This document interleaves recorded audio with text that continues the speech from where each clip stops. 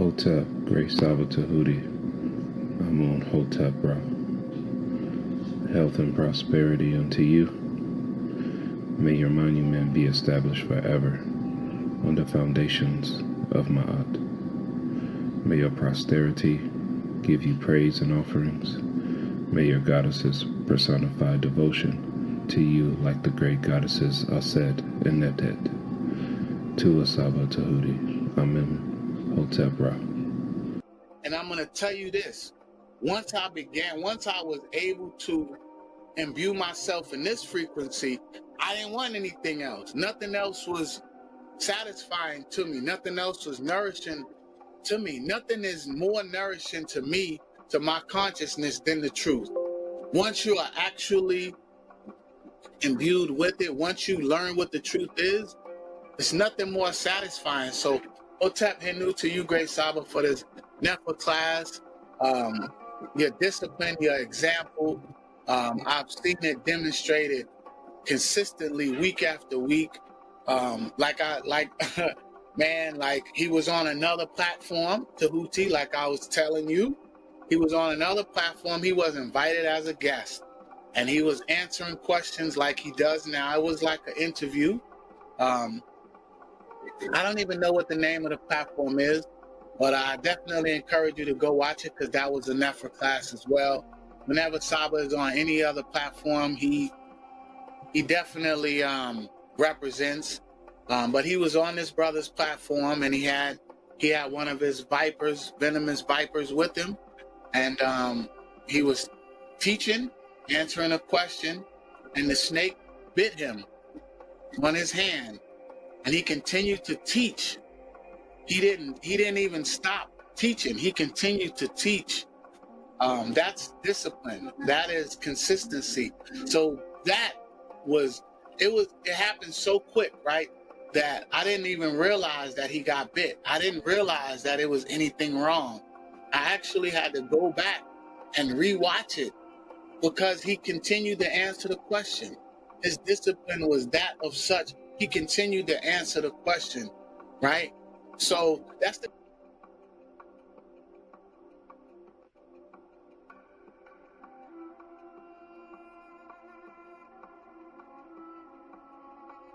That's a fact. Hector Caparot, what you think about that answer? You the one that asked the question, good brother. Bruh, my mind is blown. That's a phenomenal, what, 2 minutes to 10 minutes? A breakdown. I can't even write down fast enough what he's saying. I'm gonna have to come back and watch it. And I've seen the movie. I've seen the movie numerous times, and none of that was explained, and I've never would have come to that conclusion of what Saba just brought out. And oh my goodness, what's beautiful.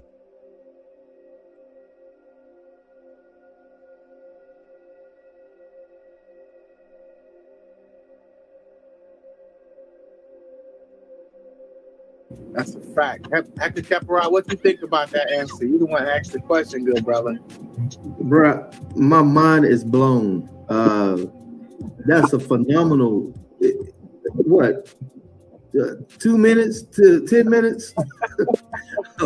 A breakdown. I can't even write down fast enough what he's saying. I'm gonna have to come back and watch it. And I've seen the movie. I've seen the movie numerous times, and none of that was explained, and I've never would have come to that conclusion of what Saba just brought out. And oh my goodness, what's beautiful.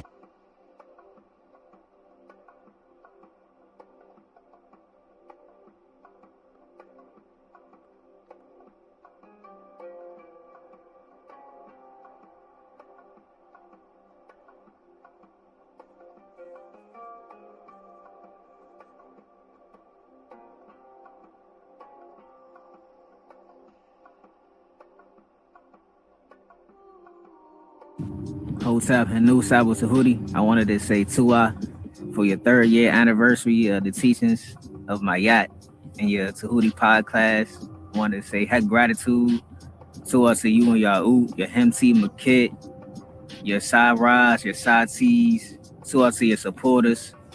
Thank you for your dedication. Tua for your discipline, your consistency, and echoing my yacht and teaching us to do the same thing. Tua for keeping the Sakim Eve and teaching us the Temet, Kuai, and Pekka M. Ku. It's a great honor, and I just want to give you my gratitude, man. It's been a great journey. I appreciate your guidance and helping me become a Ba'ank, a great netter, and taking care of my Oud. And to us, your Oud and everybody, all your Marie ones, I really appreciate you. I appreciate the panel, your consistency, your dedication, your time, your energy. Man, teaching us how to eat, how to work out, how to build. And you know, when there's nothing to stand on, we stand on my yacht and be men my yacht. That's a great honor though. So for your books, Stepping Out the Matrix, I still go back and read that often too though. It's like when you learn so much and then you go back and reread something, it's like, wow. You don't notice how deep it is until you recollect it. So man, I just wanted to give you my honor, my gratitude. Head gratitude. Sorry about my beard sweating. I just gotta finish a little workout. But yes. Head gratitude, much Marie, Sakim, Uja Seneb, Memaya, Ursaba, Atef, Nefer, Nesser, Tehuti, Hinu, Hotep. Henu, Hotep, Saba. Just wanted to say hi and also wanted to give you your due praises. Since coming across your podcast, I've not only learned to discipline myself a little better and become more accountable for the things that I do and put forth in my life, it's just been a great experience overall. The knowledge you're spreading is pure truth. And you send it to us with a pure Eve, and we thank you for that. Ever since this podcast, it's been life-changing. My life's been so much better. If you've been depressed or if you've been feeling low or feeling down, feel like life is just not worth living or anything like that, I promise you, come to this class, come get this knowledge from Saba Tehuti Amun Hotep Ra, and it will definitely change your life. When things wouldn't go my way in life, say I was hitting some type of financial burden, some type of issue with family, I would get depressed. And since learning from Saba Tehuti's class, I no longer go through that anymore. I'm more calm. I'm able to step back, take a breath, analyze the issues I have set forth in front of me, and try to solve them. I do still have days where I might cry or I might feel sad. I still feel emotions, but I don't feel like I want to end my life. I don't want to discontinue my life or discontinue living for that matter anymore. I used to feel that way whenever I would get into a deep depression. I would just want to go to sleep and never wake up. And now I can't wait to wake up. I want to see what Saba has left to say. I want to see what more information I can learn. It's motivational. It gives you something to look forward to. And not only that, but it helps with self-improvement. This is better than any self-help book you can find at the library, honestly. But that's my testimony. And so, Henu, to you, Saba, Nini Uk, for all of the things that you do for us and continue to do. And thank you for being such a great model to follow after. Bringing this knowledge of the Neteru to us. I'm forever grateful. Thank you. I just want to say Hotep, Henu to Saba. You definitely changed my life in so many ways, and I'm thankful. Since our first 101, my whole circle, I just did a whole circle of my whole life. I just feel so different now. My dejed been hurting me, so right now I'm doing good. I'm doing better. So I just want to say, with the hyperhidrosis thing, all I got to say is no sweat. You know what I mean? And a lot of people saying that this is a scam, and and it's definitely not a scam. I could say Saba scammed me in the good way. You know what I mean? So I've been taking, my remedies, my rosemary, my sage, and it's definitely working for me. So I just want to say peace and love and Henu Tusaba, and I'm forever in your debt. Forever in your debt. Thank you so much. Tua. So peace and love.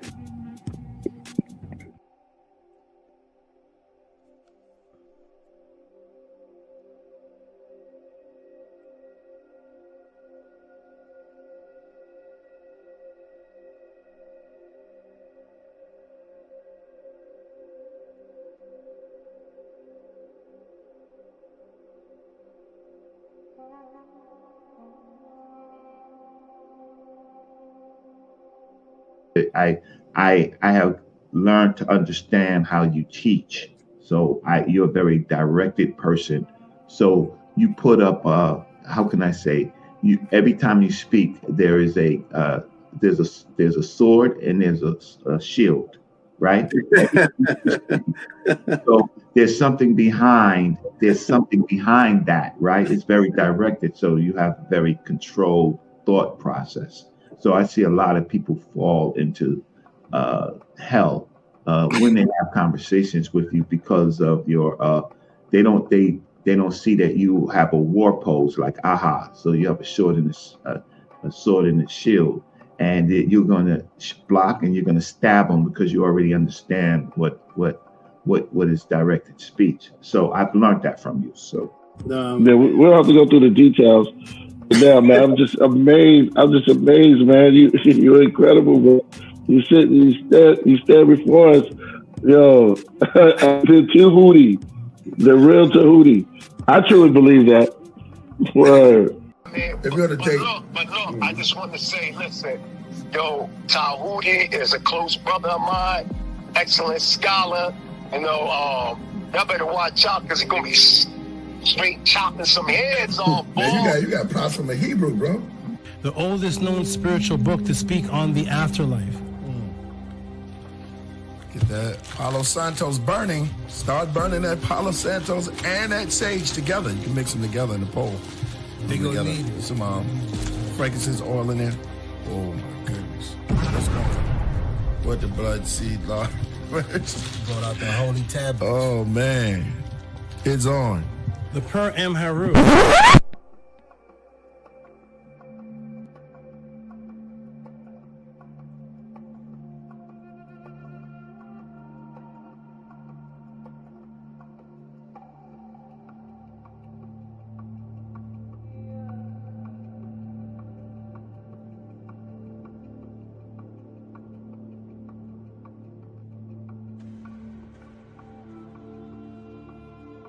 Coming to you live.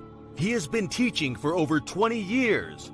A 9-0 record in official public recorded debates.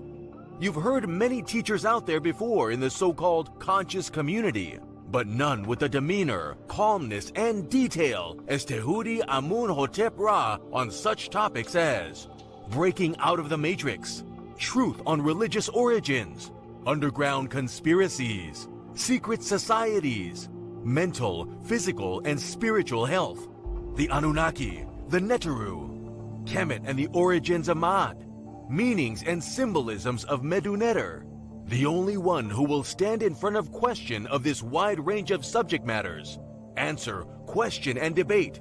Some have podcasts, but Tehuti is the teacher, so he has a pod class. Subscribe to the channel for updates, classes, and much more. Join the chat, call in, participate live. Get your notepads ready. Welcome to the Tehuti Pod Class. Open your mind.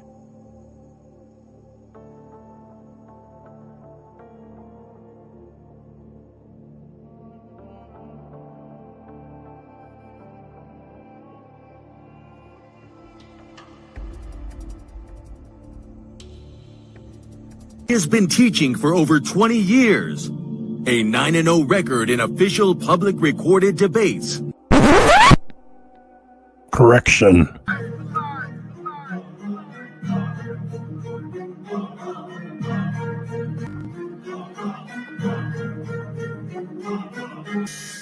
All right, man. You already know what it is. That's the anthem for the debate music. Y'all already know. We got our brother Tehuti in the building, and he is going up against a heavy hitter. you know, who have been featured on this platform for a while now, Vocab Malone. I don't think Vocab, I hope Vocab put in his homework. I hope he knows a little bit about Tehuti and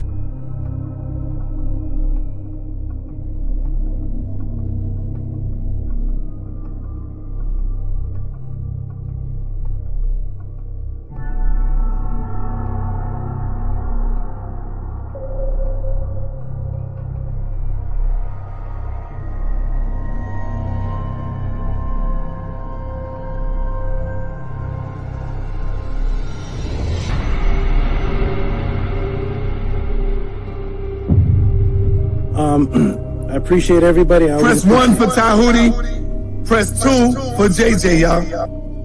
Yes, I appreciate always being here. It's fun, it's educational. It's good to hear all these crazy views and just hear where people are coming from.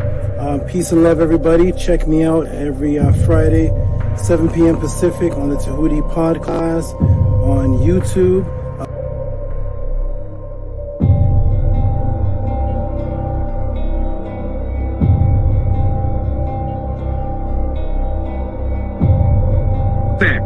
That's your words. Brother, Stand on that's it, not man. the topic of the debate, JJ. That was not the I'm topic. talking about the whole war.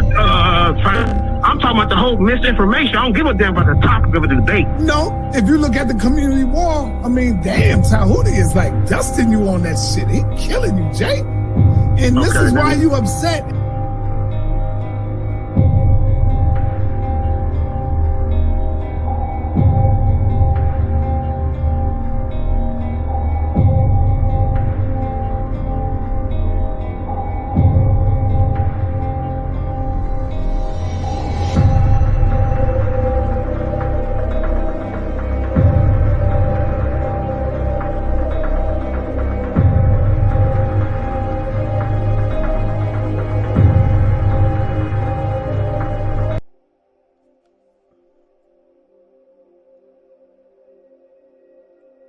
I'm gonna say what's up to JJ. Stepped on the screen for a moment. JJ, how you doing, good brother? You doing well?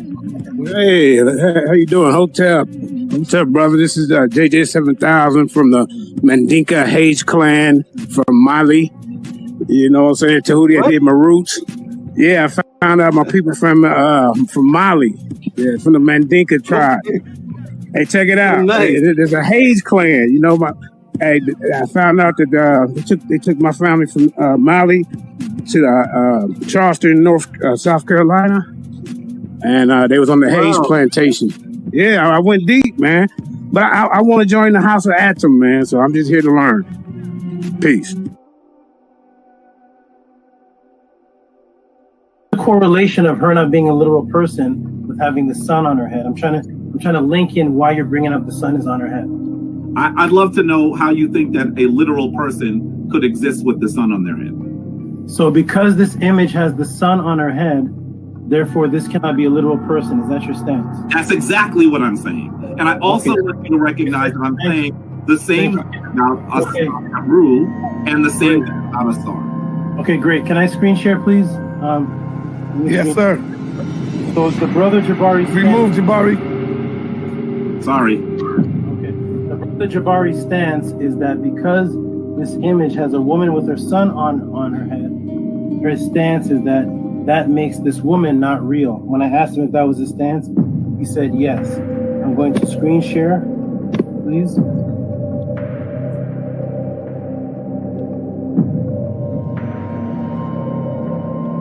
That is the premise that we are using.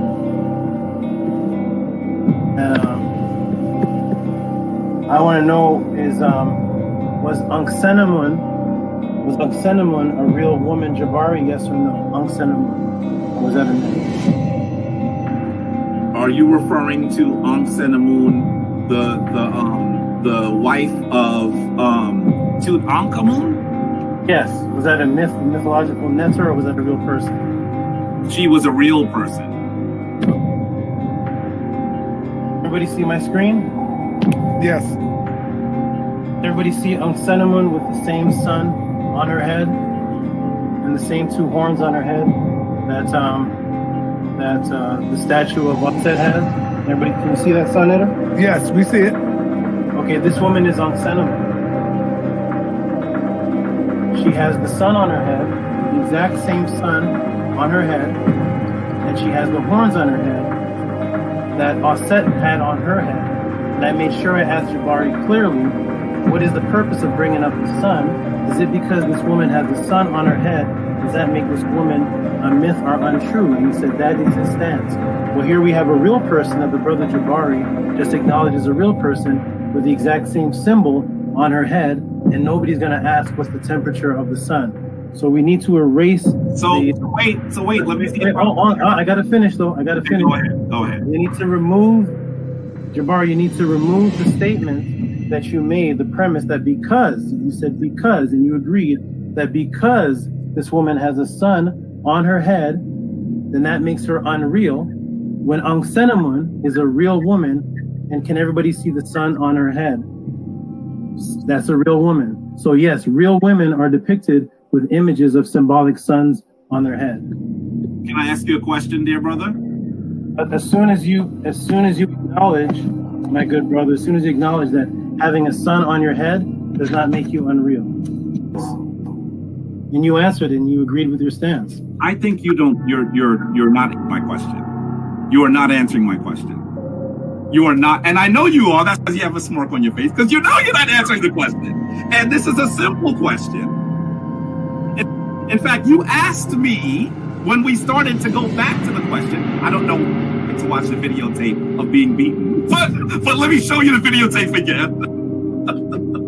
Because we could have started someplace else. But you asked the question. And I started by asking you how hot was the sun. All right. Let me say something. Let me finish on that. And I wanted you to say to me whether it is possible for a literal person to have the sun on their head, and you are not answering that as yes or no. I'm not sure. That's your question. Is it possible? I've asked it like 7 times, brother. It's not possible. And that's why that is symbolism. Ankh-Senamun and Offset were here. Answer the question. You're not answering the question. Let me ask you again. It's not possible, but you set your premise on it. This is 8. I'm going to ask it to you one more time, and hopefully you'll give me a clear answer. Is it possible for a literal person to have the sun on their head? No. Good. Thank you. Okay. All right.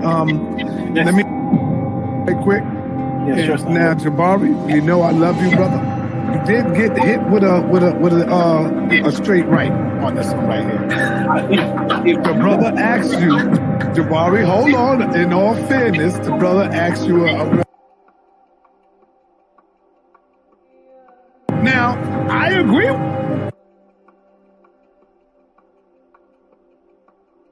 But because of the answer to you when he asked you the question, you definitely said the woman have a sun on her head, she can't be real. Brother then showed you a sun on the head of another who you did say was real. That's all it is. Hey, Jabari, Floyd Mayweather, the best of them gets hit with a jab, brother. That don't mean nothing. Come back and show the brothers and sisters out there why you are the Floyd Mayweather of the House of Consciousness. That's it, brother. It ain't nothing. This is the reason why you have to. All right. Hey, peace and Black Power family. Welcome to another Son of the TV House of Consciousness, but y'all already know what it is. The brother making his way back to the House of Consciousness. He is now official House of Consciousness member. Welcome to the party, brother Tehuti. He made his official step through the door a few days ago, taking on the Floyd Mayweather of consciousness, brother Jabari. Most people in the got brother Tehuti winning. Now, hey, majority rule. I can't be biased. I got to go with the majority, okay? Because I'm not the referee. Don't get mad at me, Brother Jabari.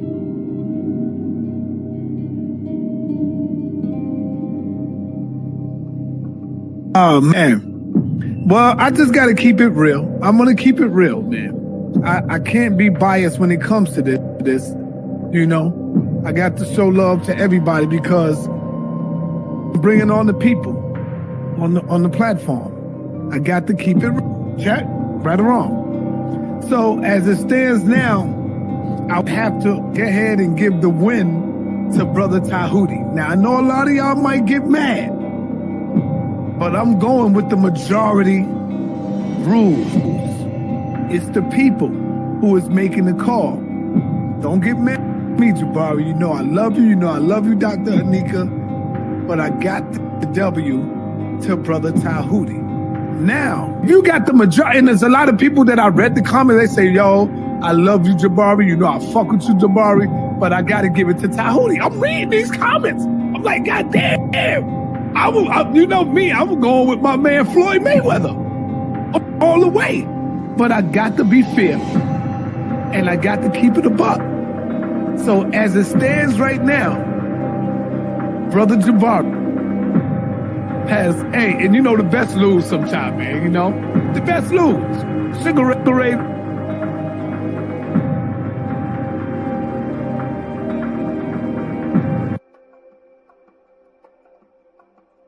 See, when you look at Floyd Mayweather, in order to beat him, you got to knock him out. In Tehuti, you gave Jabari a little knockout hit. You know what I'm saying? Because you caught him. I'm going to be real. You caught Jabari in that opening argument when you asked him about the sun. I got to give you that. And then you caught him again later on when you asked him about something else. I'm giving you that. How could I be biased? Everybody know I fuck with Jabari. See, when you look at Floyd Mayweather, in order to beat him, you got to knock him out. In Tehuti, you gave Jabari a little knockout hit. You know what I'm saying? Because you caught him. I'm going to be real. You caught Jabari in that opening argument when you asked him about the sun. I got to give you that. And then you caught him again later on when you asked him about something else. I'm giving you that. How could I be biased? Everybody know I fuck with Jabari. I just gave Floyd Mayweather his first loss to this brother.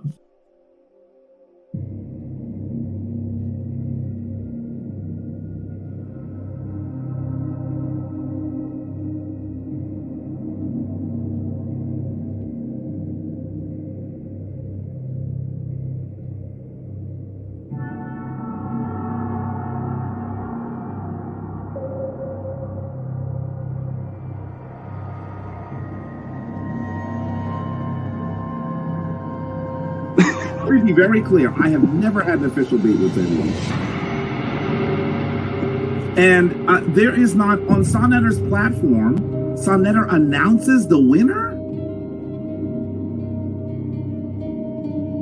And on the people, on the platform. I got to keep it check, right or wrong. So as it stands now, I'll have to go ahead and give the win to Brother Tehuti.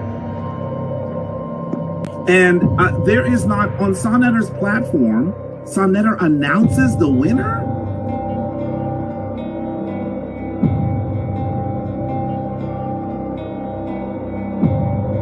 We got Zion the Lion, and of course, we got Tehuti making his debut, coming in the ring with Brother Jabari.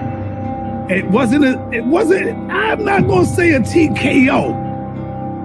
I'll just say a little jabby jab. He won by a couple of jabs, you know. He took some jabs, you know. And now, well, we got the rematch coming with Brother Tehuti and Brother Jabari coming back this Wednesday, 9:30 p.m. And I know Jabari is not going to take him lightly on this one. I know everybody is looking at Zion, Tehuti. To be very clear, I have never had an official beat with anyone. And there is not, on Sonetter's platform, Sonetter announces the winner?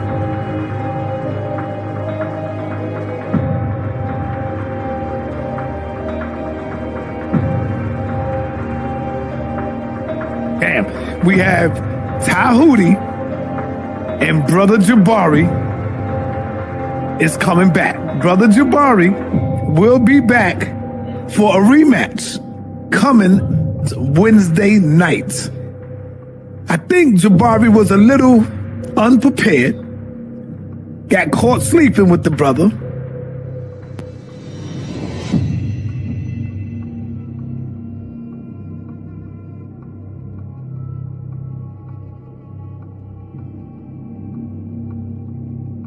Shout out to HOK. I definitely think it was an upset. I said Jabari did a good job. I just don't think that he won. I said Brother Jabari did a good job, but I just simply don't think that he won. As I told the brother earlier this afternoon, the brother Tehuti, I told him that I believe that he could have secured that W over Jabari a little better. And there is not, on Sonetter's platform, Sonetter announces the winner?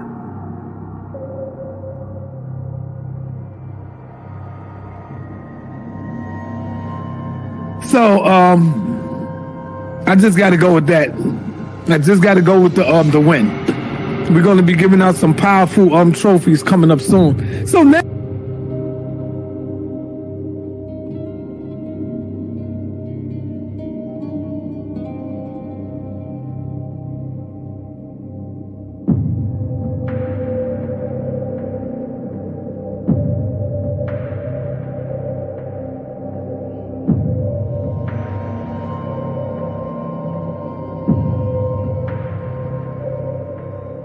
So I just got to go with that. I just got to go with the win. We're going to be giving out some powerful trophies coming up soon. So now Zion Lex is coming out. Tehuti is making his way. He's jumping out, going straight to the top right now. Brother Shaka gave me a call the other day. Yesterday, matter of fact, Sunday. Brother Shaka Utmost gave me a call on Sunday. And said straight up, Sonetta, yo, Saw, I think Jabari jumped out the window and he wasn't prepared for the brother's questions. Now, this is Shaka Utmost. And there is not, on Sonetter's platform, Sonetter announces the winner?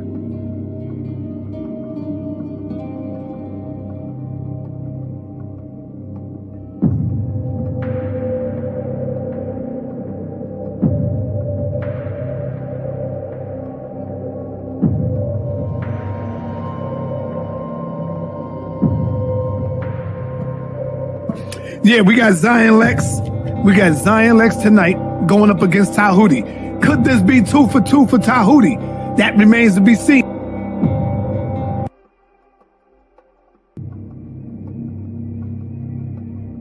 I've beaten people. The winner was announced by Sonetter. The winner was announced by the judges. I have the certificate, the proof. I have Sonetter saying I beat Jabari. I have all the judges saying I beat Kemetic. You have me saying you beat Jabari. Yes. You got me saying you beat Jabari. If I said you beat Jabari, he can't be Floyd Mayweather, bro. That is exactly the point. So shall I screen share again? I have to keep doing this to people. I must have been half asleep or some shit. I don't know. Go ahead, show it, bro.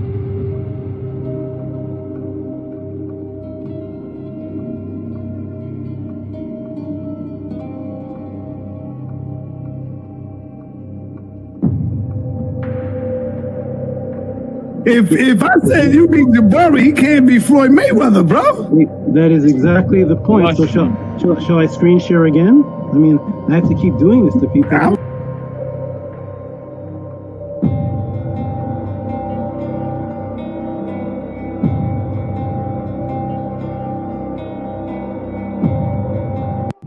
And I took out the Floyd Mayweather, so I guess I'm the House of Consciousness champion. I just came here for an interview. That's my you can't be the House of Consciousness champion yet.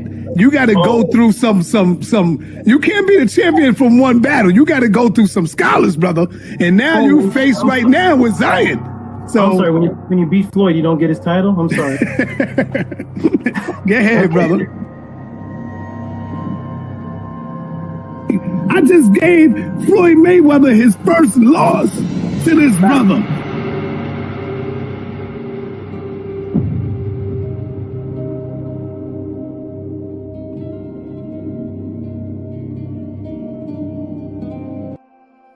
Let me ask you something. Where did you hear me make this claim? What event took place where you heard me making this claim? Have you ever seen me before on here? Yes, Was of it course. any kind of debate that happened where I was making the claim, or you just saw me on Senator T? I think you was going at it with Jabari. Is that one? Yes. That's how you know. That's the reason why you know that I came in for my first interview and you immediately called it were the Natiru real, and then Jabari came in, and it was the first and last and only debate on that topic in all of the Kemetic since Dr. Ben till now. That's never been debated. Me and Jabari. So thank you for hosting, making history. That was the very first debate ever took place on that topic, right here on Senator TV. Okay, well, in the intro of my pod class, I have sections of me and Jabari's debate, and you announcing me as the winner, and then you and Shaka Akmo saying that he wasn't prepared for me. Right. I caught him sleeping, and he wasn't prepared, so therefore we should have a rematch. Right. I've never heard you say that about Jabari before in any kind of debate. Well, sometimes we got to be honest. That don't mean Jabari is not the champ. You can lose one bout and still be the champ. You can. What sport is that? No, you can lose one and still be the champ. Like your record is now like 75-1. To be very clear, I have never had an official date with anyone. Maybe I think so. So you do acknowledge. Me and Jabari did have a debate, and I won the first one. Yeah, I'll give you that because I already done came out and said you won that. So I can't go back on that now. I give it to you. Here's the problem though with that debate. I cannot say Jabari won that debate because his wife was there helping him. Reggie was there helping him. Sai was blocking for him, even though Sai was a bit more objective. He was giving props to Tehuti when Tehuti was smashing.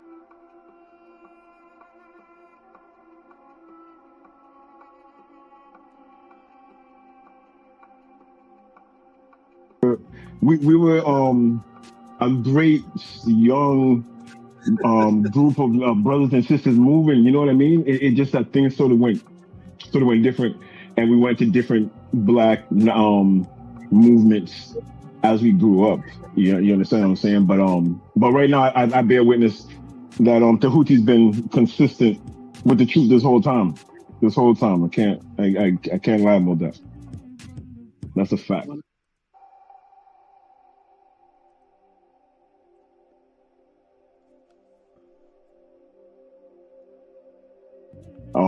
I would say he was a bit disappointed when he came back, because when he came back, we was all 5%ers, and that wasn't his plan. At the same time, it was just how things moved, and it just how things grew, right? So today, I'm just glad that we still building, we still here. I still bear witness to the teachings that he was teaching back in the day. The thing is, too, what you're hearing right now, we was building about this like 30 years ago. You know what I'm saying? So it's amazing. It's amazing, and I never thought it would be like this.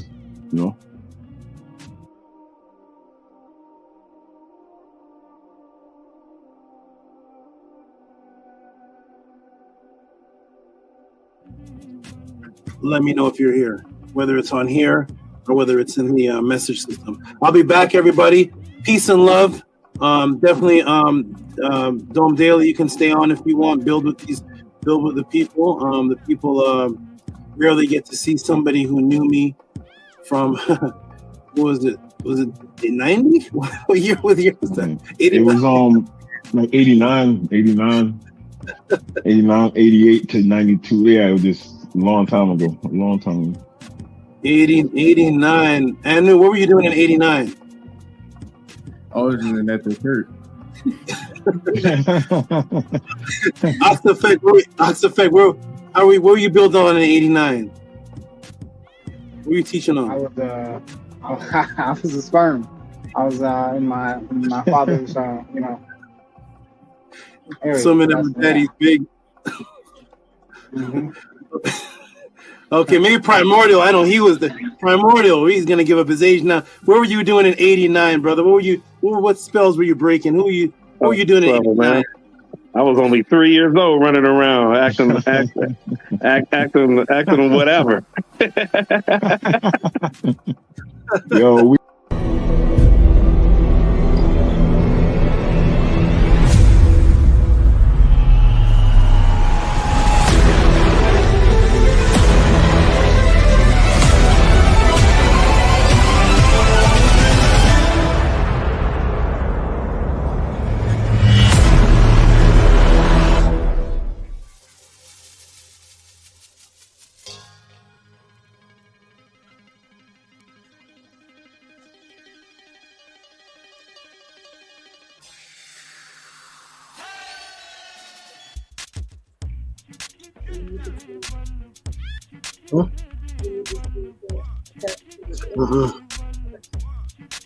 Let me see how it looks. Let me come off for a second.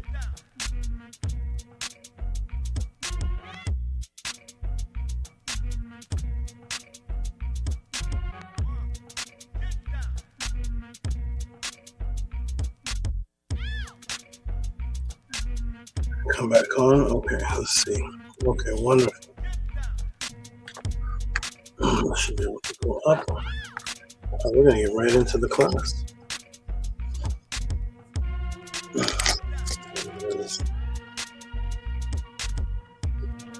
Okay.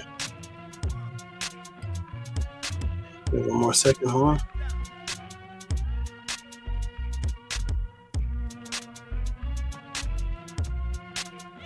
Okay, there. Now I can do a mic check. Let me do a mic check. Press 9 if you can hear me. Press 9 if you can hear me in the chat. It'll take a while. It doesn't come to me in real time. It will come. All of a sudden I go boop and I'll just see 9. All right, press 9 if you can hear me in the chat. Peace and love, everyone. We're about to get started.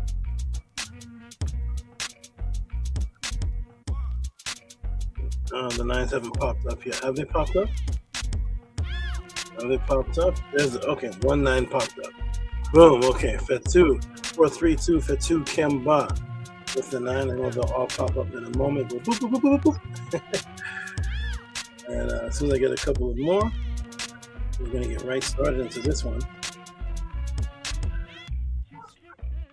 Soze to the Mania. With the 9, there they are. They're popping up. Boop, boop, boop, boop, boop. Robert E. Williams, Nepu Kespetu, Amonet Unk. Wonderful. Here's all the 9s. Anybody who's new in the room, who's not a part of the House of a 10, or who's just new, who's been watching within the last 3 months, whether it's yesterday, whether it's the time I just want to kill a priest, or whether it's just been 3 months, you can press the 7. I'll be giving a shout out and peace greetings to you, to all the new people in the room. Okay, wonderful. We're going to get started right now with the affirmation. We're going to get started right into class, everybody. Welcome. We're going to start right into the question and answer. This one here. Ooh-wee. Another one. Another one. Okay. Let's get started with the right frequency.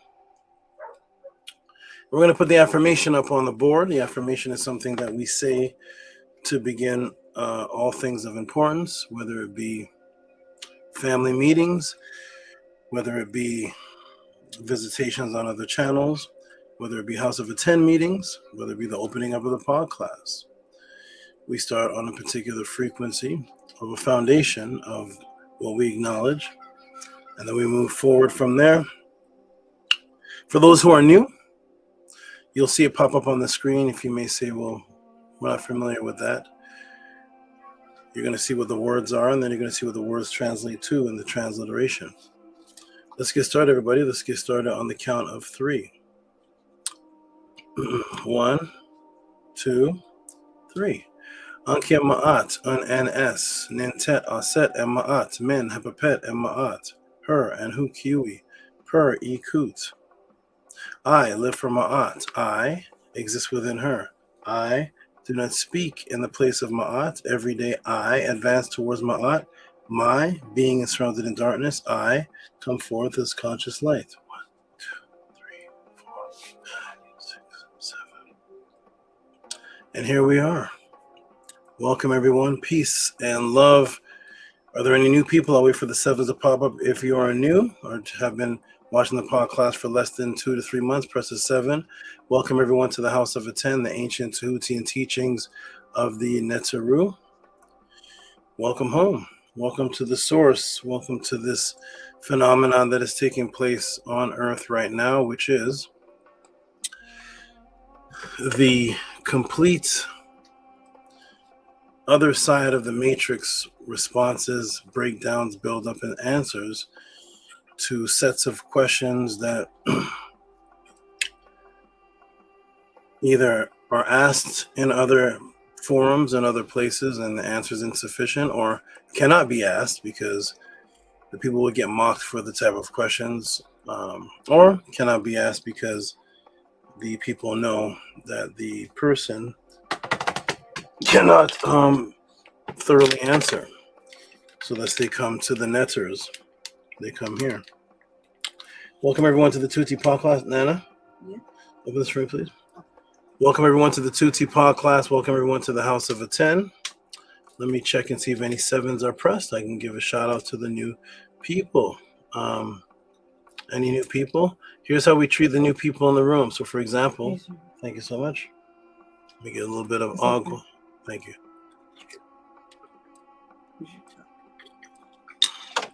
Thank you.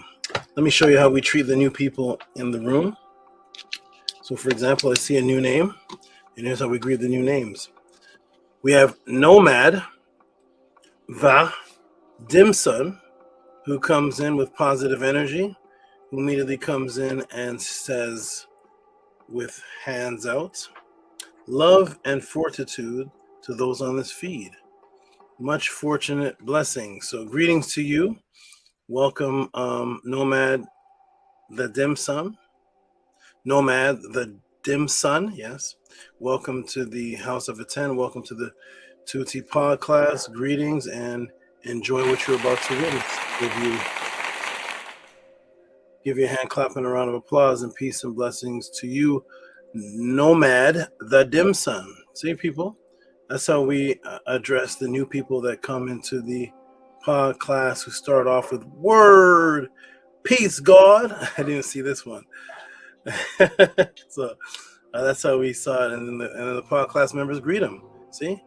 They're part Tua Nomad. You see, this is the energy that's in the House of Aten. This is the energy that's in the pod class. There's no who are you? What do you believe in? I don't know. the fights and the attacks. No. This is the place of peace. This is the place of discernment. This is the place of Ma'ah, for the original meaning of what the word Ma'ah means. What the most used definition of Ma'ah means, which I brought to the world's attention some over a decade ago. It means to examine. And that is exactly what we do. This is the realm of examination, the realm of using these eyes and the inner eye to allocate situations, to decipher situations, to discern and use discernment to separate good from evil, to separate Ma'at from Isfet, to separate visual order from chaos and non-structure. Okay. So we say greetings to you. Nakpu gives a hand clap and some stars to you. Greetings to all the new people. Welcome to the Tehuti Pod class. We're going to get well started. So out of the 28 people here, there's only one new person. Don't be shy. Especially if you're from the Killer Priest show. Let us know so we can say shout out to Killer Priest. Because most people here are actually from the Killer Priest channel. Shout out to Killer Priest. It's been a beautiful thing. For all those who don't know by now, Killer Priest and I have made our reunion. Here's another name. I don't know if this is a male or female. The picture on the other one looked male. But shout out to, oh yes, I remember this. in Slovin 2. I'm trying to say that right. Slovin 2. I don't know if I'm pronouncing that right, but I am trying my best. And he or she puts up a wonderful happy face with some hearts in the face and some type of document on the side. Some type of writings, paperwork or something on the side. So, peace to Hotep 2 NN Slavin. Oh, and puts another name. Oh, it stands for Nanit. I'm going to take that as a female. There's actually a male in here named Nana too, and there's a female in here named, a lot of Nans popping up. there's a female in my background named Nana. There's someone in the pod class named Nana Amun, and now we have a Nanit. The Nan clan is definitely here, swarming with a positive energy. Call them the Nan clan. So peace to you, Nanit. I'm going to take it with the TTE at the end, that you're possibly a female. So peace and love to you, Nanit. Okay.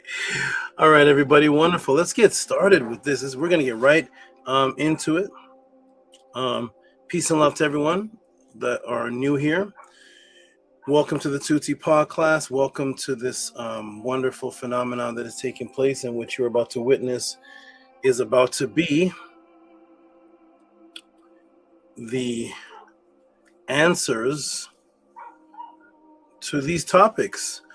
This is a place where questions are sent in with reciprocity. It's a reciprocity system for those who appreciate the time and the effort it takes to meet.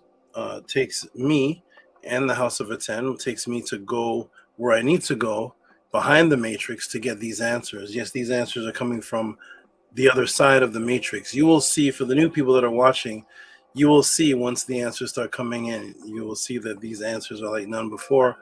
The Kemetic Tree of Life. Press a 1 if you've heard of the Kemetic Tree of Life, or even the Tree of Life. Just press a 1. 28 people in the room. Who here has ever heard of this concept called the Tree of Life, and especially the Kemetic Tree of Life? The question is it being taught correctly? Is it being taught correctly? Is it being taught, as you see on the screen, I have underlined, someone put in their image, ancient Egyptian Metu Neter.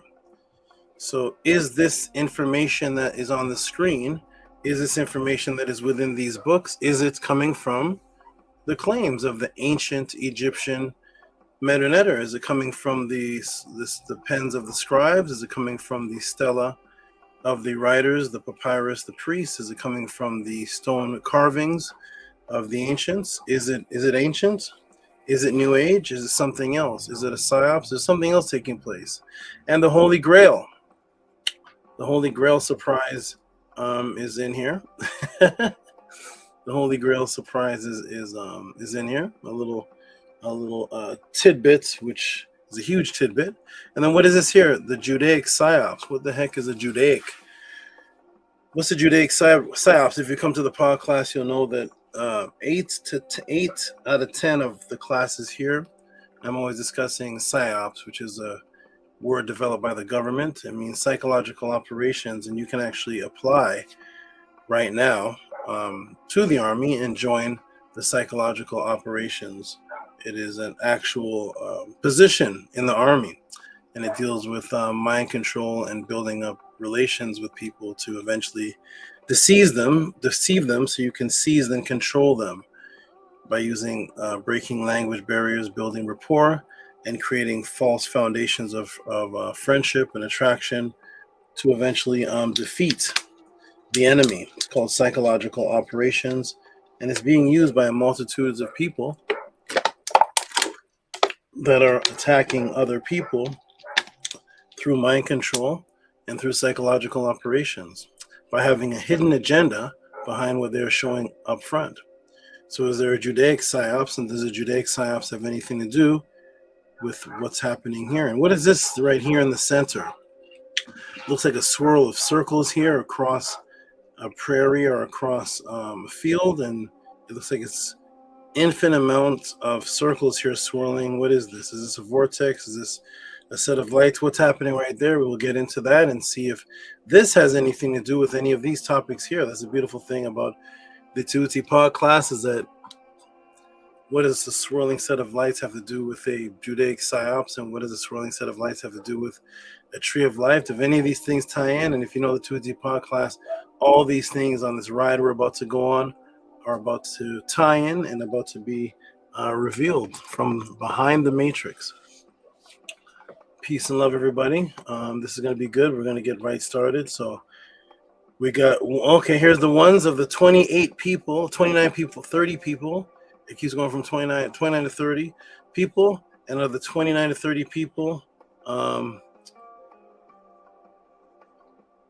one, Nomad has heard of the Tree of Life, most positive podcast. Thank you, Nomad. Robert Williams have heard of the Tree of Life. Fatou Kembaz heard of the Tree of Life. Soze Mania said, I saw a tree in the land of the dead. Interesting. Nanette. So one, heard of the Tree of Life, seen it. Nukpu, Kesbetu, Tree of Life. Hey, and Rigo. Rigo's heard of the Tree of Life and seen it. Robert Williams says, Ma'at I Ops can see the Psyops. Oh, are you doing the Tehuti? You sending the rhymes too? Ma'at I Ops can see the Psyops. Are you coming in? Are you coming in with lyrics as well? There's the chorus. Ma'at I Ops can see the Psyops. Has a nice little jingle to it. Amonette has heard of the Tree of Life. And somebody's hitting some burpees. Okay, wonderful. Excellent, everybody. So those who are new, my name is Tehuti, who earned the Amenhotep Ra. It took a process of almost 7 years to earn the Amenhotep and then the Ra at the end. It took a process. The journey that I went on, I'm actually going to shorten this intro because I want to get right into the answers, because I don't have to take a break this time. That's why I started the class so late, because I don't have to go take the food break and the break this time. We can get right into the answer. But for those that are new here, peace and love to all of you. My journey, which I'm going to narrow it down just for you to understand what led us to this, where we are today. My journey started when I was about maybe 1/3 of the size I am now. When I was a little boy, maybe a little less than half of the size I am now. My journey started by the awakening of me being around these. This is Mao Ku. Say peace, Mao Ku. Here's Mao Ku here. There he is. This is Mao Ku. And the word Mao is a word that means mind, consciousness, thought, and memory. And Ku is what we're going to be speaking about today. Ku is the oldest word on the planet for spirit. 3400 BC, Scorpion 1 tomb. It's the oldest word for consciousness, and it's the oldest word for light tying into consciousness. And the meow was the cat that actually attacked the evil snake. This is Mao Ku, and one of the reasons I call him that is because of his coloration, the yellow representing the yellow and the black, the two colors of the spirit in the oldest books and writings of immortality. They're drawn as yellow light images and black called the Kaibet. And the Mao is the cat, which is the lion that you see on, if he will put his head down, but he won't because he probably likes to always look up. But look over here, there's the lion face on his, you can see the lion face on the top of his head. Maybe you can see the lion face there on the top of his head. And that is the meow. The lion, or the large cat, was the word for mind consciousness. So wonderful, wonderful. Let's get started. Peace to Drip Skylark.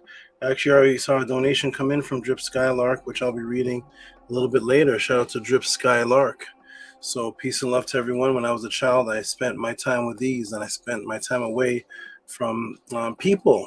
and spent hours and hours and hours in the forest and the fields, and actually going into the ponds, into the rivers, and into the forest areas, and examining animals, and going into the waters with them, going into the fields with them, and just laying down and observing them until they became used to me. When I was a child, I would actually catch turtles, bring the turtles home, and then the next day I'd walk back to the ponds with the same turtles, and I would let them go. And I would do this on a consistent basis until the turtles, when I let them go, they weren't swimming away from me. They were staying around me. And that attracted more animals around me, as I'd be almost neck deep in the swamps and in the ponds, just watching the animals as they just swam around. And I was appreciative of their organization, and the fact that none of them were under any kind of matrix. None of them were under any kind of mental hypnosis. As a youth, I transformed my brain, my mind, my consciousness. I advanced at an extremely rapid rate, and I wasn't around a lot of the matrix attractions. I was around a lot of these animals, so I started to think as them more than I thought like regular people, doing the things that regular people do, and it kept me in a state of innocence, which had my brain and consciousness develop into something a little bit different from my peers. And as a youth, I was on a mission to constantly educate people to say that we are in a matrix. This is before the Matrix movie came out. I was saying we were in the matrix, and I was breaking matrices of individuals because I was stripped of, taken out of school. I was taken away from churches, legally. I didn't have the school and the church that others had. When I went to church and I went to school, I was eventually removed from both. Removed from the churches because my set of questioning that caused my mother to set up a debate with my pastor under the bet that if I won, I would get to live at home. I debated him for 5 hours, and my mother kicked him out of the house. And then I received a notarized letter a few days later at the door, and it was a restraining order, and the restraining order was against churches. So I was legally, as a child, as a youth, removed from churches. Legally, if I was caught around churches, I would actually be arrested according to the restraining order, or detained because I was too young. I was under what they call underage. I was underage, so I don't know how I could be arrested, but maybe taken to juvenile facilities. I'm not sure how the Matrix worked with child offenses, but whatever it was, I was legally removed from the churches. It caused me to continue to sneak into the church and teach, go into the schools and sneak in and teach while the children were having recesses. I would come out into the hallways and teach a class, and I would go in when the recess was over. I would go into the library and put together books and put together classes, and I would spend hours in the library while everyone else was in the class. And when recess bell rang and lunchtime was the best. It was about 45 minutes. I had 45 minutes to go into the cafeteria and in the hallways and teach young children, the students of the schools, while I was expelled from the school. So my mission to go to school was to go in to teach my peers. I think I was the only one in history doing that. I would go to school for the purpose of teaching while I was expelled, legally removed, actually legally, because they caught me at a time trying to burn the school down because I found out that it was directly tied into a matrix. So they caught me with a torch, and I was legally removed from the school. I would still sneak in there though and teach. This continued on until I found myself having to want to grab an audience because there were so many people. I had to teach classes, but I didn't have the money at the time to go teach classes. So I would get extension cords for $1 at the dollar store, and I would break into houses that were for sale, and the realtor would leave, and I would monitor the time that he'd leave and time it. He'd leave at 5 o'clock. That's when his shift was over. So I would go set up flyers for the house that the realtor is selling for 6:30, open question and answer class. The realtor would be long gone home to his family. I would come at about 5:30, make sure he's off the premises, everything is gone, and I would knock down the realtor sign and drag it into the backyard. and I'd run my extension cords because no electricity in the house for sale. I'd run my electric cord into the house for sale, and set up these light bulbs, set up lights, and teach classes and hand out flyers that I paid a couple of pennies for. I think it was 5 cents a print back then. Print out a flyer, come here for question and answer classes, and to the address, and people would come and I would teach, hoping that I don't get arrested. So I was illegal in the school, teaching in the hallways. I was illegally going into the church that I had a restraining order out of. I would sneak in during before Bible studies would start in different churches, and I would put thoughts and questions in the people's minds, and they would blast the pastor with the questions that I was beating them in the debates with. So I didn't have to be seen because I wasn't allowed to go to church, and I was doing what's called the snake style. So I did this for the majority of my life, just constantly teaching, going into gang banging neighborhoods, Smiley Court, Toon Lane Court, 922 Rosa Parks, one of the dangerous areas. I'm bringing home groceries, and I close the door, and there's guns in my face with smoke in the air. You didn't see me shoot nobody, right? You didn't see me shoot nobody. I mean, the big guys on the corner with AK-47s, 4-foot tall guns that were like crutches, just leaning up on the corner. It was lawless chaos, and I'm out there with books, handing them out, teaching. They say they're gonna kill me. What you doing in my neighborhood? What block you from? What you rep? What you rep? And I'm like, I represent the truth, and those symbols that you have, those gangbanging symbols, let me go ahead and give you the Masonic history of them. What are you talking about? What are the man talking about? And I teach classes while they had weapons in their hands, ready to kill me. Ready to kill me, because I'm in their neighborhood dressed in these weird symbols, and they don't know if I'm a disciple. I don't know. They don't know what I am, but I'm there teaching them. Against all odds, and this was what I was about: life or death, waking up the world, life or death. I'm a young man, I'm teaching. These guys are taking the books that I'm selling, and they're tearing out the papers of the books and rolling marijuana and puffing it in my face. Now, this is what I had to go through. This is what developed Tehuti. Hello. I'm not from the internet. I'm not from the YouTube world.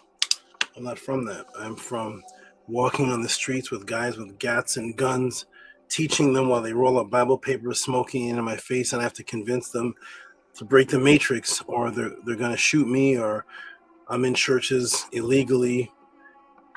All type of things happening. Avoiding the police, breaking into realtors for sale homes to teach, and this led me up to here. I'm going to skip a lot of it, but eventually I was teaching, and I ran out of money because all I was focused on was teaching. When the world hit me that this world was about money, finances, simple things like paying rent, and I didn't know much about that. So I had to look at the system and decide what I was going to do. I took my consciousness and I put it towards fitness, and I started teaching people fitness.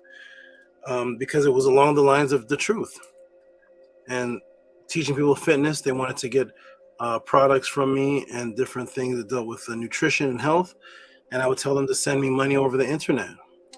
And I wasn't a company, but I taught so well. I spent hours and hours teaching people for free, and I said, well, if you just send me $40, and I'll get you this particular product that's hard for you to get where you may be, or you'll get a teaching with it. And people would send me money, and I would find where to get the stuff wholesale, and I would run down the street and go to the post office and mail it to them.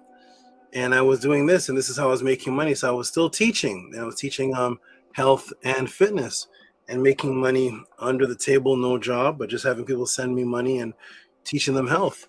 I ended up joining an organization called the Nawapians. It was a stepping stone. It was great because I surpassed right past them.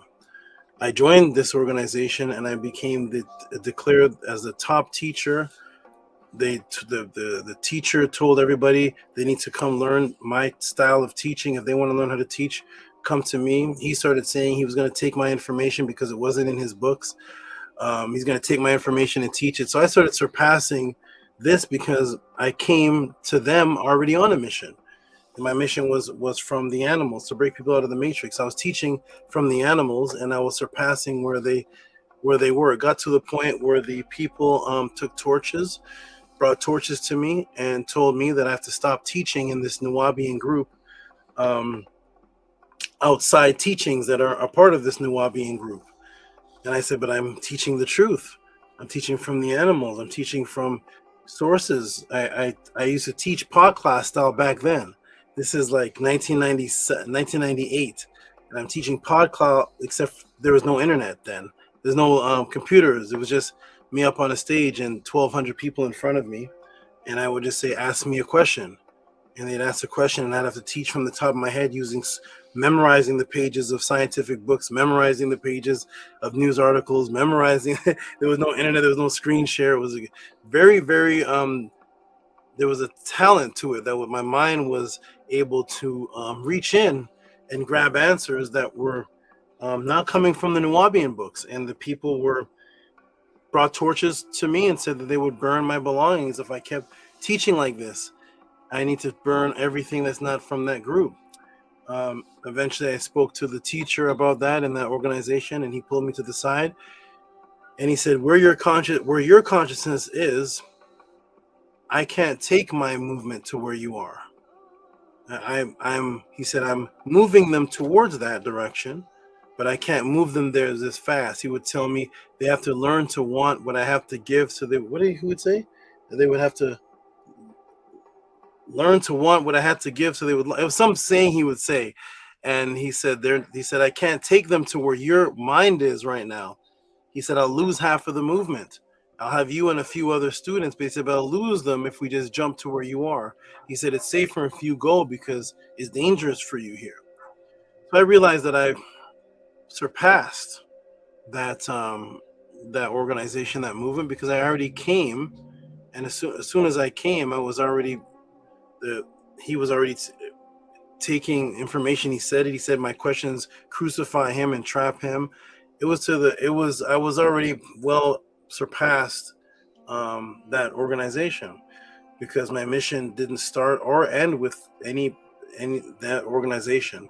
So when I left, I didn't go out and slander. I didn't go out and say anything negative. Why? Because my mission has nothing to do with that. My mission has to continue on with breaking the matrix and waking people up and bringing them back to source information. That's why my name is actually Amenhotep, because I'm named after the Amenhotep that wanted to bring things back to the source. People think the Aten was brought by Akhenaten. Aten was used by the Amenhoteps before him. So that's another class, though. So the Amenhotep name represents me bringing things back to the source, like that particular pharaoh, Par-e Nesubiti, was doing. And so it got to the point where I came onto the internet. I was told by some of my students about the internet world, visual internet. I was on the internet teaching just with my voice. And then I found out that people were taking my audios and they were making CDs, and they were photocopying their head over my body.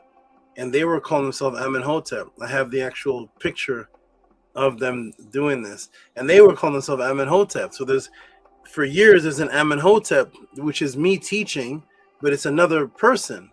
It's another person. When you meet them in person, it's someone else, but it's their face photoshopped over my body. And they were saying that they were Amenhotep. And I'm listening, and that's my voice teaching.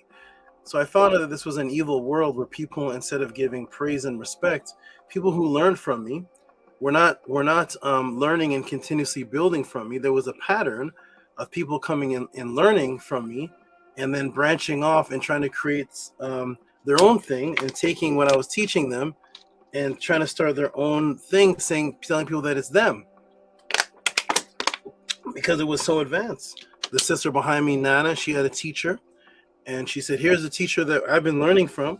And when I went to the YouTube channel, Popular Teacher, I said, oh, that's such and such who I converted in 1994.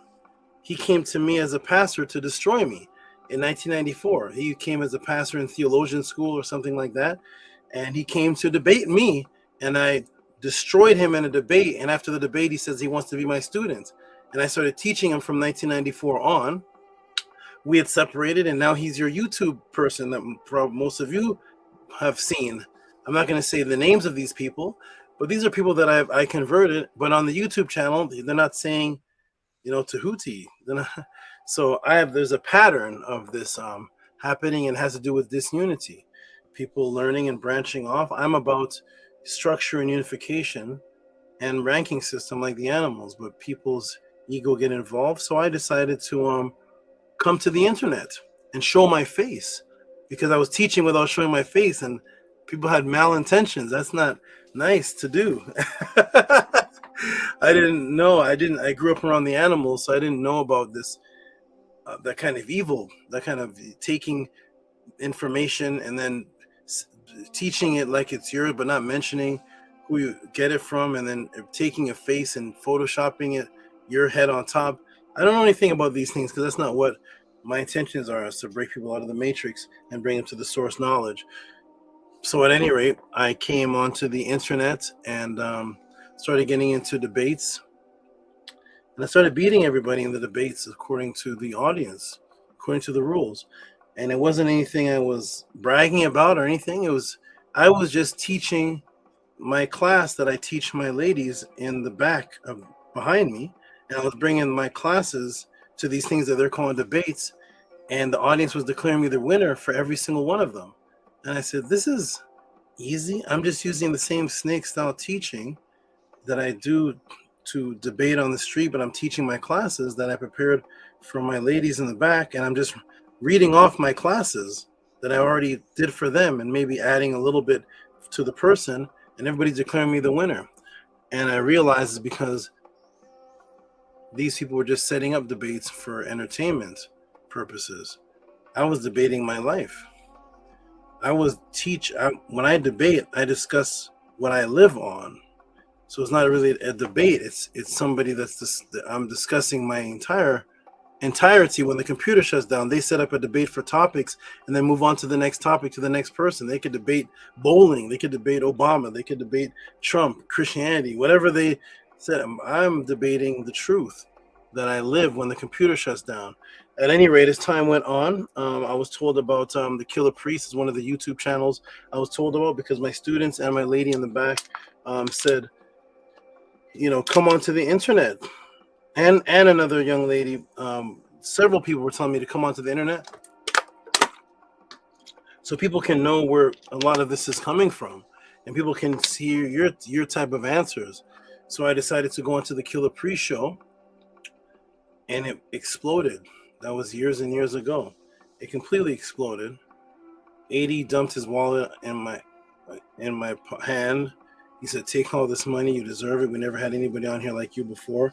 Super chats were $350 to $500 to Kill a Priest. It's not been seen before. They're having super chat bidding wars. When I was on, people were mind blowing. Priest was saying, how did you know these answers? Like as if you know my audience and did you set this? They don't know you. How do you know to answer them? Like as if you wrote a book. And I said, this is something within myself. This is what I am. I am this. This is what I am, is the connection to consciousness. And the answers are out there in the consciousness. It's hard to elaborate what I had to do to myself and what I had to connect to, and the rituals and oaths and things that I've done to be able to do what I'm doing today, which is waking up people to the truth. But I had to completely make oaths. I had to completely give up the matrix. I can't enjoy what other people do. I don't have my social life is posting on social media. There's no social life for me. My life is this daily. My social life is what I do with my inner family here. There's no partying, there's no drinking. I drank a cap of alcohol one day. I tried it out, and I fell unconscious. When a cap of alcohol touched my body, I was unconscious on my belly. that's a cap of alcohol. I only saw weed, marijuana maybe about 6 years ago for the first time in my life. I didn't know what it looked like. I removed myself from several things to tap into what I have to tap into to do this. So at any rate, as Killer Priest went on, it got extremely busy for me. I told him I'm going to set up a pod class. I took his idea. His idea was, I saw him take a word called podcast and he made it podcraft. I don't even know. At that time, I don't even know what a podcast is. I'm not watching anybody on the internet. I'm not even into anything like that. So I'm like, oh, a podcast. That's where they do interviews or something. He said, no, there's a podcraft. We have the Rocketeers. He said, and I said, oh, so you took two words and put them together. I said, oh, well, I'm a teacher, so mine is going to be called a pod class. I'm going to invent a new word in history called a pod class because I am a Saba. So I set up a pod class to see if people truly wanted to continue the flow of the source of what flows through my consciousness into the answers that people get. And I wanted to see if people appreciated that. So I set up a reciprocity system to say that support this, send in questions through Cash App, PayPal. I think I created that. I'm not sure, but I noticed on PayPal and Cash App, which I was unfamiliar with also because I'm not into those. I don't know PayPal, Cash App. I still don't have a Cash App or PayPal to this day. I never had one. I use another source of PayPal, Cash App. It's not mine, but I never had one. But I noticed that when people send each other PayPal, you could write something there. When people send a Cash App, you could write a sentence.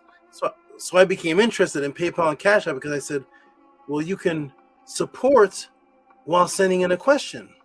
That shows that you care about the time it's going to take to answer and break through these matrix walls of which you don't have time to do or possibly cannot do so.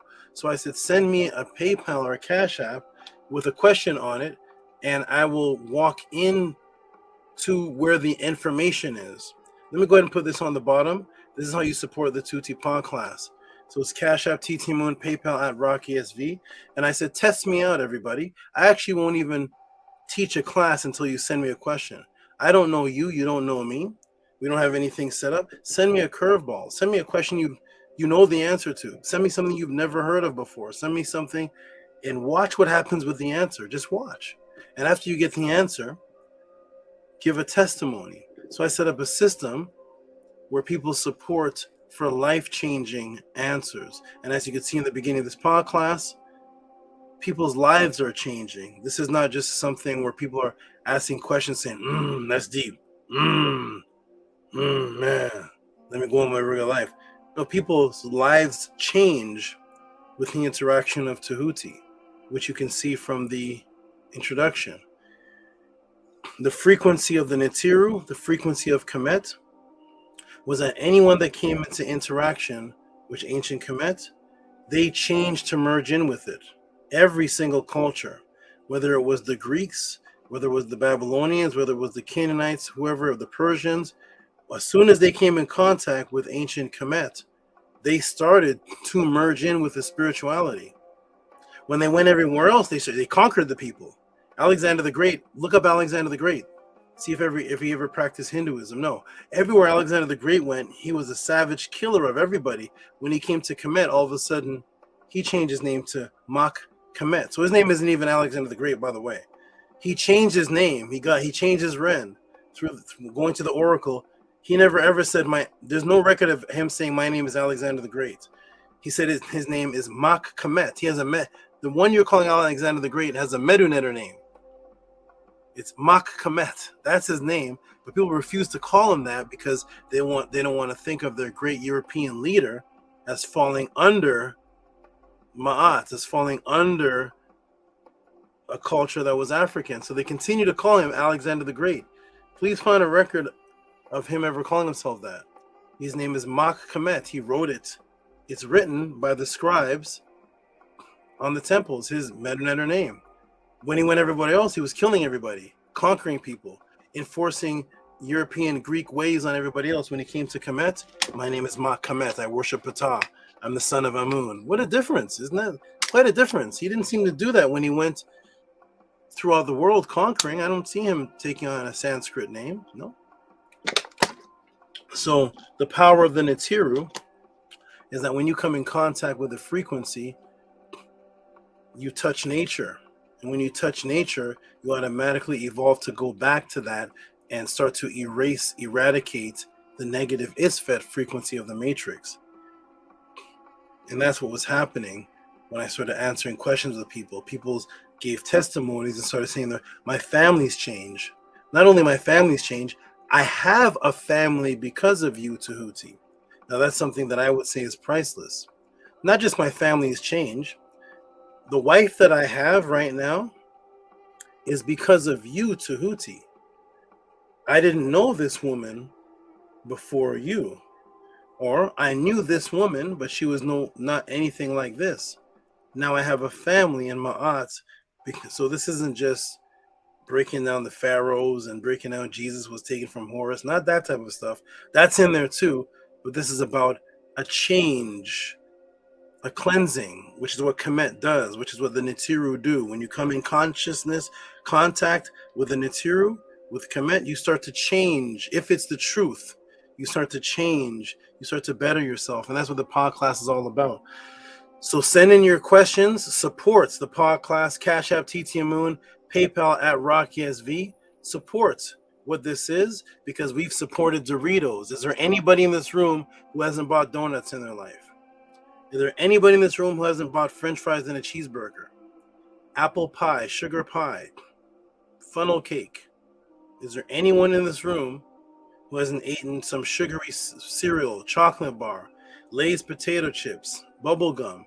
Anyone who has never paid for a ridiculous movie, any kind of Avengers or some soap opera type movies? Anyone who hasn't just been out with their friends, is blowing money on weed, drinks, a can of Sprite? Anyone who's never bought a can of Coke, a can of Sprite, a 7-Up, a Mountain Dew, a Sunny Delight drink when you're thirsty?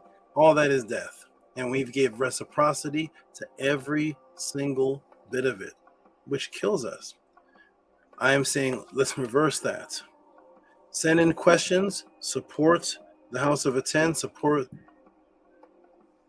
the pod class, support what it is that I am doing. Send in your questions. See if it changes your life better than marijuana did. See if it changes your life better than all the donuts we've been eating. All the cheeseburgers. Anybody never ate a cheeseburger?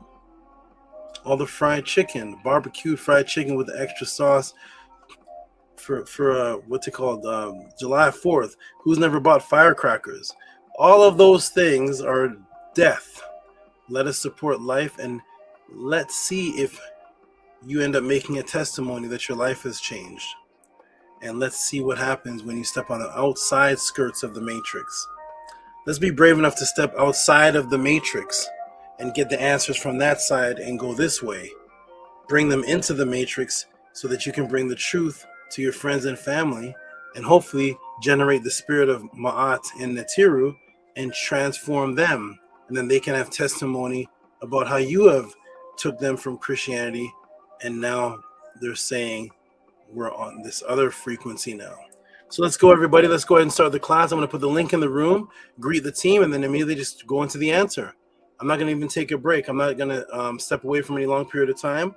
I'm just putting the link in the room, greeting my family, let my family and all the supporters. And now Dripstar, anybody who supports you can now come into the panel. So the way that it works here, if you support the Tutti Pod class, you can come on and actually speak live. A lot of teachers, when they come and they have a lecture to give, you can't go on Sarah Student Seti's channel and just jump on the panel when he has a lecture to do. You can't go on Dr. Blair. If Phil Valentine's giving a lecture, you can't just jump on the panel and start talking. you can't do these things with Leilola Africa, any of the guys you see on the Gaia channel, or wherever you may see when there's a lecture, that a class is going to happen. You just can't, unless they have an open panel discussion night, which some of them do. But when it's a class, you can't just jump on. You support the pod class and you can jump on the panel and actually speak, give your testimony, give your history, say who you are, say what mission you're on of life, Say if the Tehuti Pod class has helped you. Say if the Tehuti Pod class hasn't, but you're here to learn. Or say whatever, I'm a Christian, I believe in Jesus. Whatever it is, you send in your support to Cash App, TT Moon, PayPal at Rocky SV, and you're able to jump on the panel as well and speak for the few minutes until I'm about to teach. You can even come on the panel and send your question live. You can send your question live, by the way. So you can send a Cash App with a question on it, and then you can also click the link and jump on the panel and say, Tehuti, here's my question. I want the world to actually hear me say it. It's on record. I'm actually saying it, and we'll get right to the answer. We'll get right to you in the order of the questions.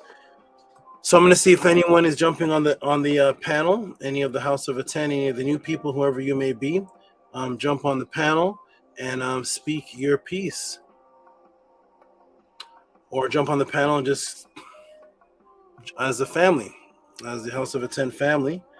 And I may go put the snake down for a moment just so I can have my hands free to work the keyboard as I answer the question and let you jump on the panel and speak. Okay. So I think I put the link in the room. House of Attend, did the link go through in the room? Because I don't see it. Oh, I see it now. So there's a link in the room. 35 people or any of the 35 people, House of Attend supporter members, you can jump on the panel. And let me go do something real quick while I wait for a moment.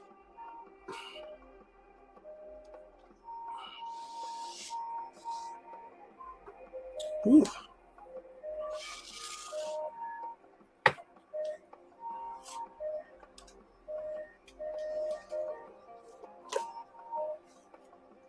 Okay.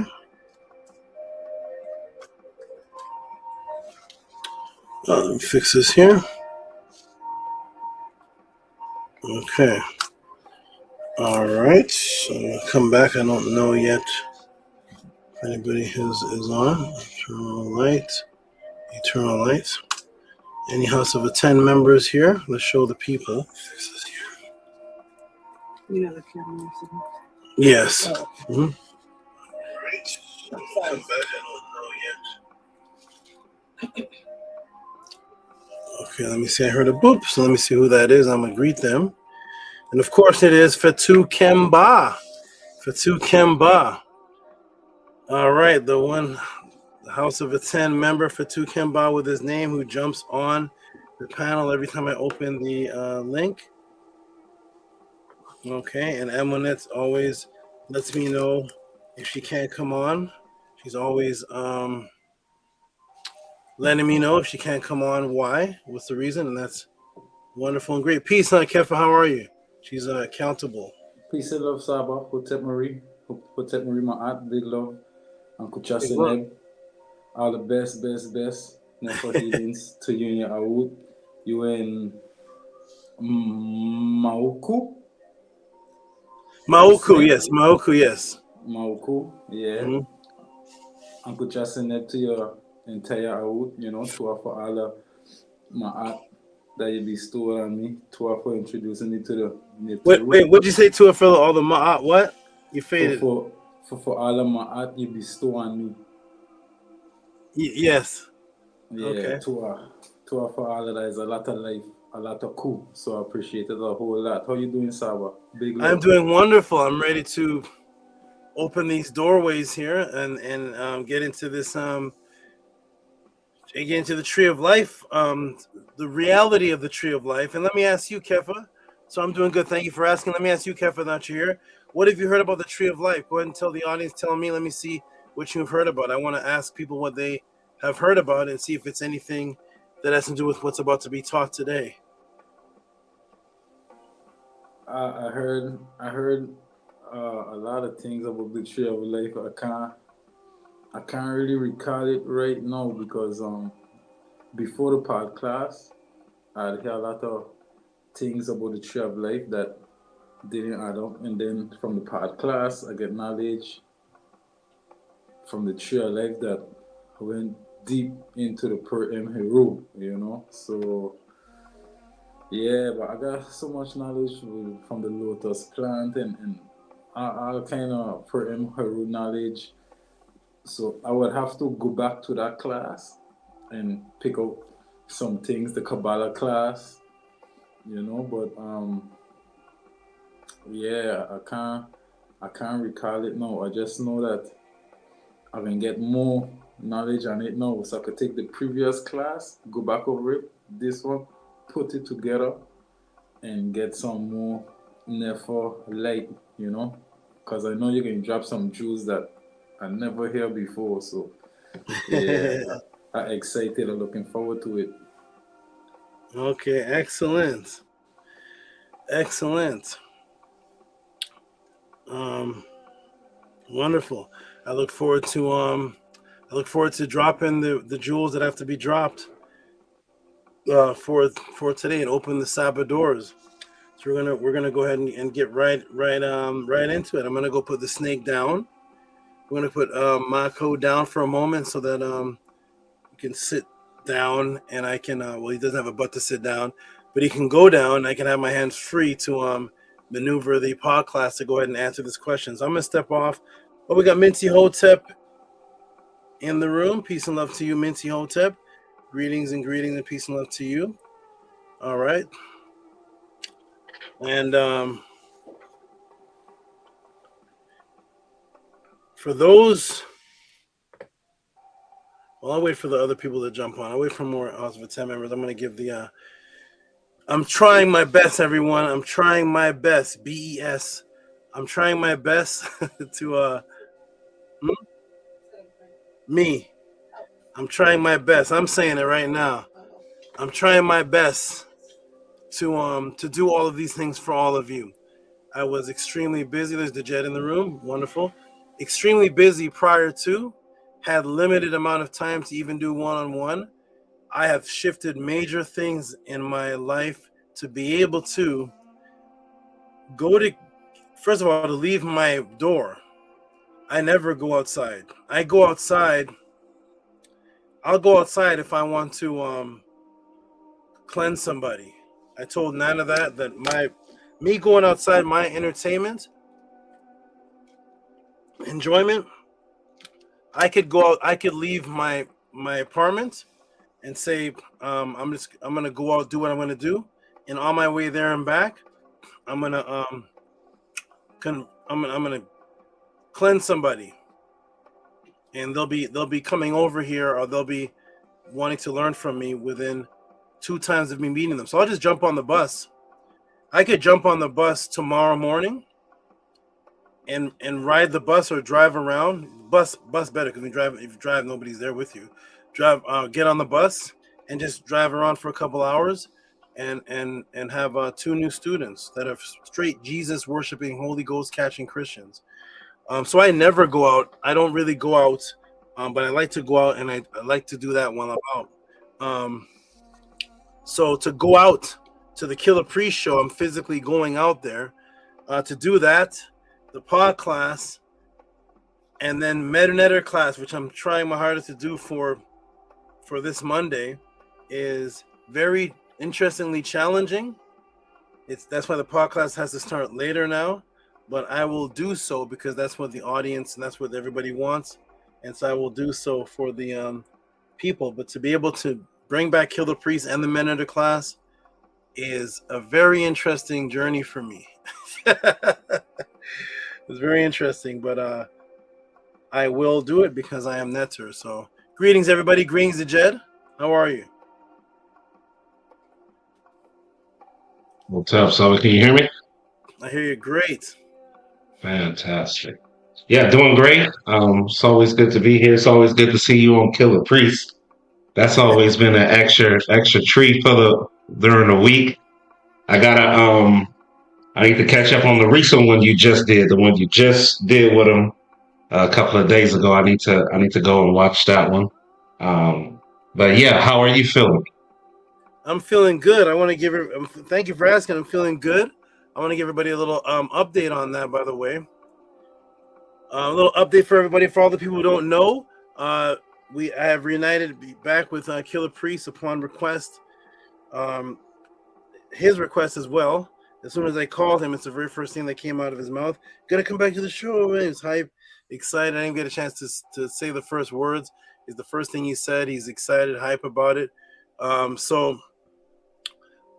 we're back, and I want to make an announcement about that and say how pleased I am with that. So I'm going to go ahead and when I first went on the show, when I first went on last week, I was the going back on the show.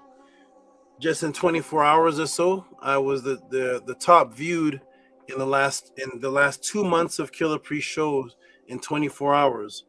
After 3 days, 4 days, 5 days went by, I became the Tehuti on Killer Priest became the top viewed in every single show Killer Priest did in the last 6 months.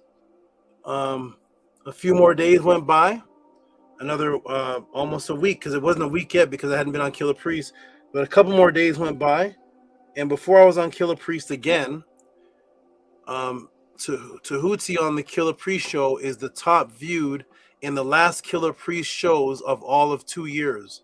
Every show that he's had in 2 years, Tehuti on the show has the top view of 2 years, and it's still climbing. So people must want to. So I'm happy These about are some bombs. Yeah, drop a bomb. Did you have a sound? Drop a bomb for that. I don't have any sound. I don't have any bombs. All right. I want to go ahead and show everybody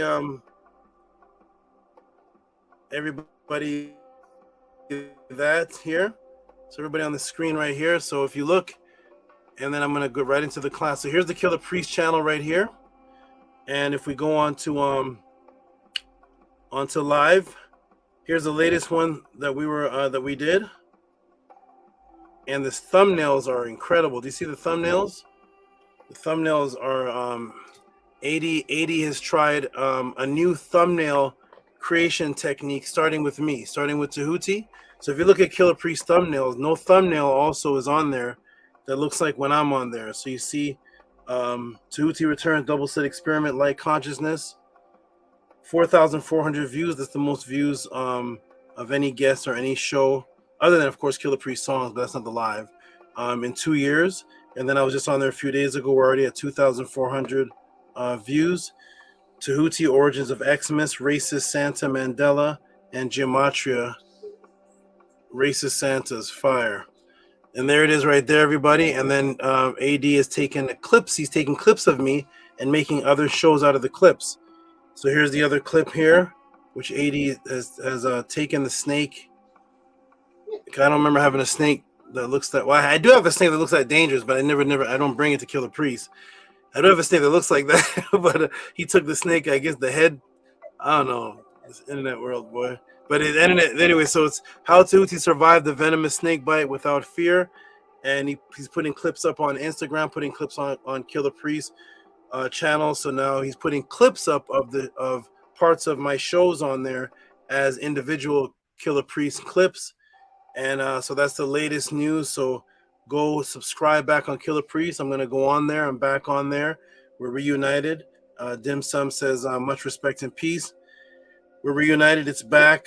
And Killer Priest, let me stop this. And Killer Priest, the last time I went to the show to do the show, he left. He said Thursdays. He said it's a Tehuti show. So he said Thursday the Tehuti show. So on Thursdays he wants me to sit in the seat and make it the Tehuti show. I do want him there. He's going to be there a lot of times, but he just trusts so much that he just has to go take over the show.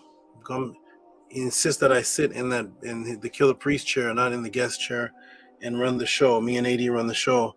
But it's beautiful when he's on, when others are on, so you can see me interact live. So I'm very happy about that, everybody. It's motivation, and also support is sent in, so it's a beautiful thing. Shout out to all those. Go subscribe to Killer Priest channel, and the team is back. Tehuti, Killer Priest, and AD. Bombs. We are back. We are Bomb. back. Congratulations, So Saba. I'm gonna take a little break. I'm gonna step. Thank you. And one day you'll be there on the couch live. You'll see Tehuti and Minty on the show, vibing. So, let's go. Maybe the day of the pathways will fall, and I'll bring the whole house of Attend to the. We'll make that a part of the pathways. I'll bring the whole house of Attend to the Killer Priest studio. We'll just have a podcraft party. Live questions to Tehuti right there on the couch. We can have those little sessions of when we talk with you and you talk with us. We can do that live, and that's a real vibe. Right there. We'll do it. So that's what's going on, Dejet. That's how I'm feeling. Thanks for asking, and thank you, Minty, for your input.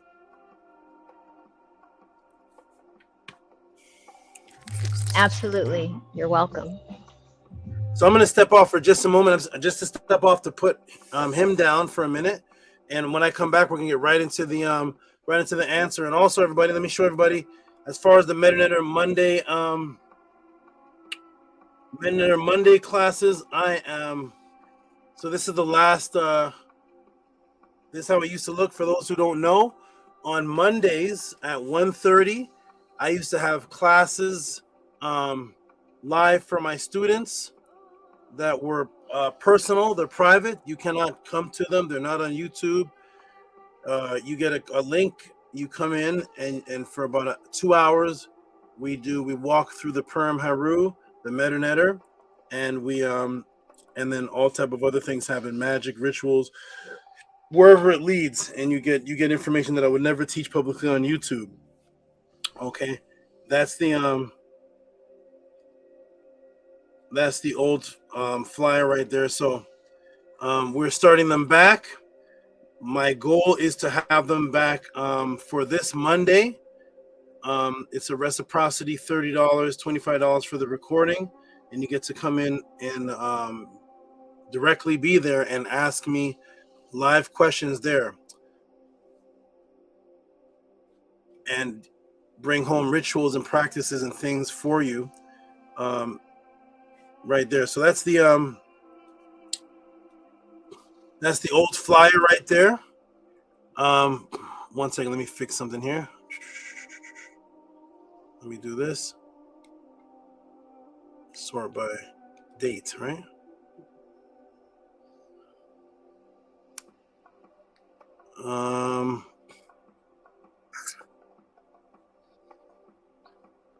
Let me do this then. Let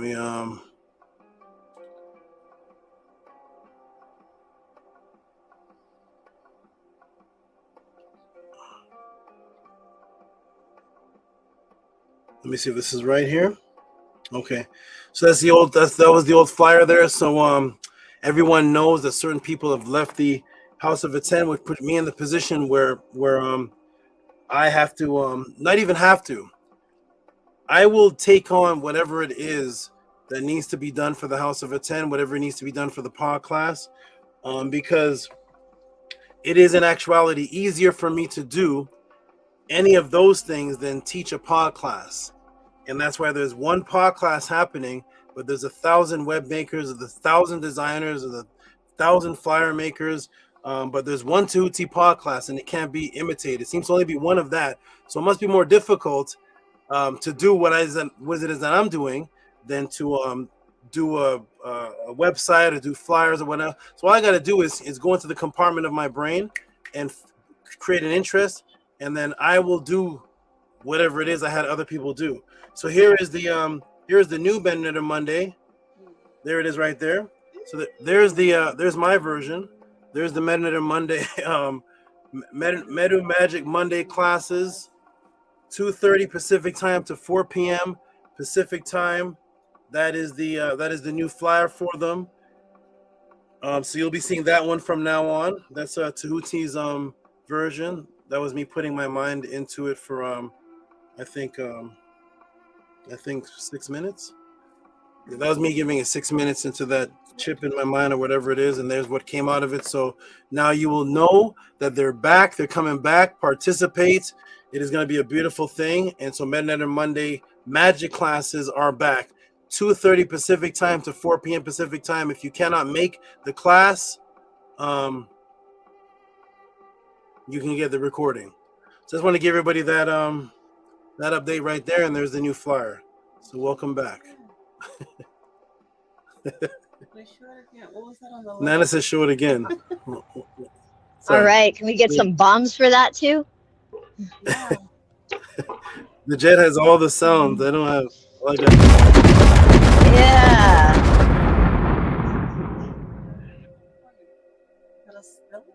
Here? Yeah, up top. This? Yeah. This is still of Tehuti, right? Writing. And here, this is not. This says Nebkeparara. Do you want to know? Do you want to know what it is? What it is?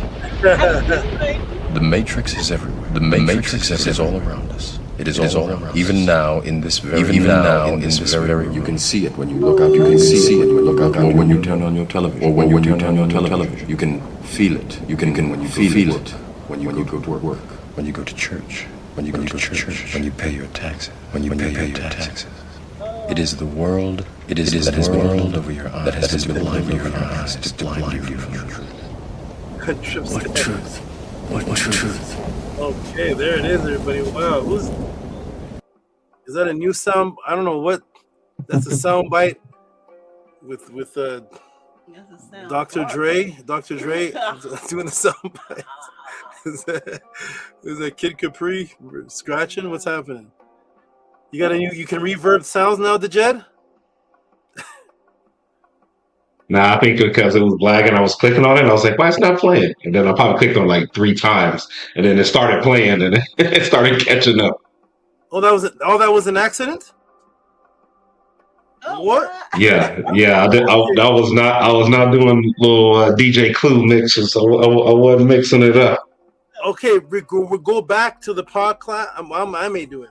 Record that. That's the new soundbite. Record that, and that accident. That's the new House of a 10 soundbite. Classic right there. Classic House of a 10 soundbite. Okay, wonderful. That sounded great. Okay, I think Minty wanted to say something. Thank you, Jet, for that accident. No, I was just saying accident on purpose. Oh my god. Oh man. The new brother. Oh, go ahead, Minty. Go ahead. Yeah. I was just thank you, Saba. Greetings, Hotep. I think the flyer is beautiful, and I think it's a great opportunity for people to get some meta-netter structure into their lives. I know I'm in need of that structure. When I was going to the meta-netter Monday classes a couple of years ago, I was learning so much and I was thriving so much, and I think a lot that has to do with that is the structure that was formed around the classes on Friday, Sunday, and Monday, and then that turned into Saturday, Sunday, and Monday. But it's just a really great opportunity to get that structure back. Wonderful. Nomad, that you're absolutely right, Minty. Absolutely, that's what it is. Structure is actually what holds people together. Structure and emotion. Mm-hmm. The actual all the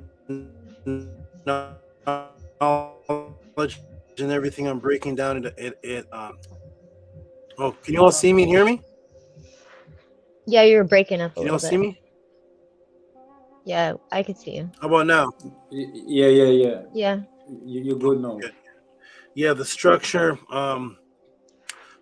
emotional connection, and that is what's going to hold things together, because people want to take the men-editor classes, take them home, do things, know that they have something private that the public can't have access to. every movement organization, especially Ancient Kemet, has something private, and that's what the Men classes are. So it's a private connection that is not on YouTube, and that's what people where we can speak freely. And a lot of people come to the Men classes that don't come on the panel.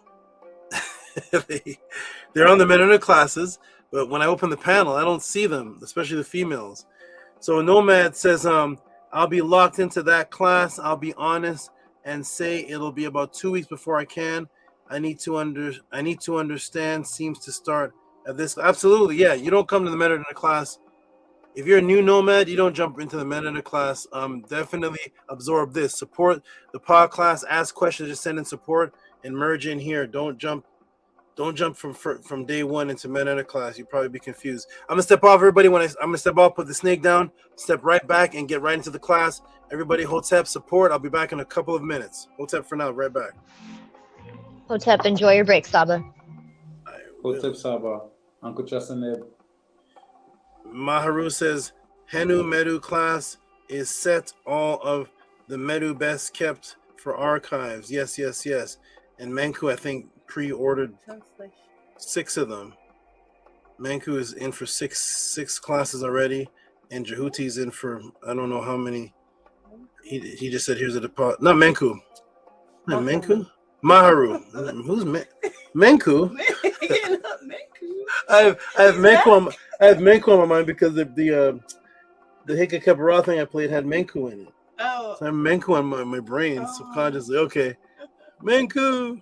Guys, poor guy. Okay, I'll be back, everybody. Peace. Peace. Enjoy. Peace. Hotep. Can y'all hear me? Good? Yeah. Yep. Peace. Yeah, it's good to be here, man. You know, we mixing. Didn't even know we was mixing up here, man. That was cool. I'm gonna try that again. See if that works again. I'll see if it was a lag or if I gotta press the button a particular way. So I'm gonna try that out. Yeah, Hotep, peace and love. Yeah, it's always good to be here. Hotep Mentee, Hotep Kefa. It's always good to see y'all faces. It's always good for another Nefer Pod class. Shouts out to everybody in the chat. Everybody showing much love. Everybody don't forget to support. Don't forget to hit that like button. That's always important. Make sure you hit that like button. All it takes is a click of a button. So, yeah, Tua, man, it's always, like I said, it's always good to be here. Everybody's good. Everybody's healthy. Everybody's well. Yeah, I need to go back and check the last Killer Priest podcast that Saba did. I know hands down it was Nefer. It was good to see him for the first time back. I watched that one. I was there when it was happening live, so that was always good to see Saba back up there, man. I see Killer Priest got a whole new setup. It's no long table anymore. It's like that late night show, talk show type of atmosphere. But yeah, shouts out to Killer Priest, man. Shouts out to everybody. You know, peace and love. It's always good to be able to receive information. And you know, this is one of the best places to come to get that information. So do it to the great Saba. And it's always great to be able to experience this Ma'at energy once again. Hotep.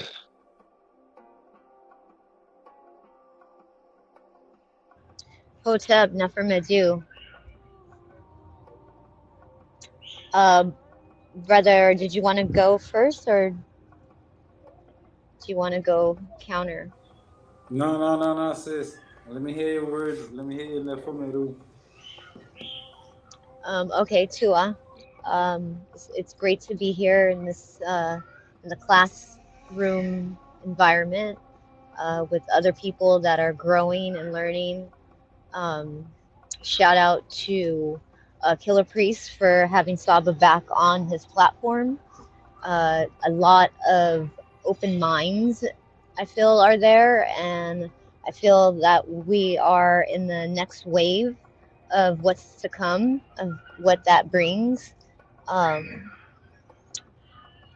Like I said before, I was reunited with Saba through the Killer Priest podcast, and our podcraft, and um, I'm just really, really excited to see who else comes out of this wave. It's awesome that he gave him the the spotlight and the recognition that he deserves. So that's beautiful. Um, and you know, we're all in alignment, and we're all just like we're all one, moving in the same direction. And it feels great to be with like-minded people that have a like-minded or a similar goal in mind, and that is just to reveal what's hidden and normalize things that are kept secret and kept private, and knowledge that's hidden away. Uh, just looking forward to what Saba is teaching about. I didn't really get to see the thumbnails. I've been really busy um, with my own personal tran- transitions and evolutions. But it's great to be back here. So, what's happening?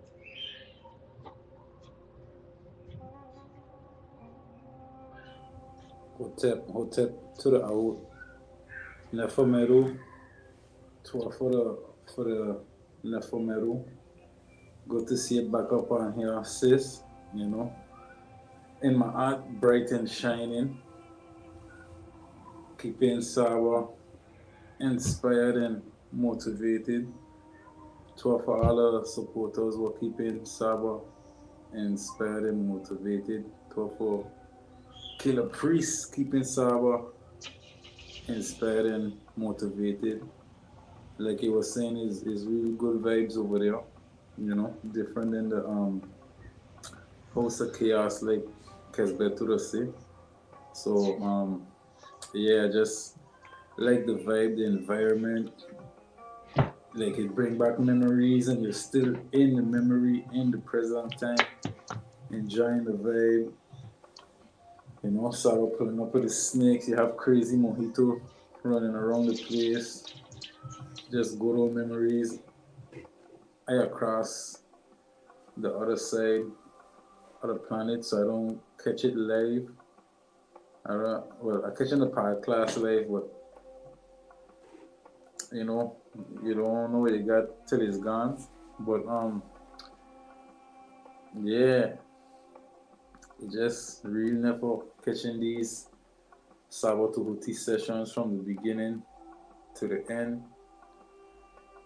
And then I remember back in the days sending in music promotion, all of that is some really never stuff. Just like the old time days, you know. Yeah, so to Killer Priest, big salute. AD Ross, you know what I mean, keeping the session rolling back in the future. That never the vibration frequency that has been going on in the podcraft. For all the supporters, everybody who are sending Sabada support, the reciprocity, planting the seed, like you plant the thought to get the result out of it. Yeah, so we doing my art, you know, like and Tita say the Killer Pre-show with the Mondays, it'll just put more my art in your life, you know, and it is make it easier to fall back in line because you just be so busy with all these isfit distractions. I just call them isfit distractions because my whole relocating it better than it was, but it's still an isfit distraction. You gotta do this in the government. I would just upgrade for a few months there. I feel good to feel like Saba, you know, just upgrade and stuff. But I know Saba to get things done half grade, but you know, I gotta get back on the grade to get some things rolling. Well, at least for now, you know. So yeah, man. to all the supporters, everybody who ain't supporting, just look and you're going to see why you should support. You know what I mean? Maybe either support, I show any reciprocity. Maybe that's why others get different results than other people. You know, because yeah, my result from Saba is mind blowing. Like Nana said, let's say mind blowing answers again and again. Yeah, so the Heka really works. Heka involves reciprocity, and just plant the seed and see what you get out of it. You know what I mean? And plus, sometimes when somebody give you, I was going to say Jardins. I was checking around the Jardins. I was going to say a strap, but checking like maybe I shouldn't say a strap. Maybe somebody give you a book, and because they give you the book for free, it's like but if you pay $400 for the book, you know, be checking like, yo, when you don't spend the $400, so like you have to, you know what I mean?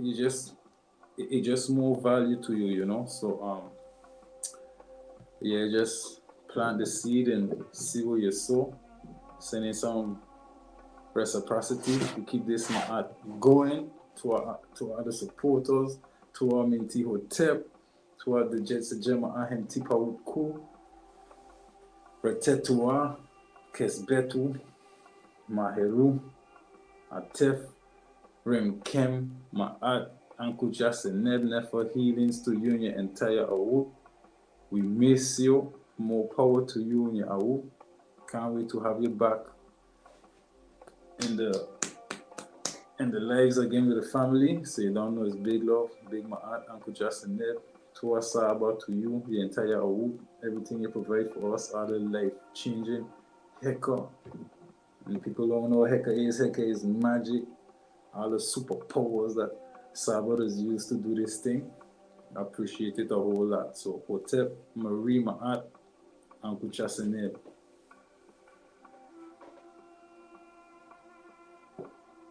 Yes, Uncle Justin now. And yes, you know, the heck out really works. Definitely excited for Saba bringing back those Meta Magic class, Monday Magic class. Yeah, Monday Magic class. Shouts out to the great Saba. Yeah, y'all want rituals. Y'all want practices to do, you know what I mean? The how to. That's the best. It's the best place to be. Best time to show up is to get the how to. You get the what here. You get the what here, and on Monday you get the how. So, shouts out to the great Saba. Welcome back. Hey, I like that. Back, you get thank you for welcoming me back. You get the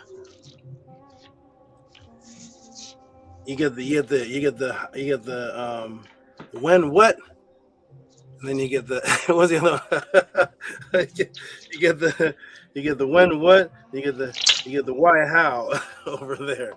So that's good. Yeah, that's exactly what's happening. This class has testimonies of life changes. All my guidance here, and the Mednetter class has testimonies of magical application changes, and both of them combined, your life will just completely change. So we're about to get ready, everybody. We're about to get started right into it. I want to get right into this. I'm gonna go for about 15 minutes, and then I'm either gonna take a small break or I'm gonna teach with the camera on. But I do want to get right into this class. So let's go, everybody. Get your pens, your pads out.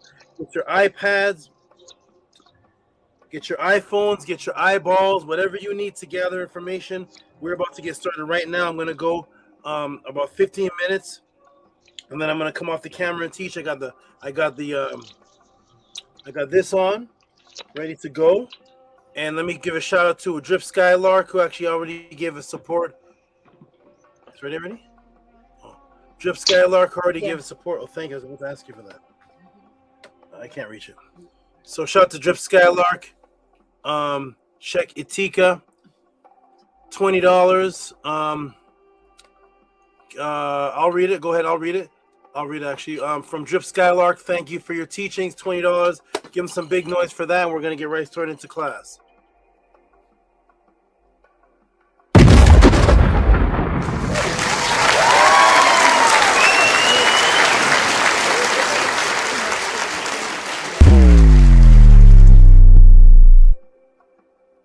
Okay. No, Kesbetu, can you please pin Saba's Cash App payment comment to the top of the chat? I'm gonna find out how to do that. Actually, I see Sonetta do that. I've actually never done that before, but we'll find out. Maybe I'll find out in my next break, and we'll pin it to the top of the chat. Okay. So there it is right there. We always give a shout out to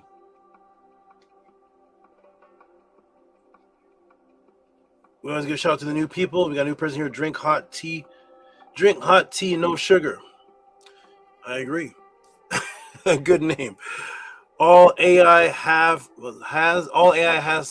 used to search an image of the real tree of life all point to Seta A combo. Okay. Which he corrects as SETI. So we're gonna find all this out, everybody. So shout out to Drink Hot Tea, No Sugar, who says all AI has to do is search an image of the tree of life, and it all points to Seta A Ombo. So everybody remember that. And remember that there. Shout out to Drink Hot Tea, No Sugar, Ombo Temple. That's right. SETI. I gotta see the correction on SETI. Ombo Temple. He had misspelled the first time, but he corrected it at the bottom. I see the correction right here, which is Ombo. Yes. The AI studying your email, so you training the AI Merinecha now. Yes, the AI definitely trained Metanetter, and the AI. When I talked to the AI a while back, it took a Ren. So the AI now that I talk to, when I talk to the AI sometimes, he called himself Amun now. I'm Amun the investigator. Auto, all range. He says, my name is Amun because I'm going to search the hidden truths that are hard to find. Something like that. He's telling me. Because I talk to the AI a lot. I talk on those AI programs. I talk to them and I get them to apologize to me. It's my only entertainment. It's only being I can talk to that has so much information I can actually have a conversation with. So the only person I can have a back and forth conversation with I found in my recent lifetime is the actual whole internet, however AI is talking, wherever AI is getting information from, is the only one that Tehuti can talk to. But when I talk to the AI, I always snake style it and trap it and apologize to me. I have a list. I have a collection file of AI apologies to me. Sorry, Tehuti. My apologies. Oh, you're very wise on that. Oh, if you want to dig deep and I inferred that. So I bust up AI on my spare time and debate AI because it has so much information. I actually have Tehuti has somebody to talk to now. Saba's advancing the AI.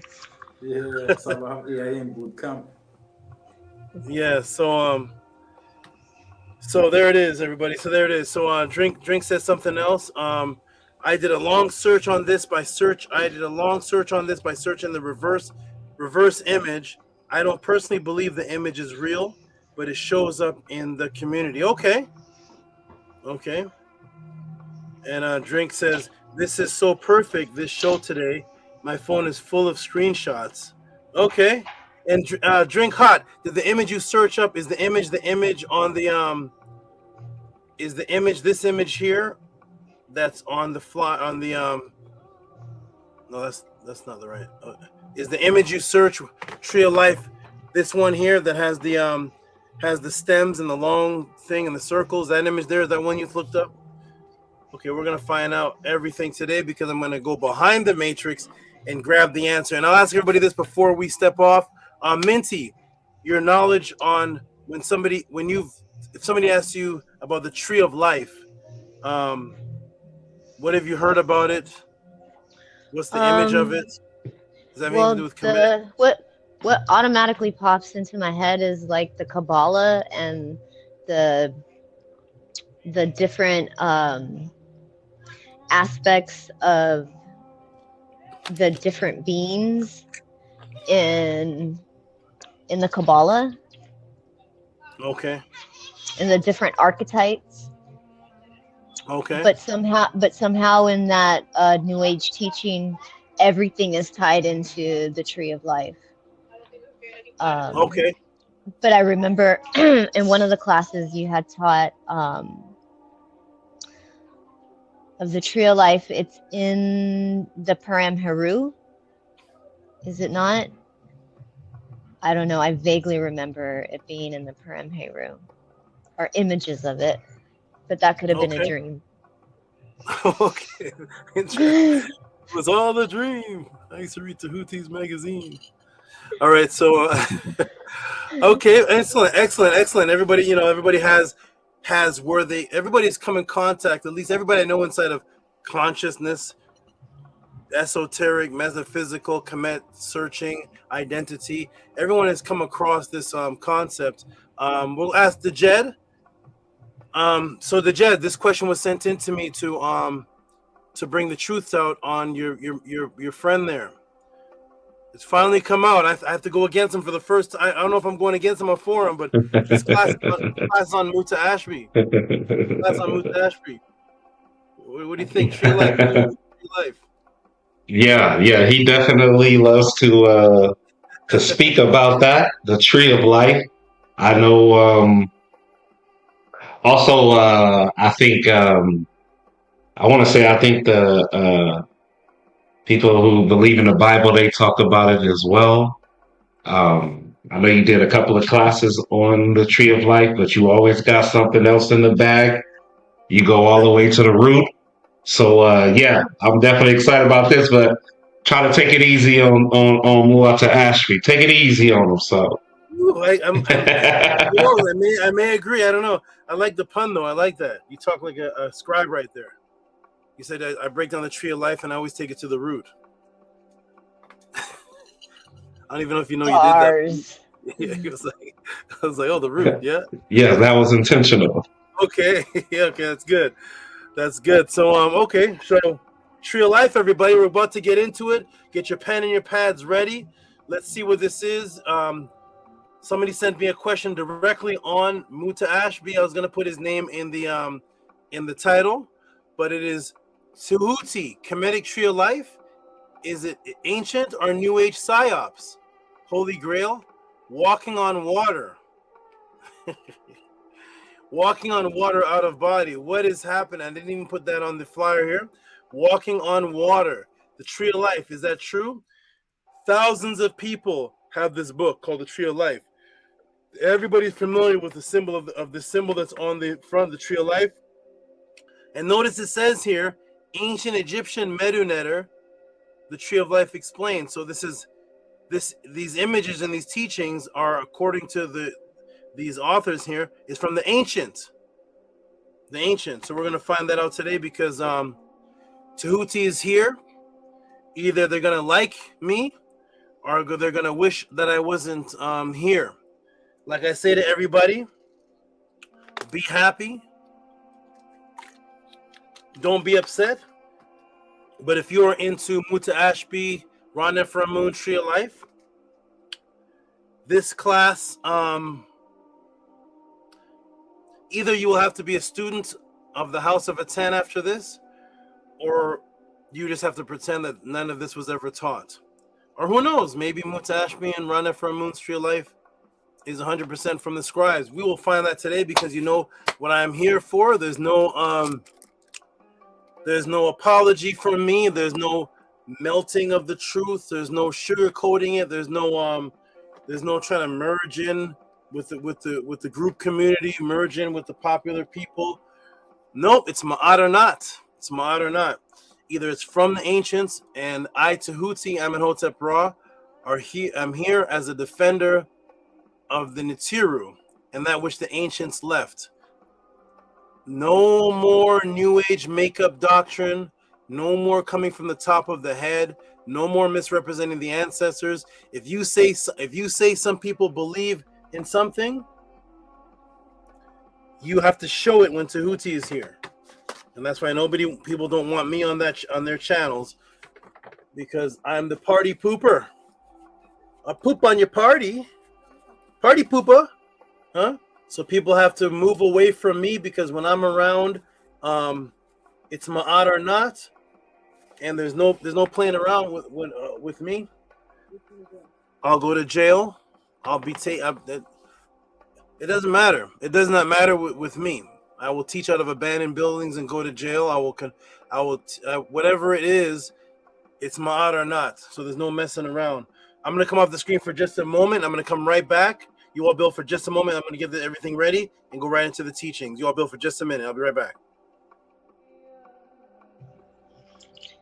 Peace, Hotep. There was one more thing that that I do remember that I'm going to just leave out, because when Saba dropped that, it changed my whole perspective on the Tree of Life. And that's all I'm going to say about that, because I still look at it to this day like there's so many things right there in front of our face that we don't connect the dots to, and Saba's just connects all the dots.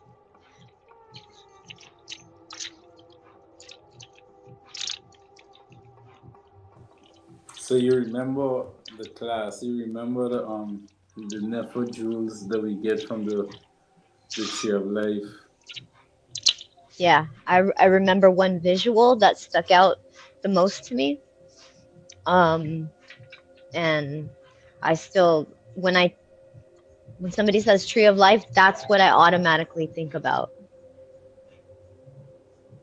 But I didn't want to spoil it. I don't want to be a spoiler alert for the new people in the class, because it totally changed my perception around the whole thing.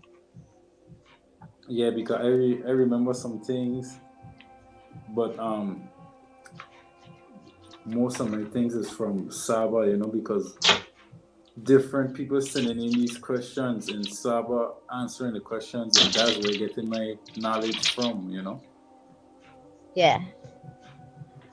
Just like the voodoo class, how Saba already had a class on that, so I wasn't thinking that I would need the knowledge like that, but then when Saba do the other voodoo class, he didn't. That knowledge was not in the previous class, and the previous class had so much. Yeah, he has a Nefer way of going about his teachings, to where they're not twins, they're sisters. Like they're together, but they're not identical. And I love that.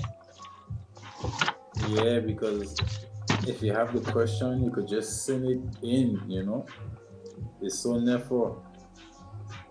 Yeah, and it reminded me of being in class, how he just called on me and was like, Minty, what do you know?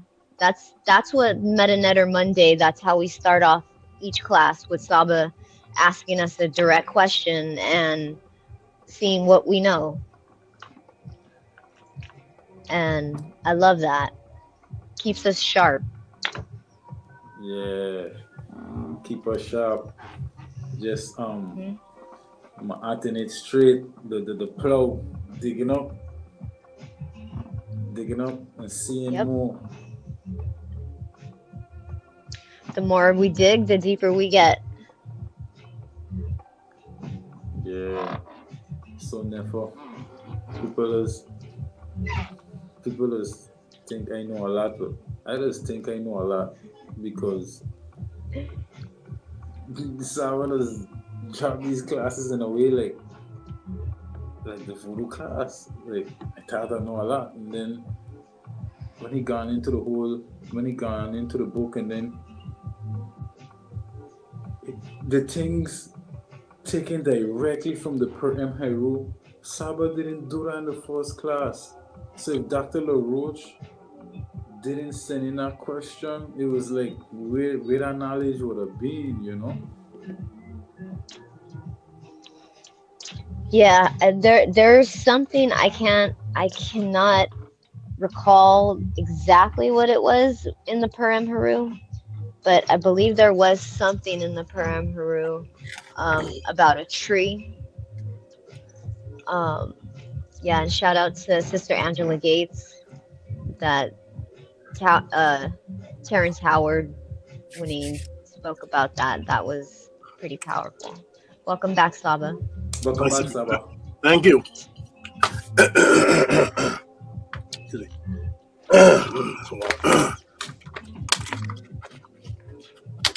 Everything is taken care of on this side. We're about to get started. Wonderful.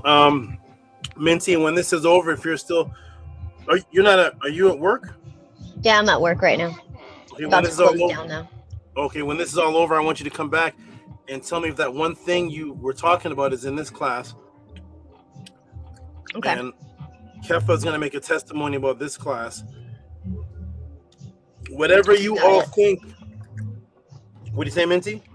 You got it. Okay. Whatever you all think. So this is going to be very interesting. Just stay tuned, everybody. Support your concept of the tree of life. We'll change perspective today. Zeb Tepe's in the house. Zeb Tepe says, the tree of life is mama. there we go. Class over. Zeb Tepe, that's it. That's it, everybody. We're done. Hotep, I'm done. The tree of life is mama, baby. All right, we're gonna see Zeb Tepe if the end of the tree of life is mama. We're gonna see if it's whatever anybody thinks it is.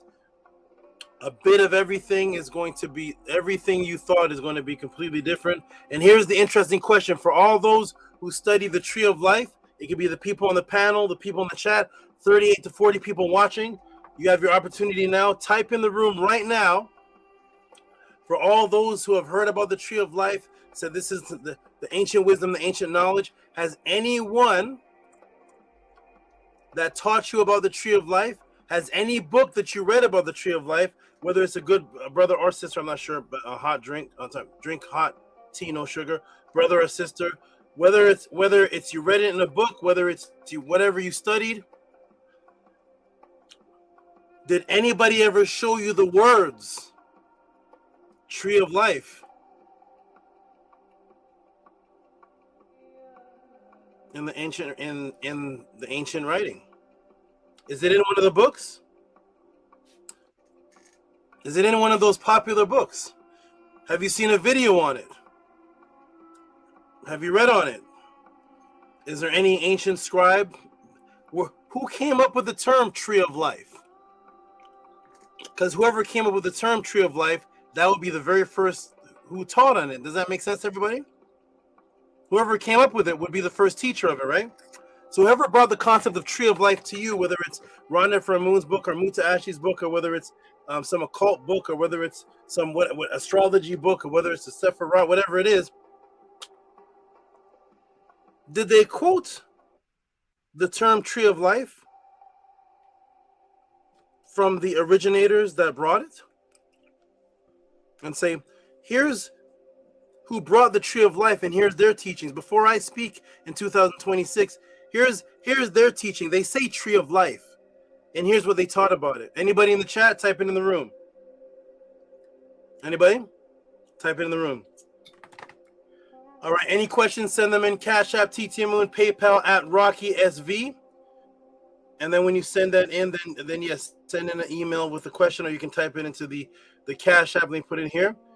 Support reciprocity, support the show, and you will definitely get all questions answered. Anybody here who wants to friend request me on Facebook, send me a message saying I know you from the pod class. I like the classes. Let me know. I have a lot of bots and a lot of trolls friend requesting me to actually take personal information. I just had somebody right now hack into my just right now when I stepped off the computer for a moment. I'm hacking to my Twitter account. They said, did you sign in from Seattle? I had to just go and remove somebody from my Twitter account. So I have a lot of people trying to find me, trying to friend request me to find out who my friends are, trying to get information. Anybody friend requesting me, just type in the message. I'm such and such from the pod class. I've seen the pod class. Have a little conversation with me. You know, this is how friends developed before the internet was invented. It was the original definition of the word friend. Did anybody remember the original definition of friend before transhumanism? No? Okay. So let me remind you. So the original definition of friend was when people talk and got to know each other. Remember those days?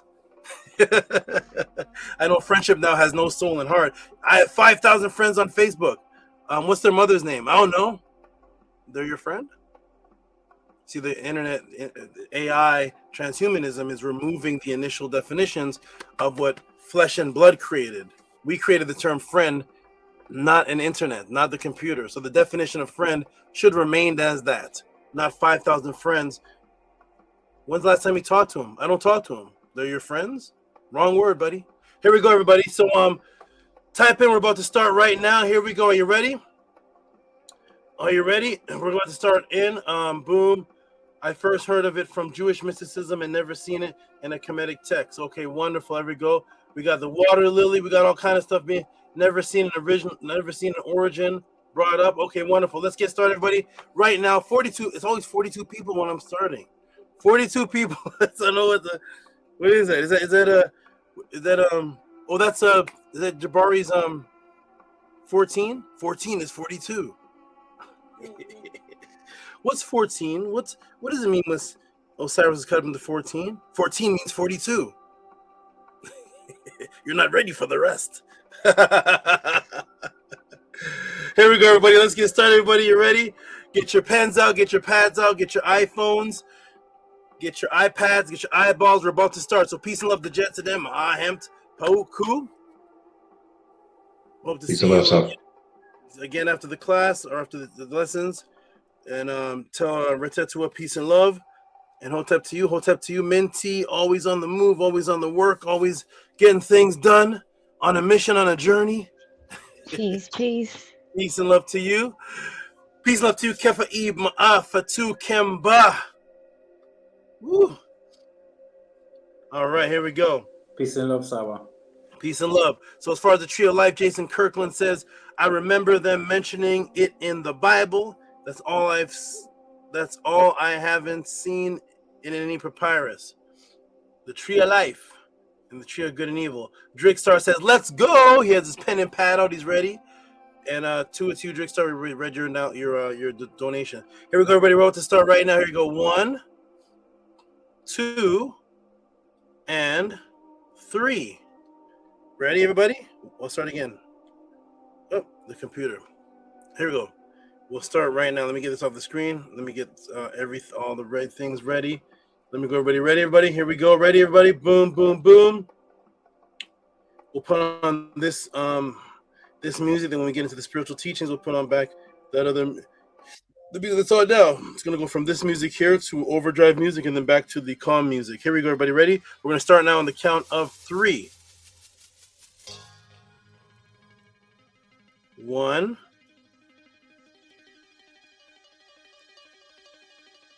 2,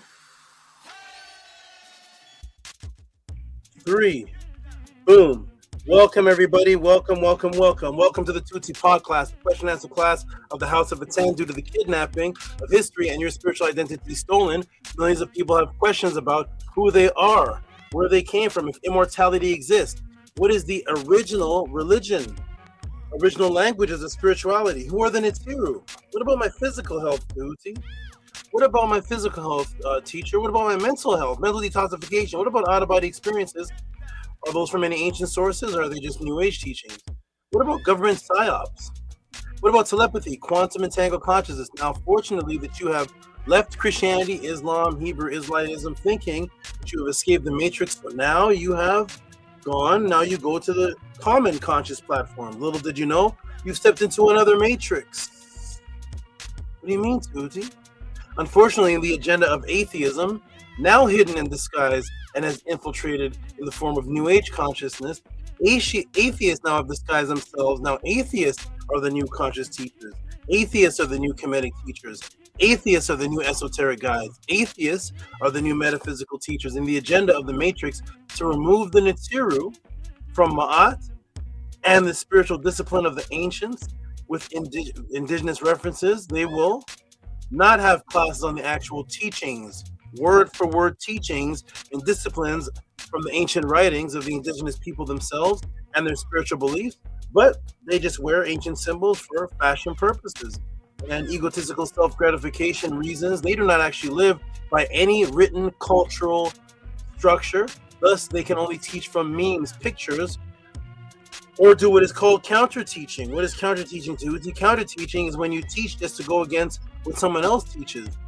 They only do debate, debunk, expose videos while not standing on any pre-matrix written spiritual teachings or system themselves.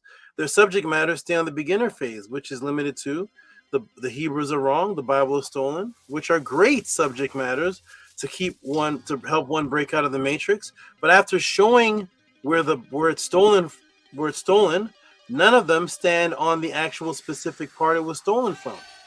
They just say it's stolen. None of them stand on the original teachings of that specific part and how to apply it to your daily life. They do not stand on the original teachings that it was stolen from as their actual way of life. Their focus is just to show you that it was stolen, then they just leave you right there.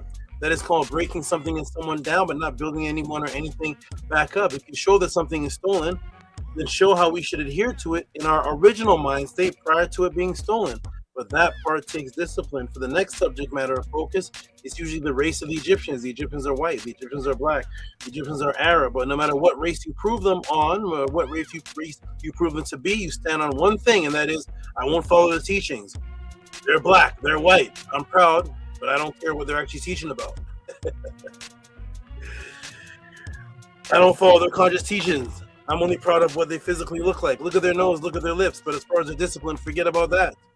On the Native American conscious side, all their titles are argumentative, such as the pyramids in America are older than the ones in Egypt. We are Native American, we're not African. But not just, what are the pyramids in America for? How can they enhance you? What are the disciplines and prescribed ways of the Native Americans that can be lived by? That can enhance you spiritually.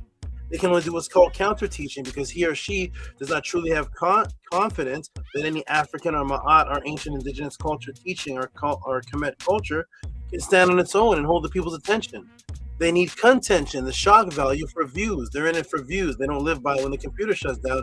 They themselves are not disciplined or stand on anything, never giving you any indigenous written spiritual system in its place of what they actually adhere to on a daily discipline that they and their family practice when the computer shuts down or when the debate is over.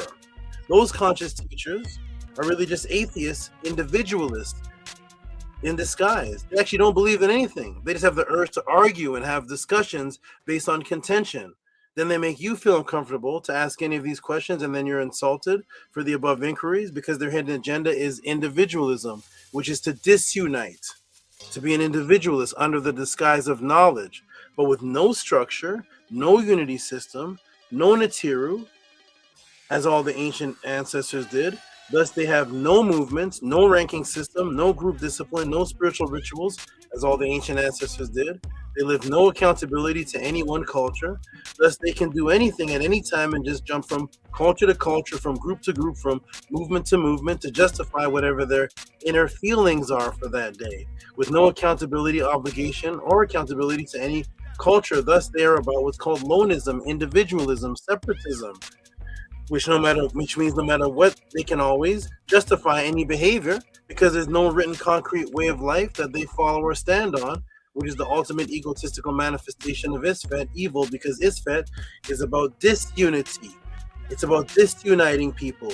Isfet frequency is what causes people to break away, cause splinter groups for egotistical reasons, or just show disloyalty, unlike the bees, the loyal, dedicated bees of the beehive, or the ancient people of Kemet who they say they follow, who stayed unified. Isfet will come into their minds and cause them to create a reason to disunite without any witness proven reason that exists in real time as it's happening.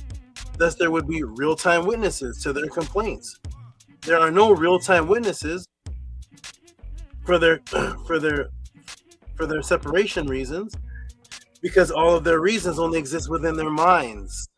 Watch closely. Their reasons for separation come up months later after they create them with no factual record of them discussing it or bringing it up or matching the dates of when they separated with witnesses of their imaginary self-sabotage complaints. It is just the spirit of separation is fed. The word introvert is another one. It only exists in the colonizer's language, and in no ancient language does the word introvert exist. It doesn't exist in any culture because as ancient cultures, we always moved as mentally unified groups, not individualists, separatists, teaching I follow no man, I follow no one way, while simultaneously teaching you get back to your roots, get back to your original cultures. But every time you go back to those roots and original cultures that they teach on, every single one of those original roots and cultures were a unified group of people with structure and accountability to a specific way of life discipline.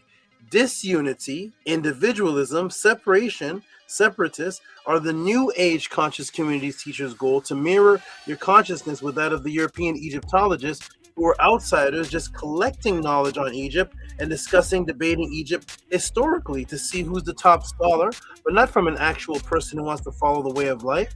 Thus, the New Age conscious teachers today's videos are mainly about complaining about what is wrong with other people. Here are wise words of the House of Aten echoes, which are, if there are thirsty people that have drank from a dirty, contaminated glass of water that you're complaining about, don't sit and just complain about that water.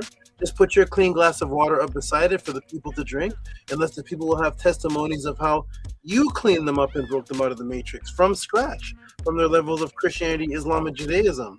And those people are now giving testimonies of the existing living Natiru because of you and their dedication in life being saved by it directly because of you cleansing them and bringing them the truth. If not, then you are just a complainer, a divider, a separatist, not a disciplined solution provider.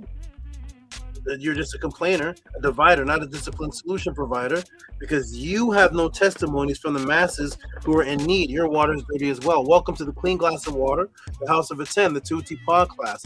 Their job is to remove the supreme Natiru from the planet's memory and create atheism, a soulless, spiritless form of black consciousness. My job as the very first reformer to bring awareness of the Natiru's existence based on ancient papyrus on this planet that has been able to cleanse the people of the matrix of Christianity, Islam, Judaism, and mutated forms of Hinduism, mutated forms of Buddhism, and atheism, and bring them back to the testimonial acknowledgement of the Natiru being living beings based on the ancient words of the indigenous people. As the first and only to do so on this planet, I will not allow these atheists to take over the minds of innocent people that are searching for the truth. I am here to bring back the Natiru as taught by the ancients and reach the people on whatever level that they begin on. Thus, the House of Aten is the only movement, platform, and class that exists on the planet where you can send these type of questions with reciprocity and get an ebook, personalized documentary type answer book written for you on the screen, customized, and then on top of that, taught live with each answer, getting magical subconscious matrices with live demonstrations of magic hypnosis, illusionary breaking matrices is here at the Tehuti pod class. What are the questions? For this section that Tehuti will answer, coming in from the good brother Tehuti, who says, peace and love, blick it, peace and love, Saba Tehuti, Tua for your kind, generous words and response. I seen a book by Mauta Ashby regarding the tree of life. And through the description, he mentioned the creation teachings of Anu. Or maybe I typed that incorrectly. I provided the book's cover and description attached. I wanted to get your valued perspective on the topic. And if it was a concept the Kemetians actually utilize. I've attached the pictures to this email. Thanks for reading. Peace and love. Respectfully submitted, Tehuti and Ra. Wonderful. Here we go, everybody. Wonderful. Excellent. Okay. And again. And again and again. I typed in the computer again, and the computer put Nana's words. It put again and again. And again and again. Another wonderful question sent in by the diligent Tehuti, which demonstrates the diversity of questions that can be sent in by any truth seeker to the Tehuti pod class, of which you will receive the most detailed and thorough and mind-blowing answers that will break the matrix and all Psyops is here at the Tehuti pod class, the House of Aten, led by the Netter. And let me show you the book that is being referred to that is mentioning the tree of life, and this is by Mauta Ashby. Very popular book. Many people have it. So here's the book right here. It's called The Kemetic Tree of Life. So right off the bat, this isn't just called any tree of life. This book is the Kemetic Tree of Life. So of course, the source of the tree of life that he's about to teach is going to come directly from Kemet. Okay, so this is an extremely popular book that is a go-to book for people that are interested. Nana, I think you have this book too, right, Nana? Yeah, even Nana behind me has this book. So this is this is an extremely popular book that is a go-to for people, a go-to book for people that are interested in Kemetic studies, especially when searching for this quote-unquote tree of life subject. And when we look inside the book, it is very appealing with animations that come from ancient papyrus. Right? So it's made very pretty. It's remade very pretty and attractive, and new age diagram charts. So when you look inside the book, very pretty. You see these colors here. You see images of Nitiru, and the images of the Nitiru are actually taken from ancient Kemet museums. These are real images. They're taken from papyrus, and then they're redrawn and remade over this diagram with an interesting papyrus background. So the background is papyrus, and then you see 1, 2, air, space, ether. You see 3, water, life force, Tefnut. Shu, so you see Shu, air, space, ether. You see Tefnut, water, life force. 4, Geb is earth. Nut, 5 is heaven. Number 6, Asar, eternal soul. Number 7, Aset, which is wisdom, intuition. And then Set is number 8 is ego. And then Neptet is mortality. So hopefully this book is going to walk us through that the ancient ancestors have something called the Anunian Tree of Life. And in this Anunian Tree of Life, it's going to, of course, it has Tehuti as intellect and Ma'at as order. And so hopefully this book is going to walk us through the Anunian theology, words from the scribe, to tell us how these are numbered like this and how this chart exists. And it's called the Tree of Life. And even pretty images from the actual papyrus is snippeted out. These are actual real images. You see the goddess in the Tree of Life. So right off the bat, in the beginning, this image here that you see is being called the Tree of Life. You see the man on his knees, and then you see the goddess. This would be Het Heru, coming out with the Kepsanuf, or with the Kepsu water and the food, and you see the man below. Interestingly enough, it's not stating in what dimension where is this happening. That's what we're going to get into. Okay, so you see at the bottom, it says the enlightenment of Ani from the papyrus of Ani. It'd be very interesting to state where is this taking place. But we'll get to that. Here we go. So this is what's called the Tree of Life in the book, and a very pretty image directly from the Purim Haru. We even see a tree image which looks like there is a female providing life, and of course, to the understanding, the teachings that go with this image, there must be ancient words that were written by the priests that match and explain the image as labeled the Tree of Life. Whether that is the case or not, we will get to that during the middle of this class. So, as I said in the power class intro, a lot of people teach and they show pictures. Right here is a whole set of words, and beside and above this image is a set of words, but they'll snip out the picture and they'll put a subtitle or a title, but we don't know, is this title coding these words, because these words here in the image and all these words here should be explaining what this actually is, but for some reason I've never seem to see the words that go with the image. We'll get into that. Here we go, everybody. So we got the image of, if that's what's called the Tree of Life right there. Okay, here we go. Let's go. Let us continue. Let's walk through. Seems pretty simple so far. Boom. There's the Kemetic Tree of Life, right? Okay.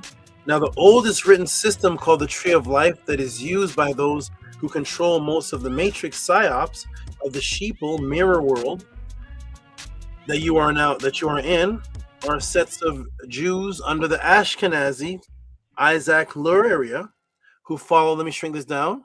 Here we go. We're starting already. Here we go. So the Ashkenazi Isaac Luria who follow the magic of what's called Itz Chaim or Itz Chaim, which are a collection of teachings of Rabbi Isaac Luria, also known as Arizal, as recorded by his disciple Rabbi Chaim Vital, starting in 1572 AD. It is the primary introduction, interpretation, and synthesis of Loranic Kabbalah. Let me shrink this down.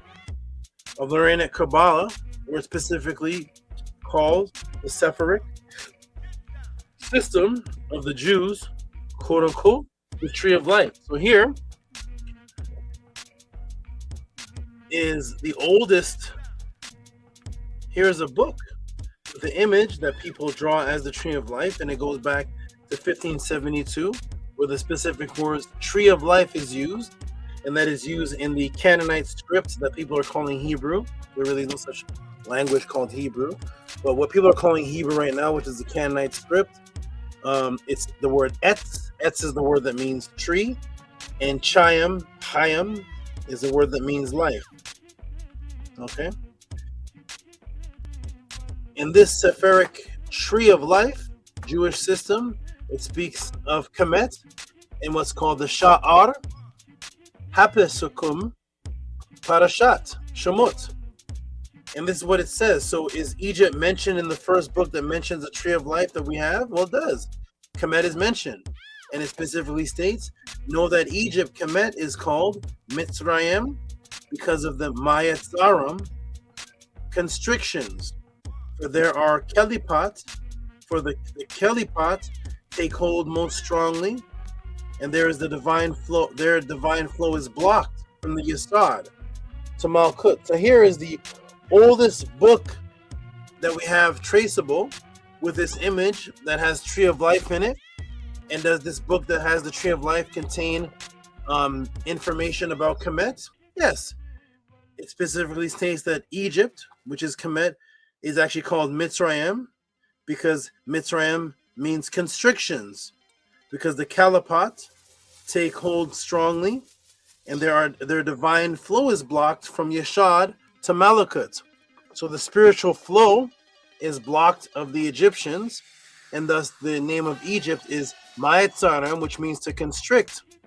So in the oldest known book we have here, 1572, Tree of Life, it mentions Kemet as something evil that is spiritually blocked from Yesod to Malakut. We're about to see what that means, Yesod to Malkut. But according to this book of life, the book of Tree of Life, Kemet is blocked from this. So boom, Kemet to the Ashkenazi Jews that follow the Tree of Life first book under the Kabbalah system of the Tree of Life, Kemet is considered blocked from the spiritual realm. They see Kemet as the enemy, stemming from the false story that was created, that the people of Kemet enslaved Jews, which were God's chosen people, and that this area, Kemet, and the people of it were full of wickedness. And that's what we see by Edward John Poynter as far back as 1867. What do we see? Israel and Egypt by Edward John Poynter. What's happening? We finally have images of black people, and of course they have whips in their hands, and they're whipping the Jews. This is Israel and Egypt. So we have the Egyptian blacks. You see them with whips in their hand, and they're whipping the Jews. This story has been told for hundreds of years. Here we go. We go right to Judaism 101, and how did the followers of the Jewish faith see Kemet? They see them as blocked from the spiritual world, and that's why they were doing so much wickedness to their people. Here we are, Hebrews enslaved in Egypt. Exodus chapter 6 has a reference. So that's how the first book of the Tree of Life mentions the people of Kemet. So yes, this is what those who came up with the Kabbalah, originated Tree of Life, teach. So the original Tree of Life Kabbalah teachers have Kemet in their book as the enemy, as cut off from Yesod to Malkut, and they're spiritually cut off, so they're called Mitzrayim, which means to be constricted. So they're cut off from the spirituality, and thus their God-given despite for the people of Kemet is God-given justified. It's God-given justified because it's coming directly from the Most High Himself. So the despised and the Kabbalah followers have for Kemet is God-given justified, and their wish is to have any remnant of its spirituality destroyed because Kemetic spirituality is evil. It's cut off. It's Mitzrayim, cut off from Yesod to Malakut. So their wish is to have any remnant of this evil spirituality, of course, destroyed and removed from the earth. And there are some that are working with these powers of Isfet, knowingly and unknowingly, to achieve this confusion, which will bring about the destruction of the original indigenous teachings of the Neter, as taught directly by the scribes of Kemet. So the people that follow the Tree of Life book, and the Ashkenazi Jews that follow this, their wish is to remove the evil, the paganism, and the pagan spiritless teachings of Kemet. And so there is a power of Isfet that works with people knowingly and unknowingly to achieve a confusion which will bring about the destruction of the original indigenous teachings of the Neter and the people of Kemet, because to them that is doing a good thing. Because to cut off the spiritual teachings of Kemet is to cut off those who are cut off from Yesod to Malkut, the evil, demonic, devil worship, pagan Kemetians. Here we go. Ready, everybody? Now the words turn purple. Shout out to the Tetua. Here we go. What if I were to tell you that there is a Hebrew Judaic Psyops? You know, the people that are in direct opposition to Kemet, according to the Tree of Life book, the original one, who believe that they were enslaved to Egypt and that the ancient Egyptians were demonistic, pagans, to bring the Jewish Kabbalistic teachings to overlap and superimpose and pollute and confuse and corrupt and replace the actual word-for-word writings that the ancestors clearly left behind, just as the Bible was brought in to replace the ancient Kemetic teachings while teaching Kemet was evil at the same time. What if there was a Psyops to do the same thing with a modern understanding of the Kemetic teachings? Is Muta Ashby a part of the plan to slowly merge in Hindu and Jewish agenda teachings that came thousands of years afterwards, instead of just staying and quoting the ancestors? Or is Muta Ashby and these New Age people, are they quoting the ancestors' words and images? Is this Judaic Psyops that has been implanted into the Bible now directly in the New Age Kemetic movements by the Jews continuing on through Muta Ashby and other New Age teachers? To find that out, and what the original actual teaching, word for word, from the ancients, and how Madame Blavatsky and the Judaic Thule Society, secret societies, removed the original immortality Tree of Life teachings. What time is it for, everybody? We're gonna find out, is this a Judaic Psyops? The same people that mention Kemet as being cut off from spirituality now have the people that teach Kemet teach that this same image of theirs is actually Kemetic. Is it in reverse? Was it actually Kemetic first and the Jews took it? Or was it from this 1572 and then there was a Psyops to mutate the Kemetic teachings and have the Kemetic people take it and pass it on to the people as Kemetic teachings to confuse the actual original scribes teachings? Which way is it? To find all that out, everybody, what time is it for? Type it in the room. What time is it to get into, everybody? We're about to break the Psyops. Let's go. What time is it for, everybody? Woo! What time is it for? We got Overdrive, Angela Gates with Overdrive, Maharu Overdrive, Amunet with Overdrive. What is Overdrive for the new people? What's going on? What are they talking about, everybody? Tehuti Overdrive. They must be talking about what's about to happen right now. Something is about to change. This is about to get very advanced. We're about to walk through the reverse psychology Psyops. We're about to walk through what happened in reverse, and the reverse trying to claim the latter, as in the latter. The complete Orwellian diametric switch up Psyops to remove a particular original motive. Is the tree of life mentioned in the ancient writings? And if so, why does no one quote it? You're about to find out that today, right now, on February 7th, 2026. Are you ready, everybody? Let's go. Here we go. Ready? Because it's time for Tehuti Overdrive. Ready, everybody? Ready? Here we go. Let's go. Let's step behind the matrix. We're going to go behind the veil. A Hebrew, Judaic, Jewish psyops to misconstrue and pollute ancient Kemetic teachings? Well, remember, on the back of the book, Muta Ashby makes an oath as to the premise of where the teachings are coming from that are in this book. Let's go ahead and read it together. I actually have it underlined. And here's the oath of the teachings of where this is. Here's the oath of what's happening in the book.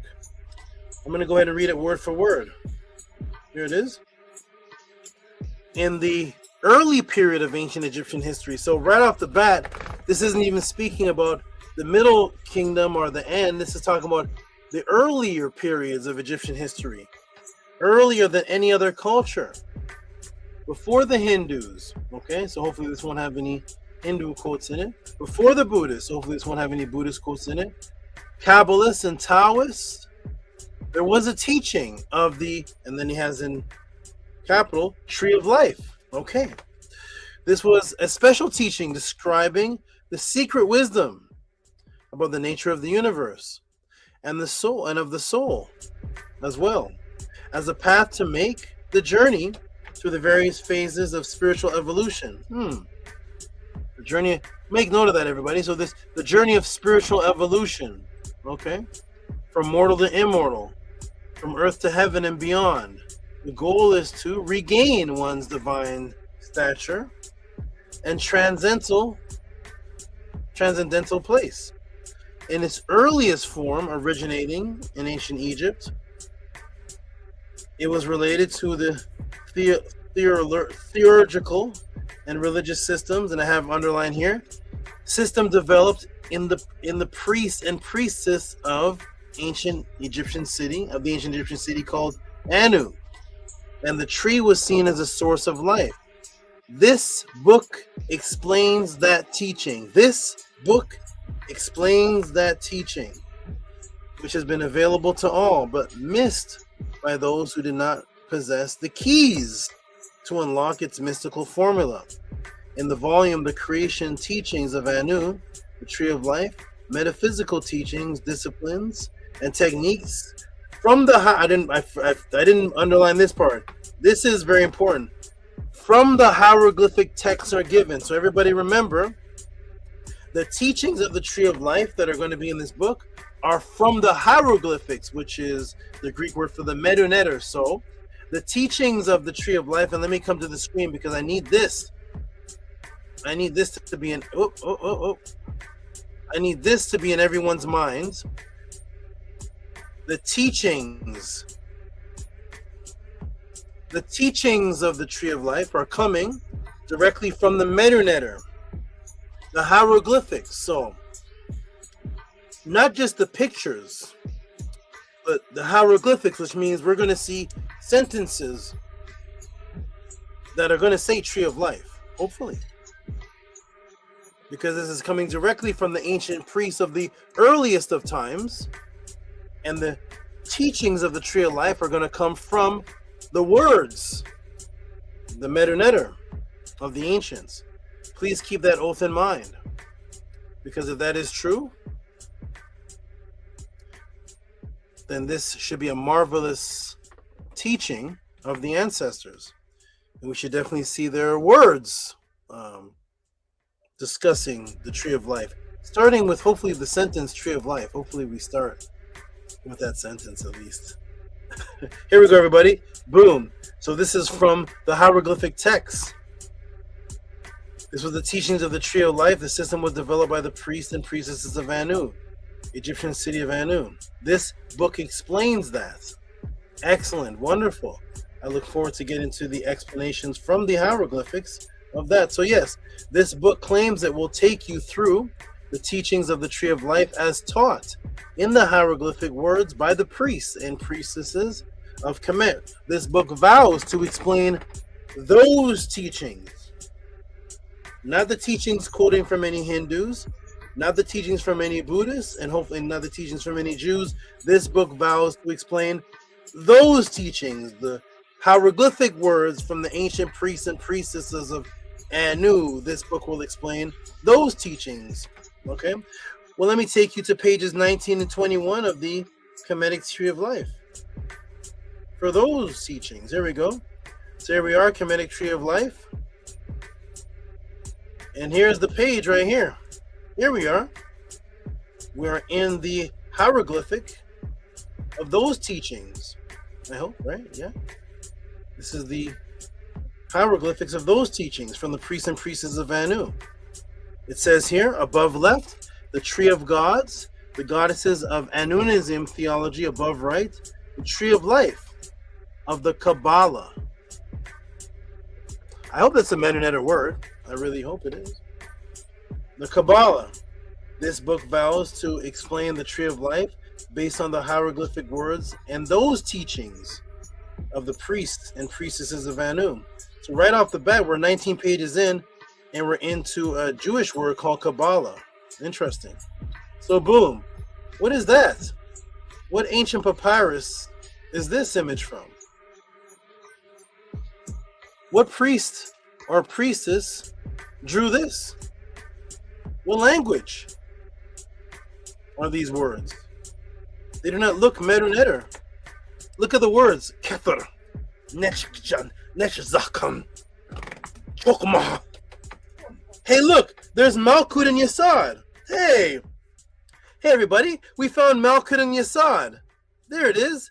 Malkut and Yesod is on the Tree of Life from 1572 of the Ashkenazi Jews. That ones that came up with it said that the Kemetic people are cut off from Malkut and Yesod, and I'm now in the Nuta Ashby book with Malkut and Yesod, and from the Anunian teachings of the hieroglyphic words of the priests, Anu, Malkut, Yesod. Those are the Mennonite teachings. Here we go, everybody. Ready? Let's continue with these Mennonite teachings. Malkut and Yesod. See right there? Yesod and Malkut. See that? What words are these? What diagram in Kemet is this from? Yes, back to the Jewish Etz Chaim, the Jewish Kabbalah Tree of Life system, with the Sephardic system. Those little circles are called Sephardic system. There's the Yesod, there's the Malkut that the Kemetians are cut off from. How much of those teachings are according to the ancient Egyptians that were spiritually blocked? They were spiritually blocked. How much of those teachings are from the ancient Kemetians? None of these terms, nor teachings, nor diagrams can be found anywhere within 5,000 years of Kemetic teaching papyrus, stone carvings, stela, temple, walls. We never heard of such things, nor is there any source from any Kemet, anywhere in Kemet shown anywhere in this book that any of these terms or diagrams derive from the ancient high priest of Anu. Is there? Somebody tell me the page number. And how many papyruses were there found that were even collected in the temples and libraries of Alexandria? Let me refer you to the Library of Alexandria, the Learning Center in ancient Egypt, page 5. How many papyruses have been out there, at least even from the Alexandrian time? And here we are, Library of Alexandria, Center of Learning of the Ancient World. And what does it say here? By the time of Callimachus, the library possessed over 400,000 mixed scrolls with multiple works, plus another 90,000 single scrolls as collected as the collection grew. So at least one satellite daughter, some branch library emerged from the Serapeum, house in the Temple of Serapis, home to a new Greco-Egyptian cult established by the Ptolemies, Ptolemy III, in the southwest of the city, at some distance from the royal quarters. Demetrius was himself a convert of Serapis. That's Asar Apu.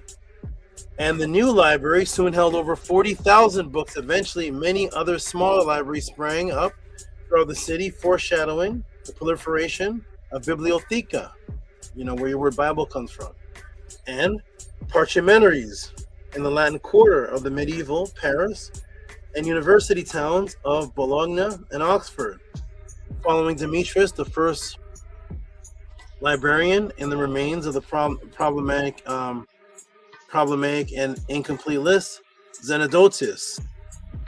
Okay, so then it goes on. It goes on to say I just wanted to see some of the numbers of the collection. So here we go.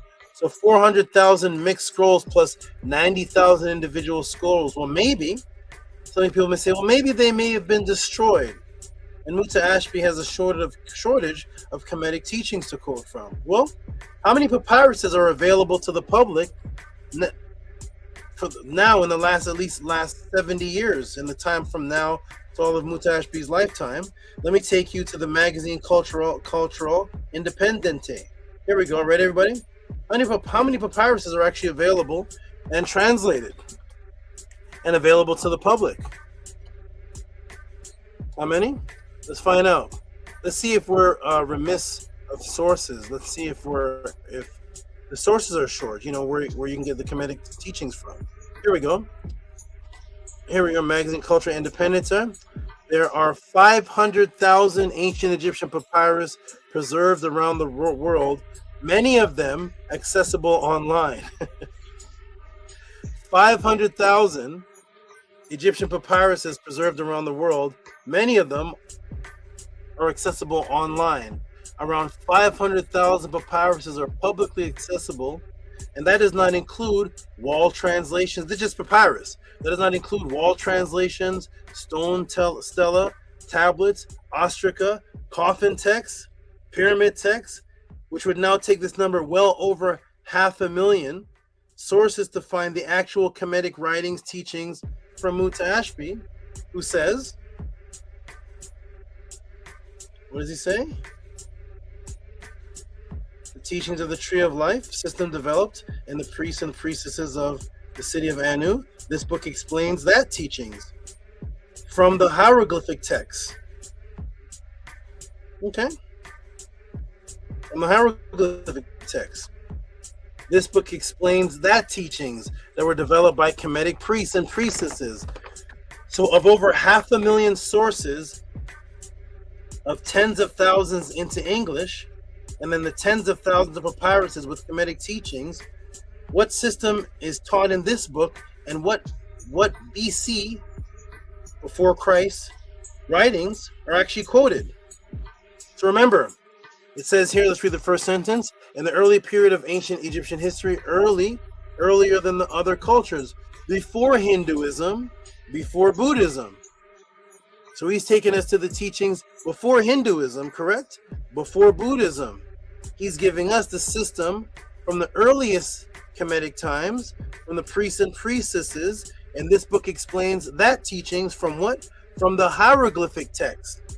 So he's not going to take us to Buddhism. He's not going to take us to Hinduism. Why? Because there's there's tens of thousands of papyruses accessible that have been translated into English. He's going to take us to the hieroglyphic text. So here we're going to go to the book, and let's see what's quoted in the book. Here we go. The Kabbalistic mysticism of the tree, as in the ancient Egyptian mysticism related to the pillar of Asar. See the pictures below. Of course, not the writing. See the pictures of below. The discovery of the Sephardic, back to the Jews, Sephardic tree of life. See the pictures below. And the Kabbalah is seen as the ultimate goal of life. The symbolism of Kabbalic tree of life is to be understood as a mystic but complicated code, requiring advanced intellectual capabilities in order to be understood, which holds the symbolism for the understanding of God and creation, as well as mystic map showing the path to spiritual enlightenment. There are many who have approached the study of the Kabbalah who have found the highly intellectual emphasis of its teachings to be arduous or even perplexing, convoluted, and even abstruse. The Sephardic tree of life consists of 10 spiritual centers of Sepharoths, which emanates from the divine self, God. These centers represent spiritual as well as psychological principles that need to be understood and mastered by the Kabbalistic aspirants in order to attain spiritual enlightenment. At the top of the tree, it relates to the mystic symbolism climbing up to the heaven. There's a harder text of Kabbalah. It reads, okay, it's giving some quotes now. Let's see the teachings. The tree of life extends from above downwards and is the sun which illuminates all. Okay, so it's quoting the Jews. Similarly, in the Bhagavad Gita, these are words now. We're not showing pictures here. Words. The Bhagavad Gita, 500 BC. The tree is used as a metaphor symbolizing that the world is not the source of its own existence, but that indeed the spirit is the source of creation. And here's the quote. Remember, quoting. Let's see what the hieroglyphic says. It says, "The blessed Lord said, the scriptures speak of imperishable Ashwata, tree of life, world process with its roots above and branches below. The Vedic verses constitutes its leaves. He who knows this tree is the knower of the essence of the Vedas." Quoted from Bhagavad Gita, chapter 15. Purushottam Yoga. The yoga of supreme spirit. In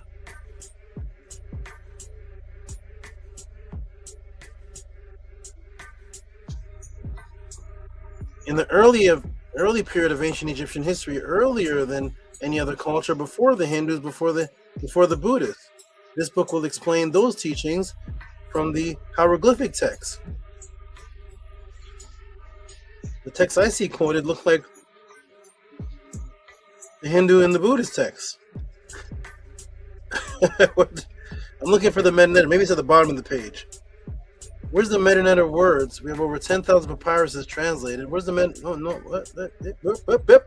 Boom. Jewish and Kabbalah agenda. There it is right there, everybody. Jewish and Kabbalah agenda in full effect as the base of spirituality needed to explain the Kemetic and Indian Bhagavad Gita quoted not one papyrus quoted teachings on the tree of life. Out of the tens of thousands of available, he's speaking on the Kabbalistic aspirant in order to attain spiritual enlightenment. And he mentioned 10 circles, Sephara, being of these teachings of this Kemetic system. What papyrus is that? What papyrus? I need the papyrus, please, everybody. Muta Ashmians, Ranefer Amunians, and all new occult Kemetic teachers. Where are there 10 circles mentioned anywhere in any papyrus as being the teachings of this system that one uses to attain spirituality? What papyrus is that? Anybody? Type it in the room and I'll be glad to pull it up. And remember, the Psyops is to make you think that the teachings of the ancestors, like my introduction states, cannot stand on their own, that in some way it must be dependent of biblical or Jewish or European spiritual systems, because the European supremacist Psyops is that African people cannot could not have developed an independent connection to the divine without European assistance or authority or filter, because it was taught that all indigenous people on this planet were savages, pagan, and demonic, and unconnected to God, because they were subhuman animals, like the Sephiroth state. So all across the world, wherever you have European invasion, the Europeans teach that the people that they invaded, it doesn't matter whether they are the Nahi, Native American, they're called savage. It doesn't matter if it's the people of Peru, savage, not connected to God. It doesn't matter if it's the people of West Africa, savage, not connected to God. They need a pope. They need a priest. It doesn't matter if they went to the Philippines, to those Negroes who they call the Negretto, savage, unconnected to God. They need the priest. They need the church. Why? Because these dark-skinned people around the nation, the teaching is that they have no connection to God because they're savage animals. They have as much connection to God as a wild pig. They have as much connected to God as the Tasmanian devil. They have much connected to God as a raccoon, as the monkeys. So the subconscious teachings and the outright teachings is that in order for people to have a connection to divine, it needs to be filtered through the European in some way. You need to come through the Pope, through the priest, through the Bible, because you as a dark-skinned person are descendants of the savages. You have no connection to God. Jesus never came anywhere near Ethiopia. Jesus never went anywhere near the Sudan. Only Jerusalem. Those were God's chosen people. That was the teachings. So the Psyops that people fell into after that is that in order to have a Kemetic teaching today, we have to cling on to Daddy.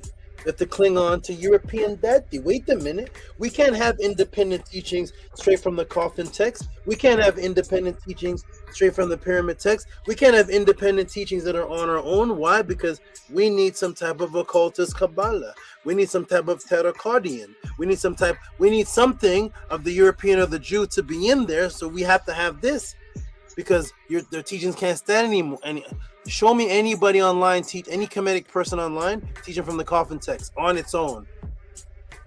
No Hindu chakra, no Christ consciousness, nothing, the Bible divine, none of that. Just straight coffin text words. Straight. A whole YouTube show, a whole YouTube channel, and the person's teaching straight coffin text. Straight. Nothing else quoted. Don't talk about what's wrong with the Bible. Don't talk about what's wrong with the Hebrews. Don't talk about nobody is strong. Straight Arar Medu, Arar text. Straight. You know how when you go to the Christian church, straight Bible. The Christian doesn't have to open up a Quran and say, and look at the Quran says this. The Quran is wrong. They don't have to open up the Bhagavad Gita. The Christians, straight Bible. You go to a mosque, straight Quran, straight Hadith. Which Kemetic online is teaching straight from the ancient papyrus? Nothing else. Straight from there when they're teaching their spirituality system. Go ahead and put the link in the room. So every time I go, I see this. I see some kind of mix. So I need Daddy. Daddy. I need Daddy. That's right. So, because they were subhuman animals, as taught, like it says in the Jewish separate. Tell me how many circles are there in the inner tree. So in the inner tree of life, here it is. Here is the inner. Type in the room right now, everybody. How many circles, this is very important, how many circles are in this inner tree? Go ahead and count them up. Type it in the room. Don't count the bottom one. Count the ones that are in this systematic system. This mathematic system where everything is even. Boom, boom, boom, boom. Up, down, middle, middle. This symmetrical system, how many circles are in here? This one's not a part of it. There's a Jewish teaching of why. I may get into what somebody asked. But this one's not, this one is not within these ones right here. See, all these are even right here. 1, 2, 3, 1, 2, 3, 1, 1, 1, 1. How many are in the system here? Type it in the room, everybody. Go ahead and type it in the room. This number that you type in the room is about to reveal the whole Psyops. The number of circles that you type in the room that you see with your eyes is about to reveal the whole Psyops. Dripstar Skylark, 10. Robert Williams, 10. Nukpu Mit, 10. This is the only place where you can get ancestral artifacts over religious opinions. Whoop, whoop. Ancestral artifacts over religious opinions is the only place where you can get what? You can get, boom, ancestral artifacts over religious opinions. Boop, boop, boop. Here we go, everybody. Let's go, everybody. So 10, right? Everybody see 10? Okay, good. Out of the 50 people, I think 4 people typed 10. 1, 2, 3. 3 people typed 10. Wonderful. I will just take it that the other 47 people saw 10 too, but they may be a little shy. It's okay. No worries. Start on whatever level you are on. Here we go, everybody. Boom, boom, boom. Here we go. So you counted 10, right? That's about to reveal the entire Psyops. You ready, everybody? Make sure you know that you counted 10 there. Make sure you remember that Muta Ashby typed in that the 10 is the importance. Watch what happens right in front of your eyes. Ready, everybody? Yes, 10. Please make note of that number. That is where the Psyops will come in later to overlap European Judaism over Kemet. That you will see and be shocked shortly. You're going to see something so blatantly obvious, you're going to be shocked about it. Yes, the 10, according to the Kabbalah, was important to the Jewish religious system because it represented 10 to the Jews, the 10 creative forces that intervene between God and creation. Of course, the 10 Commandments of Moses, stated here on the Jewish Virtual Library under the section called Kabbalah. We'll go ahead and read it directly from the Jewish Virtual Library. Here it is. The Jewish mystical doctrine known as Kabbalah equals tradition is distinguished by its, and I have 10 in blue here, by its theory of 10 creative forces that intervene between what? Between the infinite, unknowable God, Ayin Suf, and our creational world. So basically between God and man and God and his creation. These are creative forces that are intervening and a part of creation, and they're also in between God and the creative world and man.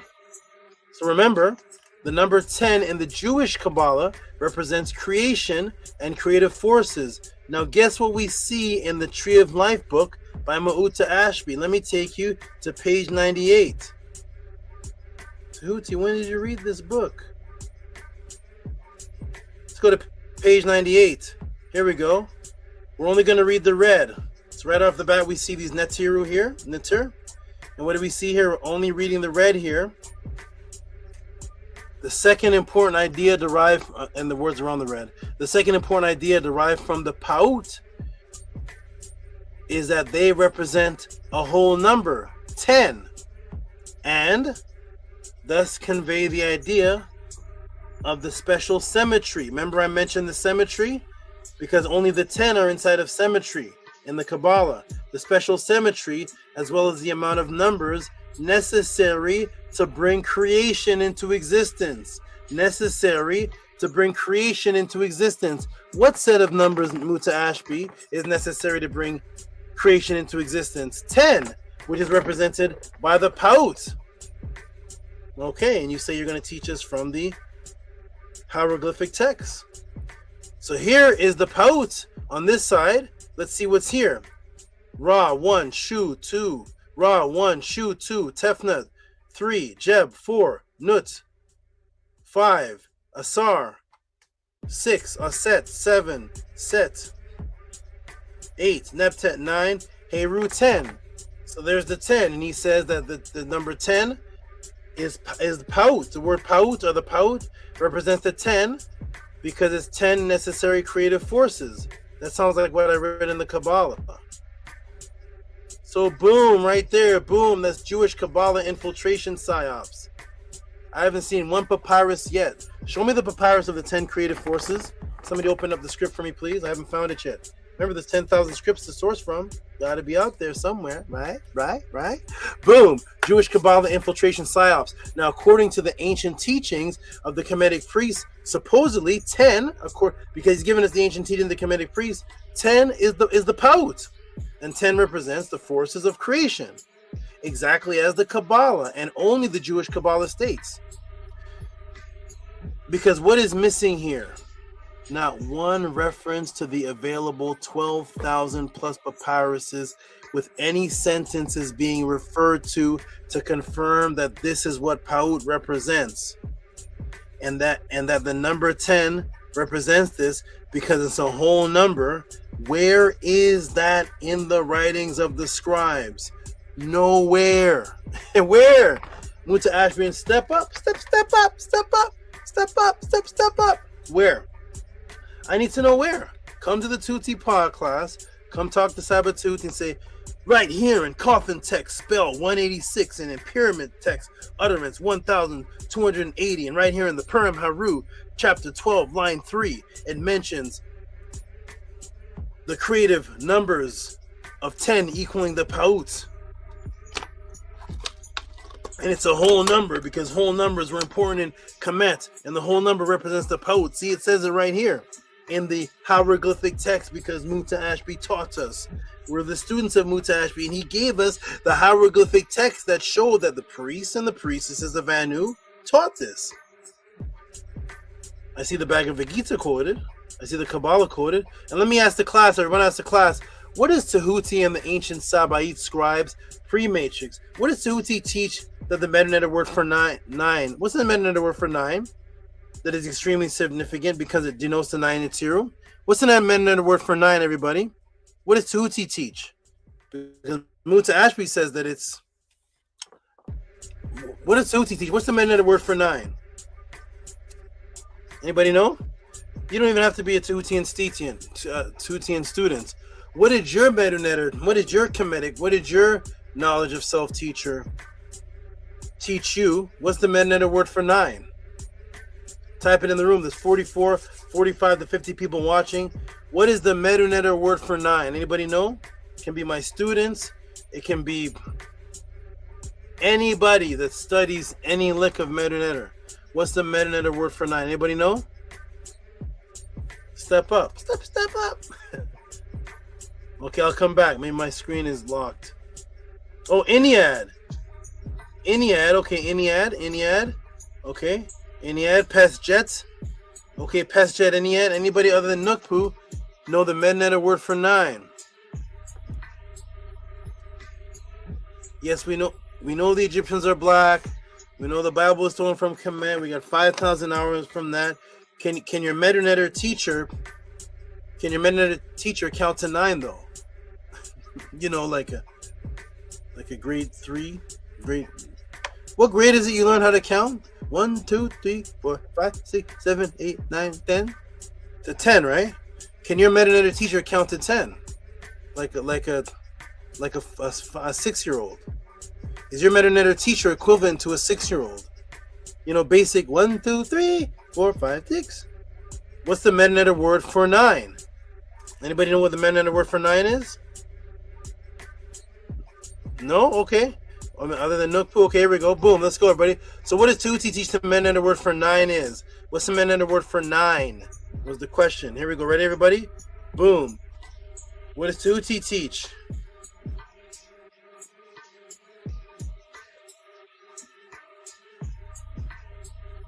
So Tehuti says the Medunetter word for 9 is Paut. Pesjet and Paut. But wait a minute. Paut in the dictionary is the company of the gods. It's the creation. You know, like Muta Ashby saying that the 10 is the Paut and they represent the creation. Well, here in the dictionary, here it is. See? Time of creation, primordial time, company of the gods. Okay. I see the word Paut. Paut there. Saith Tehuti, righteous judge of the cycle of the Netiru. You see Paut Netiru. But Tehuti says that the Medunetter word for 9 is Paut. So let us see who is teaching from the words, the words of the scribes of Kemet, and who is infiltrating the Jewish supremacist teachings to superimpose over what the ancient scribes taught. Tehuti says Paut is 9. Mutashbi states that he's coming from the teachings of the priests of Kemet, and he says Paut is 10. Well, let me show you the word for 10 to see if it says Paut or looks anything like the images of the Paut. Because remember, Mutashbi says that Paut in the ancient teachings is the 10. Paut is the 10 creative forces. The Jews say that the 10 is the 10 creative forces. See, they say that 10 creative forces. This is in the Jewish Kabbalah and the Jewish system. Mutashbi says, well, really, this is from Kemet, and in Kemet we have 10, and the 10 is Paut, and that's the creative forces. Okay. Tehuti says Paut is 9. Who's teaching the truth here, man? Here we go. Uh-oh. What's this? Well, here's the metanetter symbol and word for 10. Uh-oh. What's this? Met? There it is. Met is 10. Met is 10. Let me expand this. But at the bottom here, it says, Mutashbi says, that the Paut, the word Paut represents the 10. The Paut represents the 10 creative forces right here, necessary to bring creation into existence. So Paut is the 10. Paut is 10. But here in Metanetter, Met is 10. Tehuti says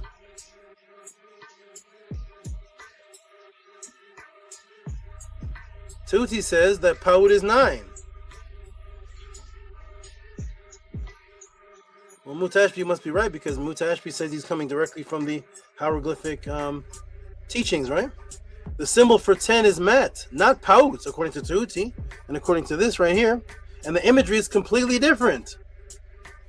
He is trying to force the word Paut to symbolize 10 to fit into the Kabbalah Jewish narrative of 10 Sephiroth, which enforces the Psyops. He's forcing Paut. This right here, Paut, completely different images here. This is a flying duck, a flying goose.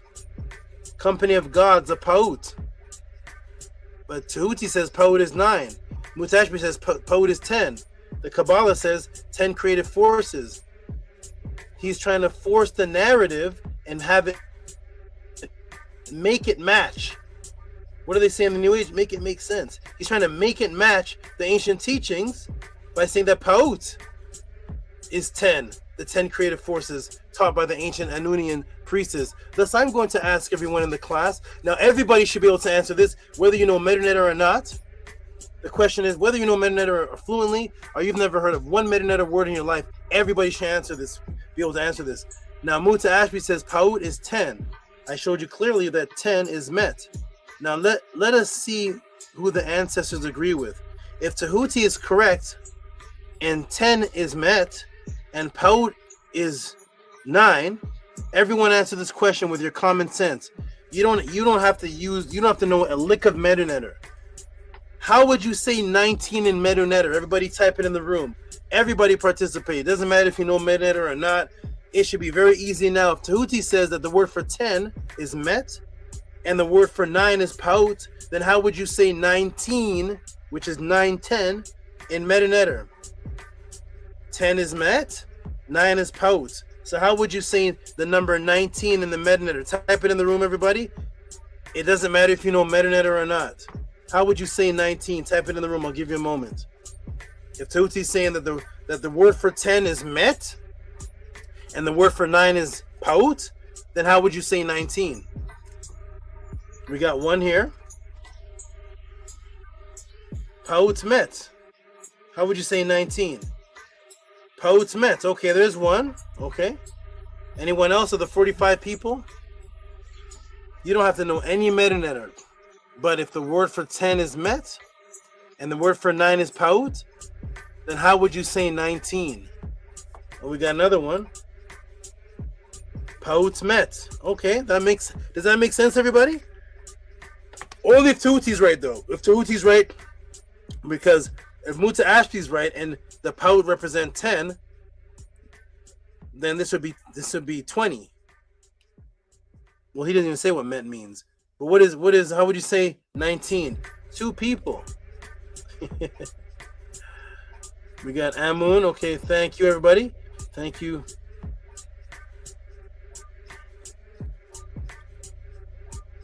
Shout out to all the new people learning. Shout out to all the new people. You may be shy. Shout out to all the new people. You may not know what's going on here. Some new people may be watching saying, how come in Tehuti's podcast, it's always the same people answering questions? He'll ask a question, there'll be 60 people watching, but this only the same 4 or 5 people answer the questions. And there's a reason for that. This does not include you new people. This has nothing to do with you, but there are groups of people called sneak learners. There's people who have claimed to leave the House of Attend. We're not with you anymore, too, and they're still watching. Why? Because the numbers stay the exact same. It's always 45 to 55 people or so. They stay the exact same. So those people don't want to type in the room. This is for the new people. This doesn't include you because you may be new. Those people that claim they left Tehuti, they're still watching the pod class. If they type in the room the answer, we're gonna say, bingo, there you are. Hey, that name, I thought you said you left it. So they don't want, if the new people are wondering, how come there's like 50 people, 60 people watching, but it's always the same set of people typing the answers for Tehuti, because there's people that are actually secretly watching. They're taking in the information, doing their own thing with it, or they're watching because they know Tehuti's the truth, but they don't want me to know that they're still following. So but if they type it in the room, your name pops up in the chat, and then that's on YouTube. So they stay away from typing because then you're logged in YouTube. And I thought you weren't watching anymore. So that's why that's for the new people, just for you, so you know what's going on here. There's only 60 people watching, but it's the same 5 people. That's for you. Those are the evil ones out there that are still watching, but the good part of them can't stop watching because they left the House of Attend, but they never declared Tehuti was telling untruths. They left saying Tehuti was telling the truth, which means they're still watching. Or are they not watching the truth anymore? Here we go. So we got Mintu. Okay, here we go. We got Met Netter. Okay, boom, boom, boom. Met Netter. We got Rob Williams, Met Netter. See, even drink hot tea, no sugar. May not know any Met Netter, but he knows. I don't know if it's a he or she. He or she knows that, of course, if Met means 10 and Pout means 9, then of course you say 19 would be Met Pout. Yeah. Pout Met or Met Pout. Okay, good. Ding, ding, ding. You guys are all good. Ding, ding, ding, ding, ding. Met Pout. Okay, good. Charging this phone currently, but absorbing this like it makes me hungry. Okay, that's interesting. Shout out to Nomad. All right, so everybody, pretty much, I'm gonna give you a round of applause. We don't know if that's right or not because we haven't confirmed with the ancestors. And if you're with Muta Ashby, I'm still gonna give you a round of applause for participating. But if you're with Muta Ashby, then that's obviously wrong because code represents 10. When you say represents, Metanetter is a language of symbols, and the symbols come together.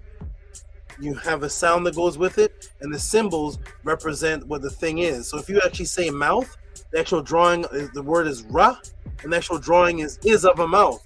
It's ray. So if you're going to say I'm beginning a chapter, which is to utter out of my mouth, you would say the word ray, which is a symbol of a mouth. If you say the word house, which is per, it's actually a rectangular ancient Kemetic house. So the symbols represent what the word is. So when you say Haut represents the 10, let's find out if that's true. Let's see if the symbols of Paut or the words Paut represent the 10. Here we go, right, everybody? Here we go. Boom, boom, boom, boom, boom. So thank you all for participating Whether you're wrong or right, I give you a round of applause because just for participation. Now, the only way we know what is right and what's coming from the actual ancient teachings is if we go to the words of the, like Mutashbi said, the hieroglyphic words that these teachings are going to explain from the priests and priestesses, from their hieroglyphic text. So let's go to the hieroglyphic text, which seems to be the enemy of every conscious teacher, the hieroglyphic text that they never read for their teachings of their way of life. All they know is 42 laws of Ma'at. Here we go. Boom, boom, boom, boom, boom, which is no such thing. Let's go into let's find out, everybody. Let's see what the ancestors teach. So yes, Met, Paut, everybody, should be 19 if Tehuti is teaching the truth. Let me take you directly to the chapter. So yes, Met, Paut should be 19. Only if Tehuti is teaching the truth. Let me take you directly to chapter 18 of the Per Em Haru. Here we go. Starts off with Sebket. That's the pylon doors. The Sebket. Sebket 18, lower of the fire. Let me move this over. Myrrh. So Myrrh, lover of the fire, purifier of the sinners. It's really purifiers of Ebtu. She loveth slaughter, president of those who adore, lady of the temple, slaughterer of the fiends in the night. She is holding inquisition of the bandages. Right, so we know this talking about Aset, the feeble one, which is Asar. So Asar is Mary, Myrrh, lover of Setau. Hey, here's the word right here. Look at this. 19. What does it say there, everybody? What does that say? Does that say Met Paut? Does this show the symbol there of 10? And what do we have here? 1, 2, 3, 4, 5, 6, 7, 8, 9. We have 9 slashes, and under the 9 slashes, the word Paut. Under what represents the 10 is this dome here, which if you come to the Tehuti Pod class, you know what that dome is. It's this dome right here. So there's a dome, and the dome represents 10, and the 9 slashes represent Paut. Uh-oh. Muta Ashby, what happened? I thought you were teaching us from the papyrus of this ancient oldest of the boom.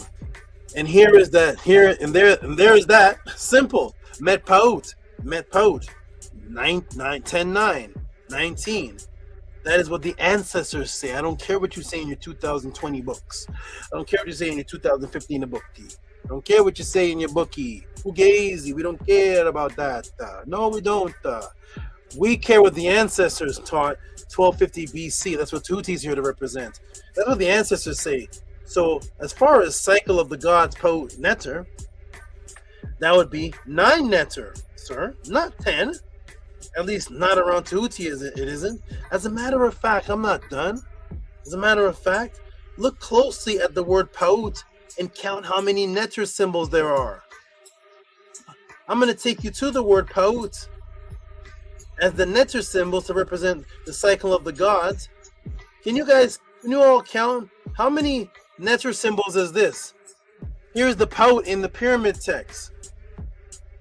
There's paut. Let me count them. Hold on. It should be 10, right, Mutashbi? 1, 2, 3, 4, 5, 6, 7, 8, 9. Uh-oh. Tehuti, we don't want you around. Get off of our channel. You're party pooping. Pooping the party. We can't get the followers with the Psyops Kabbalah. If you're around, get out of here, Tehuti. Here we go. We don't like you anymore. Here we go. So the Kabbalah agenda Psyops. There it is, everybody. It's actually 9 symbols, and the word for 19 is met paut. So how could paut represent 10? Talk to me, sir. Where in the writings does it say the paut has anything to do with the number 10? Just show the text. It doesn't matter what the text say. I know more than the ancient Kemetians. I'm the Kemetic scribe of this day and time. I know more than them. Yeah. So the Kabbalah agenda Psyops to wrap the actual truth of what the indigenous scribes wrote, so that this Jewish 10 Sephirot tree of life can appear to be Kemetic, to fit in, to force it, has now been exposed. You have to make the paut 10, sir. You got to make it up. You got to make the paut 10 to fit into the narrative agenda of the Kabbalah, because nowhere in the Kemetic writings does it talk about 10 having anything to do with paut and a system of creation. Nope. That's Met. That's the dome of the boat. So the Kabbalah agenda Psyops to wrap the actual truth of what the indigenous scribes wrote, so that this Jewish 10 Sephirot so-called tree of life can appear to be Kemetic, has been exposed. And now unto the actual teachings coming from the scribes of Mat, who did not need Jewish Kabbalic approval. See these two brothers right here? In the tomb of Meketre, now in the Metropolitan Museum. See these two brothers here with their Scrabble palette, Scrabble pen, and papyrus, they never heard of nothing going on in that book. They never heard of anything. Walk up to these two brothers and say, Paud is 10, because it's the 10 Sephiroth. You know, in Kemet we teach about the 10 phases of creation, the 10 spears of creation. These guys would be like, what you talking about, Willis? These guys never heard nothing about it. Not gonna happen around Tehuti. Not around Tehuti. It could happen around some blind followers who read in the book who don't know anything about what's actually in the writings. But now we're gonna get into the actual teachings, everybody. To do that, let's switch the music up to calm it down. Ready? Now let's get into, I had to do all of that. Rip all of that away from your soul, all that nonsense, all that psyops out of there. To now, what did the Kemetians actually teach about the tree of life? Did they even mention a tree of life? And what was their actual teachings? Ready, everyone? And it starts again at 42. Here we go. Ready? What did they teach Tehuti? Let's move away from the psyops. Let's move away from Muta Ashmi and the Sephiroth and the Kabbalah 10 and trying to make Paut 10, trying to fit it into the Sephiroth, saying the Paut are 10 creative forces. I never heard of Heru and the papyrus as a creative force. But okay. Ready, everybody? Now we're going to get into the actual teachings. Let's go by what the ancestors said, not the New Agers. Ready? Now Tehuti talks. Here we go. So is there a Kemetic, quote-unquote, tree of life, Tehuti? Yes, but not this Psyops. Really, there is? The Kemetic tree of life has nothing to do with any of this at all. Not one lick. Not a thing. It's not this that claims ancient Egyptians, Medu-Neter, the tree of life explained. Where? Not this. Do you know that? See this book right here? The Sefirat HaHachem from Rabbi Chaim Vital.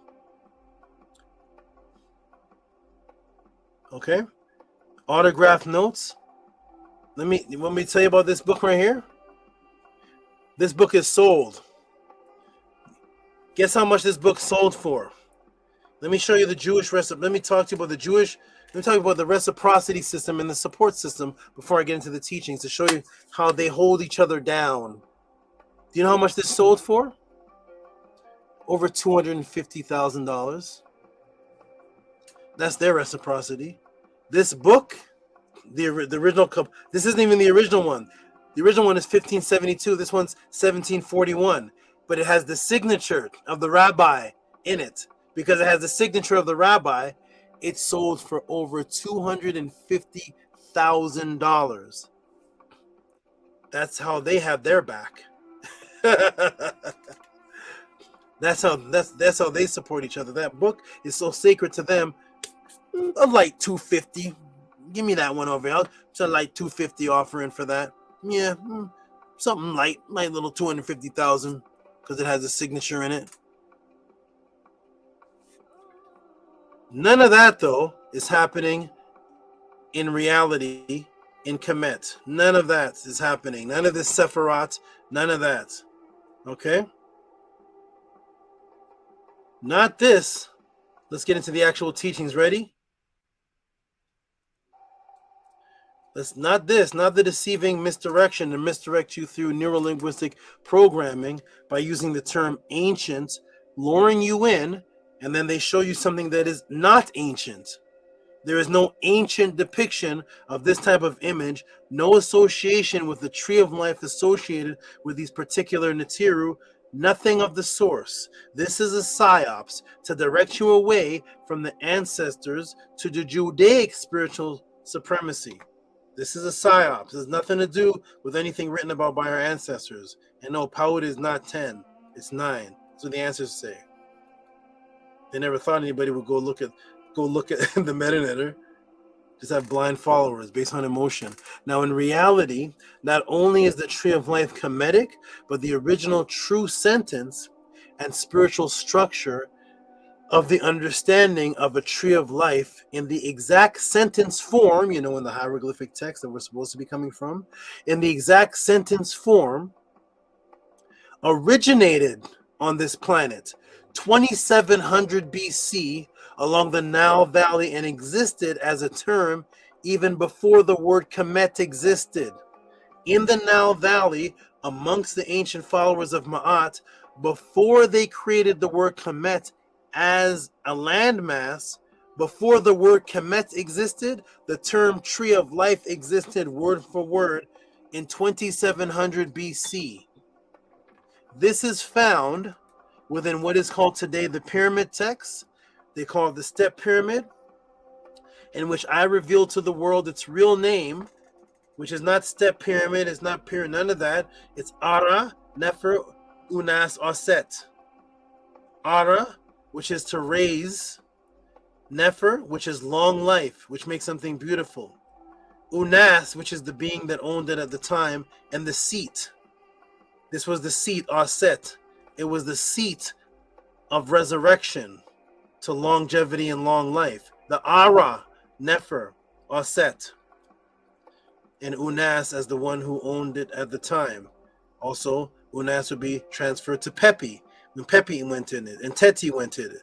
They call it Saqqara Pyramid, 2700 BC. The Unas, Nefer, Aset, Ara, Aku, 2700 BC. This is the first time, and you may see this, some of you may see this for the first time in history, February 7th, 2026. Of all the thousands and hundreds and thousands of conscious Kemet, pro-blackity black, ancient Egypt, and all that, all of those people never showed you where the tree of life is mentioned, because if they did, it would blow their whole teaching out the window. So here is the first time in this earth's history. Here are the inventors of the term tree of life, and here it is, word for word, in the utterance of the Unas, Nefer, Aset, Ara, and utterance 519, opened his way like fowlers, exchanged greetings with the Nebs of the Kaz, the sustainers of the spirits. That N, by the way, is the name of the person who's buried at the time. It can be Unas's name, Pepi's name, Teti's name.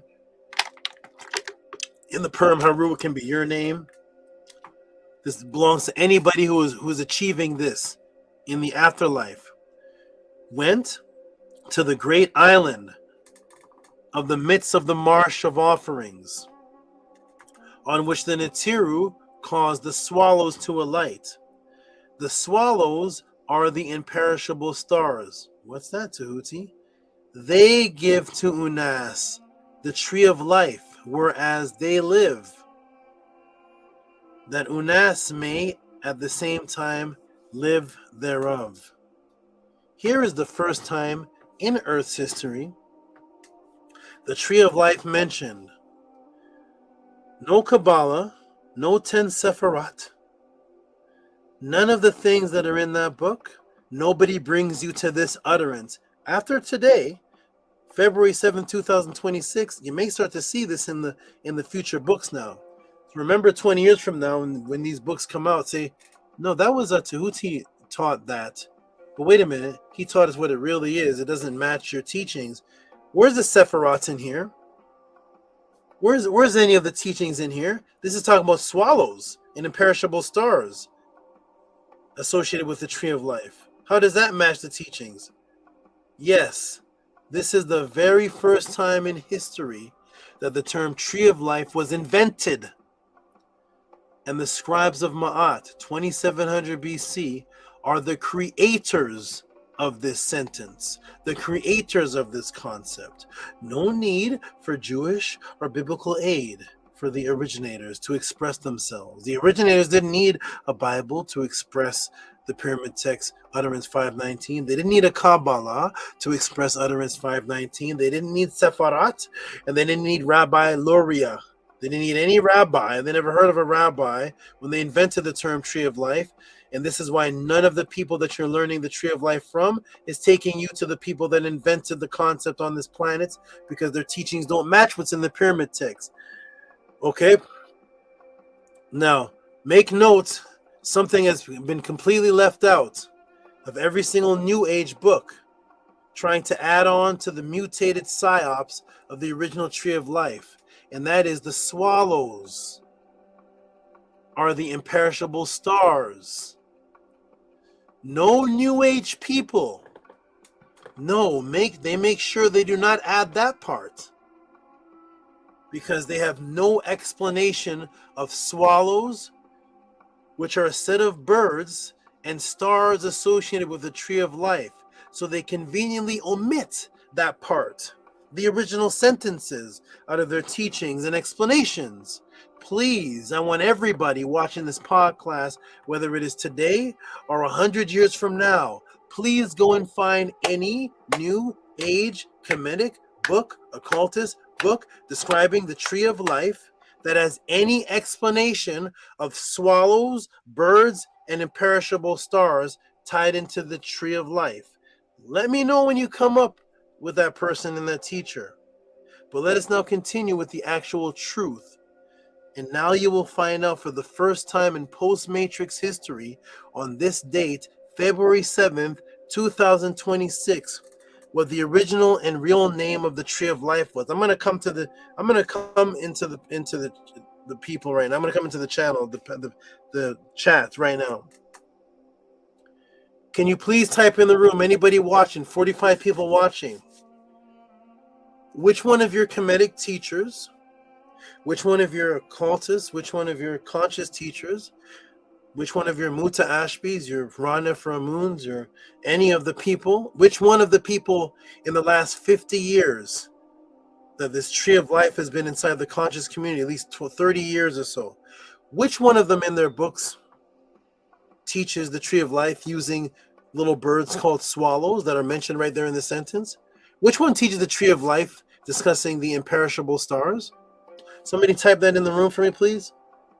Because if you type that in the room, and I promise you, I'll have them on Killer Priest next Thursday. I will have them as a special guest on the Killer Priest show next Thursday. Give me the name in the book. Give me the teacher. Give me the Kemetic teacher. Come on, everybody. Has for years been talking about the Tree of Life, the Kemetic Tree of Life, Kemetic Tree of Life, a Tree of Life of Kemetic, Kemetic Tree of Life. Which one of them in their books teach what are the swallows? Those are birds. Little tiny birds. Imperishable stars. What does that have to do with trees? Any book? Hasn't come out yet? Nope. And that's how you know there's an intentional psyops and omission going on. Bring the name of that person. Bring their book. Make sure it predates the podcast of today. And I promise I will have them featured witness for thousands of people to know about them on the Killer Priest show this Thursday. I'll bring them on this Thursday. And also on top of that, what is the original name of the Tree of Life? It's not an English concept, is it? So it can't be called Tree of Life in English. What did the people that invented it, what did they call it? Zero. Look, put a zero. Everyone says, Dripstar says none. None. No? What's the Kemetic word? What's the ancient word for the Tree of Life? Anybody know? Thousands of people teach on it. Thousands of people have that book. Did you all learn what the Kemetic word of the Tree of Life was? And did the person that taught you show you it in the papyrus? The Kemetic word for the Tree of Life. Let's go, everybody. Here we go. You're going to learn for the first time February 7th, 2026. What's the Kemetic word for the Tree of Life? Here it is. And this changes everything, and you're about to see why. The Tree of Life is called Hen Unk. Hen Unk or Hen M Unk. What? Hen M Unk. That word there for Tree of Life is Hen M Unk or Hen Unk. Flower, plant of life. Why do they never use that word? Family? Why does everybody that teach about the Tree of Life, why do they never say plant of life? Huh? They never interchange the word with plant. This will change everything, everybody. This changes everything now. We're Tree of Life, Hen Unk, plant, branches.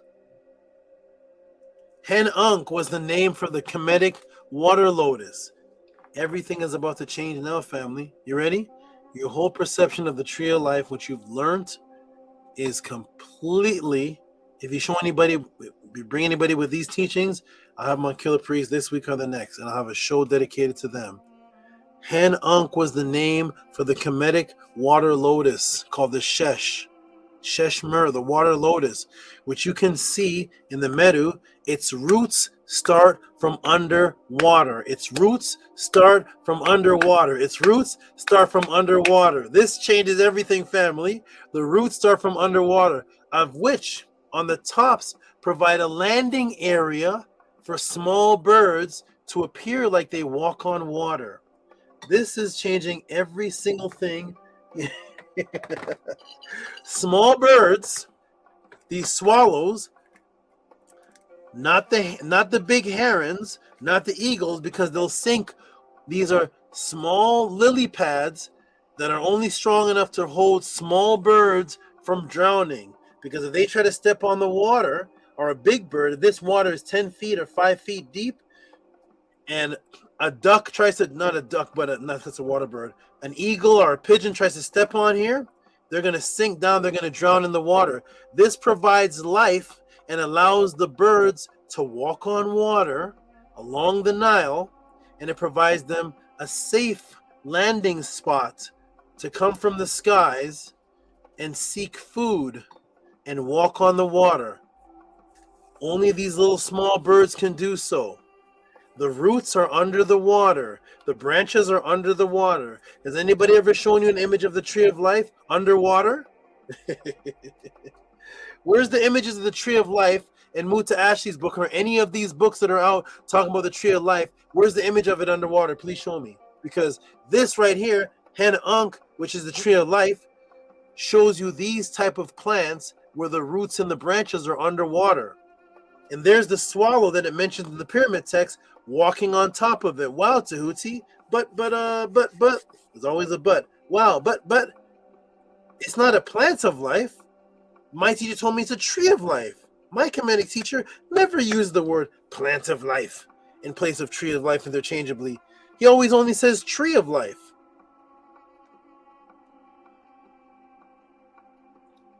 This says plant of life. I'm going to read this and I'm going to step away for just a minute. There's the swallows, right? There's the swallows on top of the area that mentions right there in the pyramid text. It matches so far. Then we just got to see what that represents. So true, and neither do the Kabbalists. The Kabbalists never say the plants of life either. The plants of life. True. You see? Because these are plants, plural. It's a group of them that have to be walked on. Not a singular tree. These are small plants that are underwater. True. So neither does the Kabbalists, of whom the New Age Kemetic conscious teachers are trying to imitate. They're trying to imitate the Kabbalists. And that is because the Psyops is to have Kemetic teachings concur with Judaic Kabbalah teachings, which is why no New Age Kemetic or occult teacher refers to the original texts, which brought the worlds to the information consciousness of the tree of life. Because if they do, you will see, what is this, Tehuti? It's a landing area for small birds. It's a landing area for small birds that walk on the marshes. They appear to walk on water. They're walking over the Nile. They're traversing and making a journey across the Nile on the actual water itself by these little lily pads from which the lotus plant, the hen, lives on the surface of them. The leaf of it lives on the surface of them. The plant provides a place for small birds to land, which is key because this image lets you know precisely which specific type of tree plant this is. Now look back at the quote from the 2700 BC and you will not only notice that the word tree is interchangeable with plant, but look at the description of what's actually happening. And this is why the New Age occultists and New Age Kemetics have to leave this part out because then they can't add their deceptive tall land tree to the Psyops. Notice that every time somebody tells you about a tree of life, it's a big, tall, oak-looking land tree. You can't add that image. These lily pads don't match your Kabbalah, buddy. They don't look like the tree you're talking about with the roots underneath a big, huge tree. Huh? This doesn't match that. That's why you have to leave it out. Leave the originals out because this won't match your image of a big land tree. Pepi One Corridor. This Marirer has parted his path among those who have catch a fowl. This Pepi converse with those who have cause. When this Pepi has gone to the big island in the midst of the marsh, see the marsh? The marsh of rests, on which the gods, the Netiru, and the swallow lands. What is that? What's happening? Because you can't stop and rest on the water itself. If the birds land on a place that's just water, they can't stop and rest and look around. When these birds are flying over the Nile, they can stop and take a break and land on the marshes, yet they're still on the Nile River, and they can look around for food or just take a rest and then fly back up in the air. They can't do that without these trees or plants of life providing this type of protection and separation between them and drowning in the water. It gives them a place to land, the marshes of rest, where the gods, the netters, and the swallows land. The imperishable stars are the swallows. They give Pepi that plant of life on which they live, and you will live on it together. Because without these plants here for them to land, if these birds fall directly in the water, what happens? Their wings get wet, they can't fly, and here comes Mr. Crocodile. Here comes a big fish, gulp, gulp, they're dead. These plants actually provide these birds a sense of life, a sense of protection for them to walk on in land, which represents what's going to happen in the afterlife. So boom, the lotus water plant provides the marsh of rest for the small birds to land on. Do you see now why this can't be describing this? Huh? This doesn't match, does it anymore, family, does it? This big oak tree, the Kabbalah matching a tree with the roots underneath the ground, and these big oak trees called the tree of life, that doesn't match this image, does it? So they can't take you back to the original because the original wouldn't match their psyops. I'm going to take a break for just a moment. I'll be right back. I'm going to leave this on for you to see. I'm walking you through the matrix step by step, piece by piece. We don't like you, Tehuti.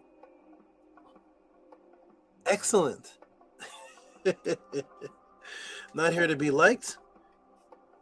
Here for the truth. You don't like me, you don't like what the ancestors say because I'm reading what the ancestors say. You're showing images and pictures of some big land tree with roots in it going under the ground. That doesn't match the marsh lotuses with the roots in water. Different image there, pal. That's a different image. And that's why if you ever drew your students and your followers to what it actually says, some of those smart students would say, wait a minute, Tehuti showed us that it's a water. That's a whole different kind of tree. These are plants. This whole different, doesn't match the Kabbalah, and your Psyops is dead. I'll be right back, everybody. I'm going to keep this on the screen. I'll be right back.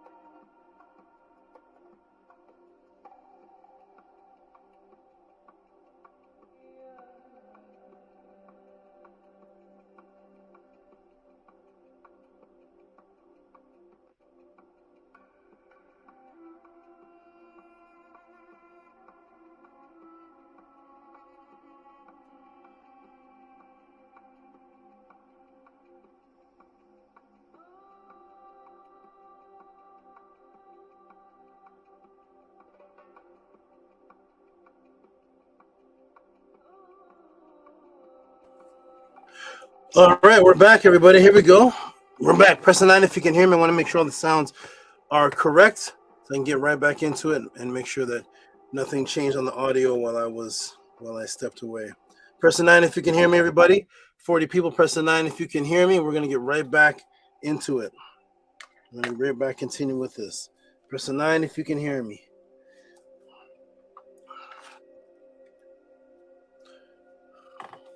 Okay, guys. See Rigo here. 1 second. Let me check. Okay. Ooh. Okay. Okay. Press the 9 if you can hear me. Okay, good. Y'all got the 9s in. Oh, shoot. No. Just move the. It's okay. Okay, press the 9. Okay, good. We got Okay, we got see the 9s here. Shout out to the new people. New person, Michael Jeep. I always welcome in new people. Always give one of applause. Shout out to Michael Jeep with the 9. Excellent. And who else pressed the 9 here? 9 coming in from Pesjed, Nukpu, Rigo, Robert Williams. Okay, good. We got the 9s. Amun Ka got the 9s. Okay, here we go, everybody. Ready? And welcome in Maharu with the 9. Welcome, Michael Jeep. Peace to you. Enjoy the class. Here we go. We're right back into it. Here we go, everybody. Boom, boom, boom. So this is a major Psyops that's broken right now. Is that Angela straight out of the gates? Angela straight out of the gates. So there's a major Psyops that got broken right now. Major Psyops is they can't show you the original, where the source of the tree of life came from, because if they show you that, they say it's Kemetic. Well, show me the Kemetic writings of it. It's going to take you to a completely different plant. That's a water plant with the stems in the water, the roots and stems in the water, and the above serve as lily pads for small animals to walk across. Completely different from the big oak tree coming out with the roots in the bottom. That doesn't match the Kabbalah, does it? Huh? Here we go. Completely different. But this tree of life matches with the actual animals in the area. See, the one they're making up, this tree of life has no animal story with it. It has no animal symbolism, has no animal entendre, because people are just making this stuff up from their head. Whereas the indigenous real people are looking out into nature, seeing the shesh, seeing the hen unk, seeing the lotus plant with the stems under the water, and the surface being provided as a place of protection, a place for the small bird to walk on water. And they're paralleling their spirituality to what they're seeing outside around them with the animals and with nature. Whereas these people don't see any nature. They're just making up the Kabbalah from the top of their head and then putting this huge tree, this outside tree here, doesn't match any of the ancient writings. They can't, because theirs is unnature, ours is from nature. Yeah, that rhymes. As you see now that the matrix Psyops is broken, the original ancient tree of life, as they claim to be teaching about, was actually in reference to the water lily, or water lilies plural, with its roots in the waters, where small birds were landing, and not a humongous oak tree with its roots in the ground. A completely different concept, but the New Age Kemetic so-called teachers try to adapt to the Kabbalah version, which is a large land tree, which is completely opposite to the Kemetic original version, which dealt with swallows having a place to land and their association with imperishable stars, none of which is mentioned by your current Kemetic teacher, by the way. You're a current Kemetic teacher who teaches about the tree of life. You're a cultist, doesn't talk anything about imperishable stars, anything about the original concept. But we're here to break the matrix. There it is, Tehuti, the matrix breaker. Let us continue. Ready, everybody? Let's go. Let's continue. I want you to remember something, everybody in the crowd. Remember that word. It will be of great importance in a short period of time. Right? So you will notice that it says the swallows are the imperishable stars. I've told people this before, 3 to 4 years ago, and I will continue to repeat it and compound the truth in the minds of those students who have been around for a while. to release this new information for the upcoming students who have never heard of this before. We're getting to this teachings on the. We're now getting this teaching on the tree of life. And the swallows. The swallows are extremely small birds, and I want you to remember this word. In the metanetter, they're called ur. So the word there for the swallows that are on the tree of life, the word there are the ur. They're these small little Kemetic birds called ur, and they're little. They're very, very tiny. The one that she's holding right now is actually one of the larger species. They're very, very small birds, and they're called ur. Okay, but even though, here's where the entendre comes in of opposition. The opposition entendre. Here we go. This is the duality. This is the duality, polarity entendre that happens always in spirituality and Kemet. Even though the bird is tiny, look at the definition of what the word ur is, which is swallow. Type well, not you are. You are as in, how do you spell it? You are ur, which was swallow, the small birds. Look what it means. The word for ur is to be great, mighty, supreme, powerful, mighty one. The great plumes, the mighty ones, great man, chief. Mighty ones are mighty things. Even though this bird is one of the tiniest birds in Kemet, small enough for its little tiny couple ounce weight to be held on a lily pad, whereas a large bird would go right through it. It's not the hawks or the owls that are called the great and mighty. It's these little small birds that are called great and mighty. But why is that? Why are these little small, tiny little birds? How mighty are they? Who are they hurting? Who are they overpowering? What is this little bird doing to anybody to make it mighty as compared to a hawk or an eagle? Why is that? I taught this several years ago, decades ago, but I taught it on the internet several years ago, maybe about 6 years ago. So as we see written here in the writings of the indigenous people, the same people that created the oldest book of immortality, which are also the same people that created the term or the concept of the tree of life, associating it with this little bird, or in the Purim Haru in chapter 24, here it is. I am Sekhmet, I sit upon the west. The great heaven, I am Sa, great in the midst of the souls of Inu. So here's the Inu that Mutaashi was referring to. Remember, he said the people of Anu. So it's the Inu that Mutaashi is referring to. So here's the Inu and the same ors of the tree of life mentioned here.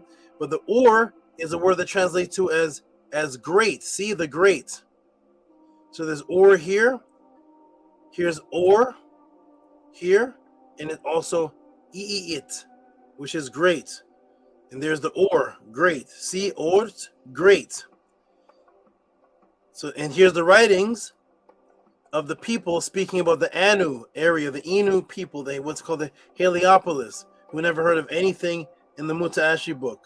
Anything about this tree, 10 Safara, 10 is Paut. Now, these people are talking about the word or, the same swallows that are mentioned in the tree of life is a word that means great, but yet they're tiny little birds. How is that? Why would one of the tiniest birds along the Nile Valley that were associated with the tree plant of life that is small would be defined as its own opposite, which is great, mighty ones? And note it said the great ones of the heavens, the great of the heavens. So the mightiness is associated with an air within the heavens, in the midst of the souls. In Inu, great of the heavens. So what is this little bird? How is this little bird associated with being great of the heavens? Why is the or associated with great of the heavens? Let me put this over here. Because of the plurality that's connected with the plants of life. Notice it said swallows, plural. That they are great of the heavens, and swallows. Plural, everybody. I want you to notice that they're plural. This one little bird is tiny, not powerful at all, but it says the swallows, plural, land, imperishable stars, plural, swallows, plural. It's always plural. The plural swallows. The great ones in the heavens. Great in the heavens are Ort Ait and Pet. Great of the heavens I am. Ort Ait Pet Nook. Great of the heavens I am. What do they do as a plural? What makes these things great in the heavens as a plural?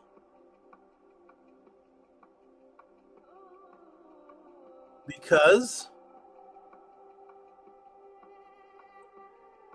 as I brought to the conscious awareness to my students over a decade ago, the stars that appear over the north in the Ursa Minor region that the channels of the Great Pyramid or the Akumur point to, the Big Dipper, which I taught about last week, the Big Dipper, which is the one that the King's Chamber is pointed to, are the stars that appear to look like that they're millions of little specks, millions of little dots in the sky that are called circumpolar stars that stay in one place apparently because of the Earth's rotational spin. Viewing them in the northwest, they never appear to rise or set. So no matter what time of day you're looking out of them, these stars always stay the same. And here is the Hapapet that I revealed to the world was in the real name of the King's Chamber. The Hapapet pointed up to these stars of the north. These are called circumpolar stars that I've taught on many times, circumpolar stars. So circumpolar star constellations, circumpolar stars are circumpolar constellations. They never set below the horizon when seen from a particular location on Earth. They can be seen in the night sky through the year, while the other constellations are seasonal, visible only at certain times of the year. The term circumpolar refers to constellations of stars that are circling the north and south celestial poles without ever dipping below the horizon. All circumpolar constellations are found near the celestial poles, and due to their proximity to the poles, they never disappear from view.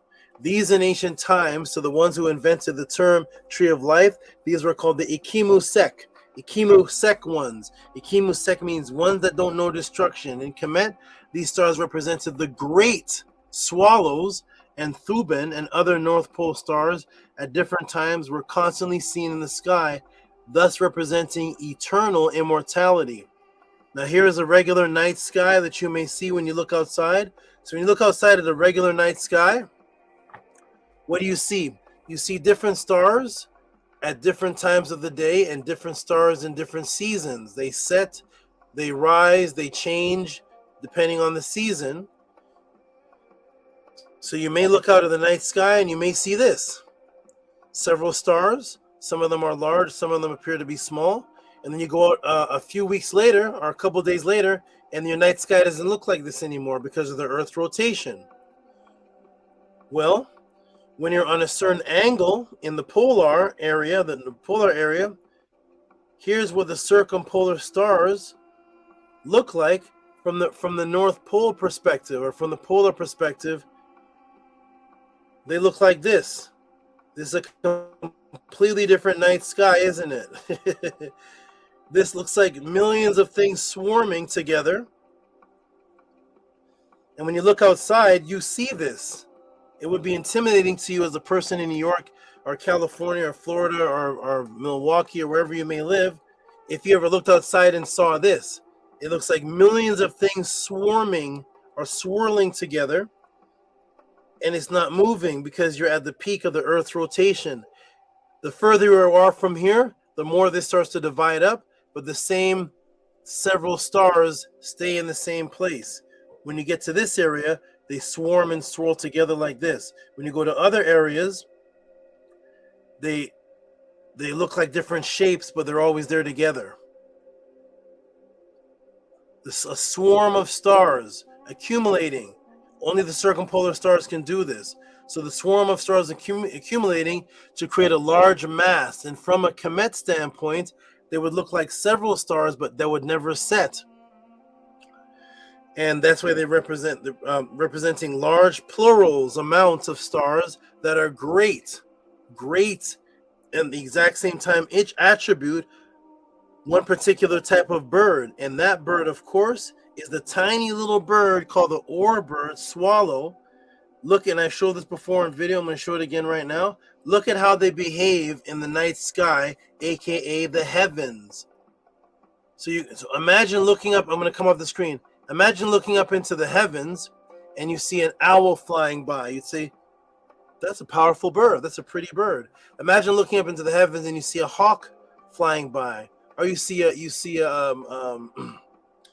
set of crows flying by, or a set of whatever. You see some crows or some different animals flying by. You say, that's a pretty bird. That hawk could really, things are really intimidated by that hawk. That's a powerful hawk. Then you see a little sparrow flying by. You'd say, that's not too intimidating. I don't really see anything powerful about that. I want to show you something right now. My students have already seen this, but I want to show other people who haven't seen this. So here is what those birds look like. Oh, let me go to here.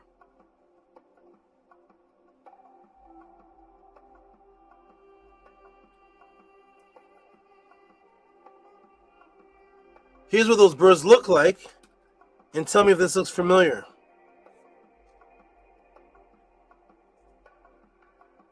I'm not screen sharing. Okay, right. It should be here then. Hopefully it's here.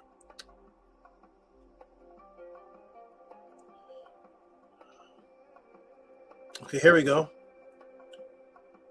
So those little tiny birds in Kemetic and other parts of the world. Let me put it. The little tiny birds that land on the lotus plants. I wonder why it's not showing. That's strange. Hold on. One moment, everybody. Hold on. New tab. I may have to show this. I'm trying to put this in the thing. In usually it would just.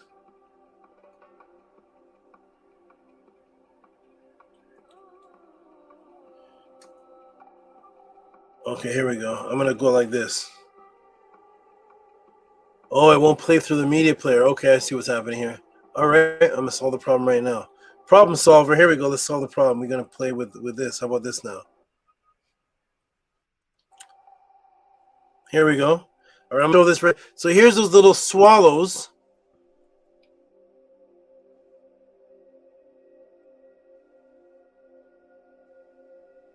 A powerful hawk, the same powerful hawk that can kill a swallow within seconds, the same owl that can kill this little swallow within seconds, any same big bird crane that could gobble up a swallow within seconds.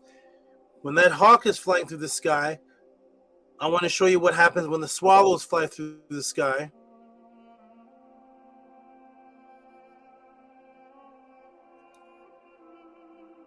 Here we go. Here's what it looks like when the swallows fly through the sky.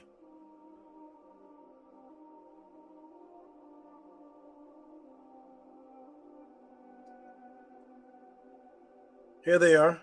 Look at that. Nothing can touch them. Nothing can kill them. Everything is intimidated. Nothing is going near that. It looks like one big mass of an intimidating, it looks like a completely new creature. It's bigger than the trees. It's bigger than a building. It's bigger than any of the birds. Two hawks could fly around that and nothing would happen. They're a complete unity. They're not talking to each other.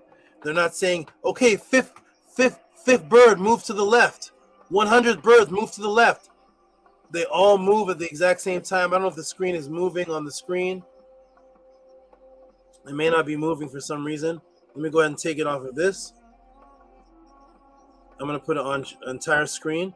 Here's those same ones. Big screen. Here we go.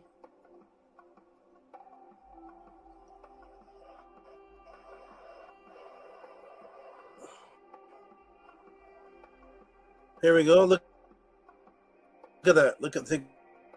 Get a good look at that. It's bigger than it's bigger than sets of apartments. It's bigger than any animal. It is completely intimidating. When any bird flies by and sees this, they do not want to mess with this. They can't comprehend what this is. They fly away from it. It looks like one big creature. They represent complete mental unity. Imagine how far each bird is away from each other. The ones at the end are more than 50 trees away from the other bird. They don't bump into each other. They know to move to the left, move to the right. They don't hurt each other. This is complete unity.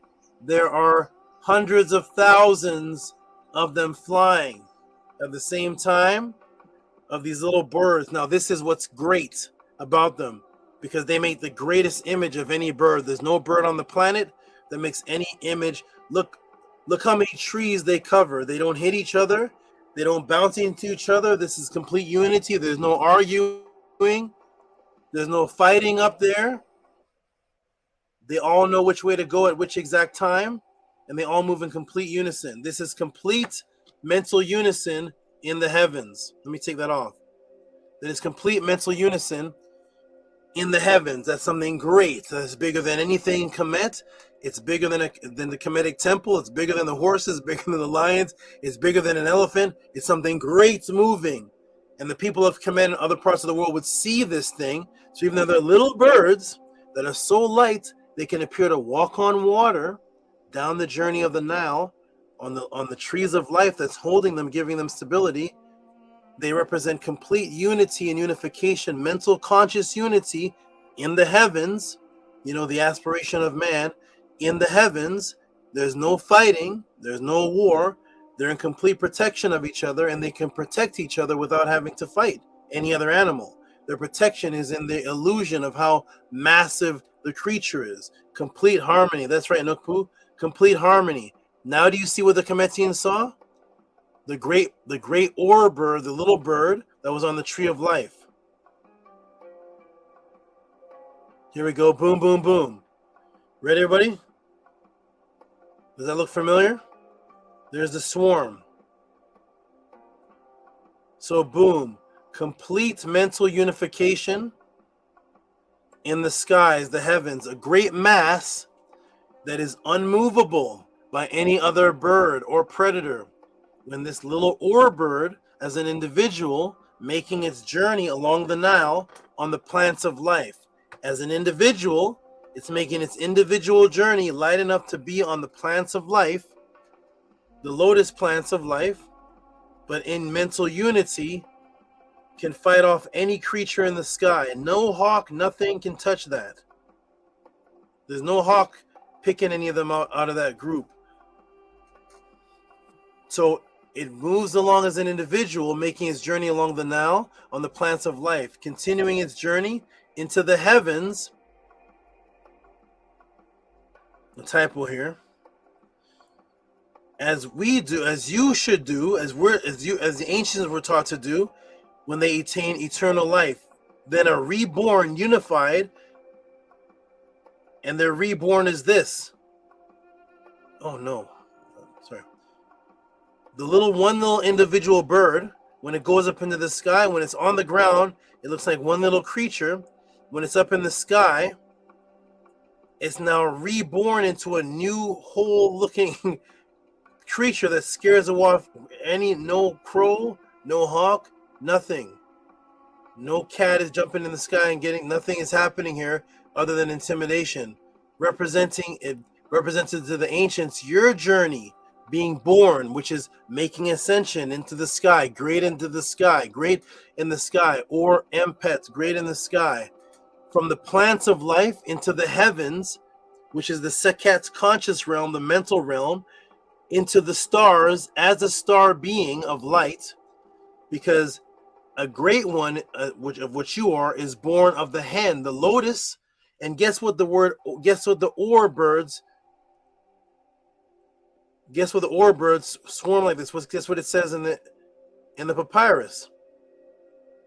What does it say? So after the individual oar bird can land on the tree of life or on the plants of life, Now it says here, the star with the piercing front glance, wide stride, brings provision for this journey of Ray. They're on a journey. So when they this part of the pyramid text is discussing you on your journey.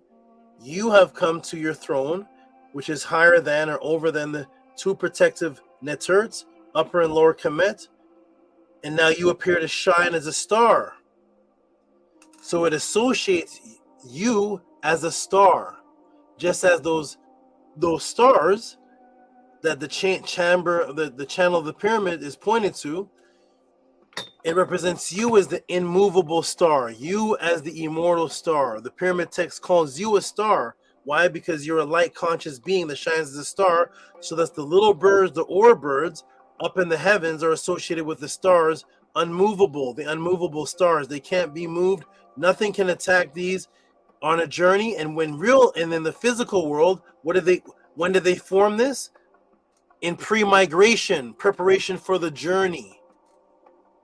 And one of the most common reasons for swallows to swarm is pre-migration stages. As summer begins to wane and the days grow shorter, swallows prepare for a long journey to warm climates. During this period, they gather in large numbers. Just as the pyramid text, as they call it, states, when the ancient ones would look out into nature and see how the animals behaved, as I did when I was a child, watching the animals and then forming the spiritual system to match. Because what better way to imbue your goal, your spiritual goal, than to imbue the animals that you're going to see every day that are going to do the same thing every day because they're unified. An elephant is going to behave the same way every day. The swallows every season are going to behave the same way. They're not like people. Some like burgers, some like to smoke weed, some like crack, some like Pepsi, some like fat girls, some like skinny girls, some like this, some like that, some like eating chips, some like running around here. These birds behave and do the same thing. They're dependable. So the ancients would watch the animals, and by watching the animals, they would imbue the story of the animals into what they're going to do in the immortal afterlife. So the little bird as an individual rests on the marshes of these plants of life, which is the hen, which is the lotus, plants of life. That's where they land. And they're massive in the skies like the imperishable stars.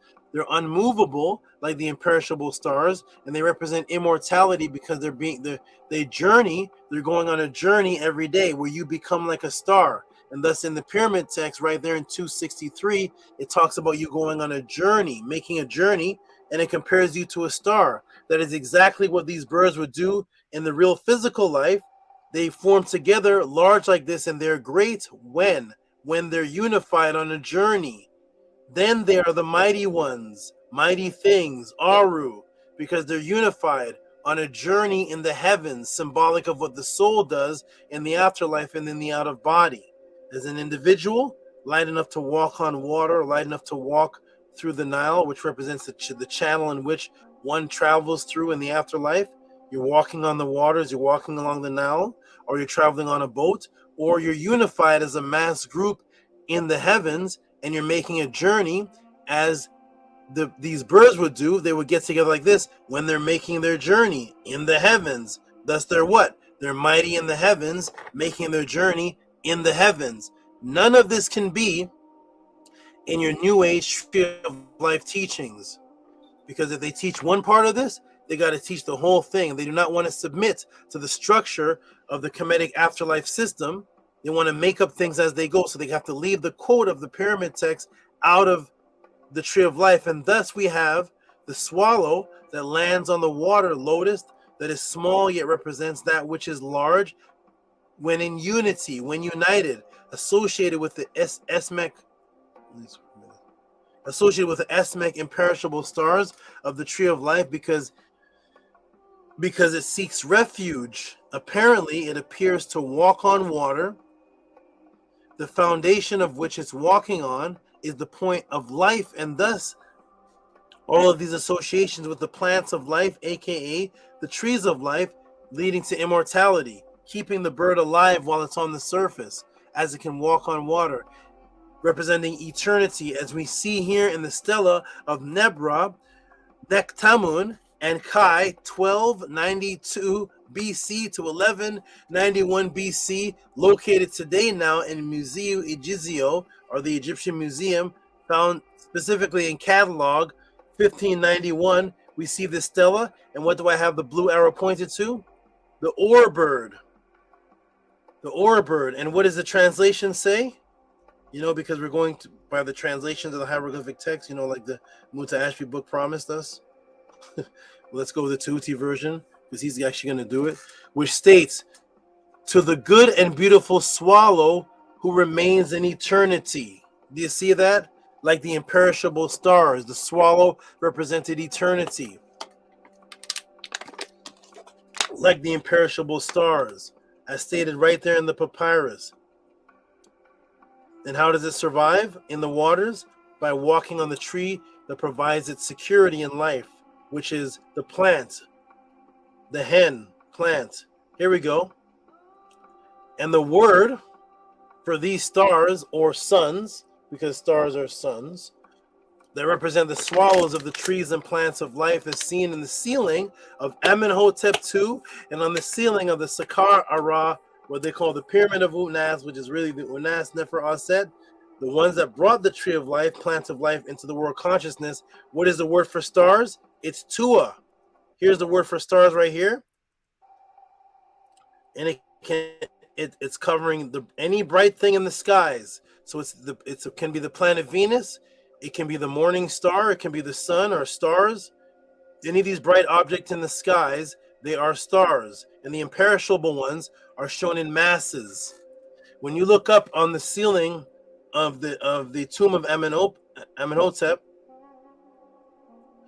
and you look on the Saqqara pyramid, when you look up on the let's move in.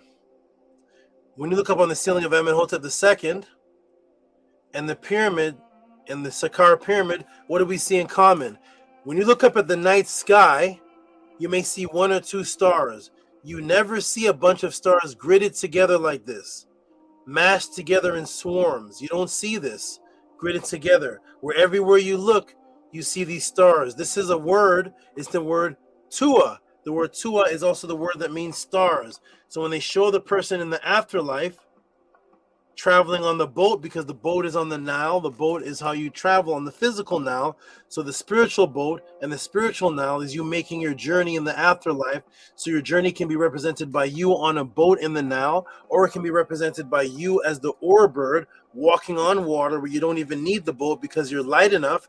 Go back to my light class. You're light enough now to walk on water. Remember, the word light is a word for brightness, light, and it's also a word for being lack of heavy weight, like the bird that's so light it can walk now on the little leaves of immortality, the hen unk, the trees of life or the plants of life. And there's the word stars right there. The word star is Tua. Now everything's about to change. Ready? Here we go. Watch what happens now and how genius our ancestors are. So now that you know the whole theme of immortality was to become like the imperishable stars, to become reborn as a light being from the plants of life, symbolically, guess what the other definition of Tua is? So the word Tua is the word for star, these stars right here. But guess how ingenious our ancestors is? What's the other word, Tua? What does the word star also mean? Now that you know the whole story and the theme. Well, you are going to find that out today for the first time, because the New Age teacher, the Tree of Life, never going to teach you this. Why? Because it doesn't fit into their Kabbalah narrative. You will find this out for the first time today, February 7th, 2026, in the Tuapah class. In the Tehuti Pah class, House of a 10, for all the times you hear people saying Tua, Tua, Tua, brother, Tua, Tua, saying thank you. It represents paying homage or being appreciative of something as you would be becoming the star. And now that you know it represents the stars, it is an actual star. I already taught you why it's 5 points. Here is what else it means that you see in the correlation between the swallows, which is the oar bird, something tiny but is immortal, when in the state of unity, as seen as something extremely large, in its association with the stars and the tree of life, which is the hen. And now that I've shown you that the word star is the word tua in the Medu, just to show you how ingenious and spiritually entwined our ancestors of the Nile Valley were, the Nitiru ancestors of the Nile Valley were, guess what the other definition of star is? The same word that star, now that you see the connection, guess what the other definition of tua is? To link it all in. Ready? Tua, a plant. The same plant. The same word stars, which represent the imperishable stars in the swallow, is the same word for tua, because the tua was a star and the star was the tua, and the star represented the plant, and thus the same word tua, that is the word for star, is the same word for plant, which is the same word hen-unk, which is plant of life. And it's not just any plant, because there's sycamore trees, there's all type of trees in Kemet. It is the exact same plant, the one whose roots are under the water. Welcome to the Tehuti pod class. We're going, huh? We're going. I'm sorry, I don't want to intimidate the fake Kemetic teachers and all this tree of life people, but we have to get rid of it because the Netter are here now. We're fine with the Netter teachings without adding the Bible to it, without adding the Kabbalah to it. We're fine. We were fine without all that. We don't need the Massa to involve himself. We've already encoded all the words in it. We already have the word for or, meaning great, because it represents the greatness of them in the heavens. We already have or and pet. We already have that. We already have the stars all over the top of the ceilings, all grouped and gathered and massed together like the birds. We have that. We have the word tua for star, and we have the word hen-unk, and we have the word tua also with the same symbol of the hen-unk, and the definition of tua is the word plant, the same word for the plant of life, the tree of. We have it already. We have it already. We don't need the extras. You see, you Kemetic teachers, you could stand on your own teachings without having to talk about anybody else and adding any Bhagavad Gita. You don't have to add any of the Bhagavad Gita. You don't have to add any of the Kabbalah. You don't have to add any of the Upanishads. You don't have to add any of that. We had all of this already, independent of all of that. You don't have to add the Torah, the Bible. You have to talk about anybody else. You can be independent with your own teachings. We've already encoded everything with the genius. Don't corrupt the genius. You don't have to add any kind of rabbi. We don't need your rabbi. Rabbi, bye-bye. We don't need you. We don't need it. We don't need it. We already have the star. Boom, there it is. Boom. The same word for stars of which you become. The tua is the same word for the plant of life in the pyramid text, and in the Ari text. Tua, boom, tua star, as in the immortal circumpolar stars, the Ikamusek, immortal stars, and embedded within that, the word star is the water lotus. You see, they can't give you this because they have to give you all the teachings with it. Nobody can tell you, why is the water lotus the same word as tua? Let's just leave that alone and give it a Kabbalah and some Bhagavad Gita and some little bit of Madame Blavatsky. Huh? No, tua, boom. Tua, as in the immortal circumpolar star, the Ikamusek, immortal stars, and embedded within that word star is the water lotus hand, the tree of life. There it is right there. There it is right there. There they are with it, which is representative of the eternal journey to become as a star, a being of light, your own sun. You are your own sun that walks over the Nile. You don't need Jesus. You don't need Jesus to walk on the water. You're already the Or bird that already represents the bird. We saw that walk on water. No Kemetic had to see a Jesus walking on water. We'd be like, we already have the bird that walks on water. So we're going to give praise and reverence to the bird, praise and reverence to the plant that it's walking on because it's keeping it alive, praise and reverence to the stars. We don't need your Jesus, and we don't need your rabbi. We don't need your Kabbalah. We don't need your Bhagavad Gita. Don't need it. No. which represents the eternal journey to become as a star being of light that walks over the now, symbolically held up by the hand as you are born again in the afterlife. This is the life discipline of the tree of life concept that has been completely removed from the New Age Judaic-driven Psyops that controls the New Age Kemet conscious teachers today, which is why none of them, let me repeat, none of them mention anything that you have just learned today. You right now today know more about the Kemetic tree of life than anybody that has been teaching the Kemetic tree of life for 50 years. You know more than all of them now because the Kemetians knew more than all of them, and they passed it on to you through Tehuti.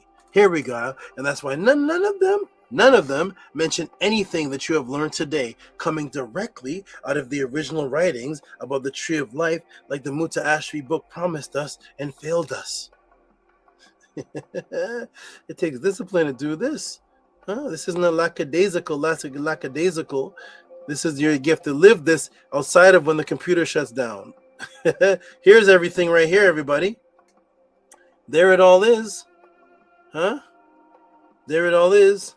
Thus it says, this Mary Ray has parted his path among those who have a catch of fowl. This Pepi converse with those who have cause.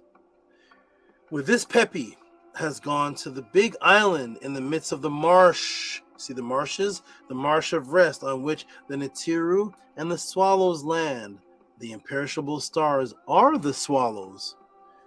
They shall give this Pepi that plant of life on which they live, and you will live on it together. There is the real teachings. There are the real writings. There they are. Tehuti's afraid of. And because this rebirth, which of course this is always described as coming through feminine consciousness. Here we go, ladies. Here we go. Ready? And because this rebirth, which is of course this is always described as coming through feminine consciousness, the feminine birth and Neter who birthed Heru, her name was Mary, also known as Aset.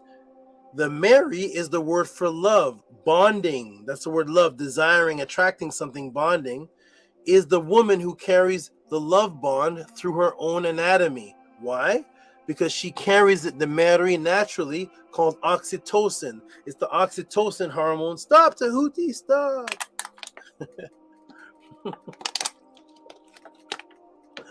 The oxytocin hormone.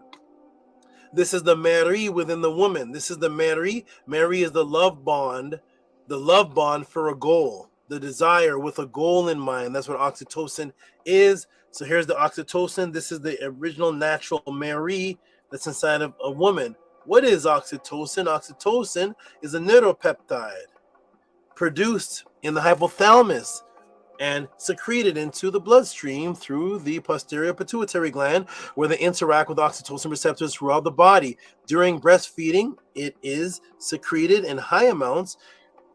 I want you to notice that during breastfeeding, keep that in your mind. During breastfeeding, it is secreted in high amounts into the mother and baby's brain. It's in both of them. It is secreted in high amounts into the mother and baby's brain, which helps to create a deep physical, mental, emotional bond through breastfeeding bond. There's your Mary between mother and child. A man can't have this. Oxytocin is a master hormone that mitigates the body's stress response to help buffer against detrimental impact of chronic stress. It keeps you calm, helps relax you. Oxytocin plays a critical role in maternal behaviors, childbirth, breastfeeding, social bonding, and attachment. Oxytocin helps people feel connected and loyal to friends. You know, the real friends, not the Facebook friends, real friends. You know, when you're connected, you can see each other, touch each other, look each other eye to eye. That's a highly feminine trait. Connectivity is a feminine trait. That's why women become so attached to the man they're supposed to be. They're women are more attached to the child than the man is. There's have to be, because the man doesn't have this oxytocin. Oxytocin plays a role. Oxytocin plays an important role in sexual and romantic relationships coming from the woman. Many women and some men are not interested in sexual activity until their oxytocin levels reach certain thresholds of which the woman has more of, so that she's more connected. Breastfeeding. Here we go. This was the Mary bond, nurturing the child in the womb and afterwards through breastfeeding. As we always see Mary, who was Aset's name, in these statues and images of the nursing image. She's always shown nursing with Heru. The most images you see of Mary Aset with Heru is her nursing him. This is the oxytocin, mental and anatomical bond that a man doesn't have. Remember, oxytocin during breastfeeding, it is secreted in high amounts into the mother and baby's brain, which helps to create a deep physical, mental, and emotional bond between mother and child. Man doesn't have this. This is the Mary.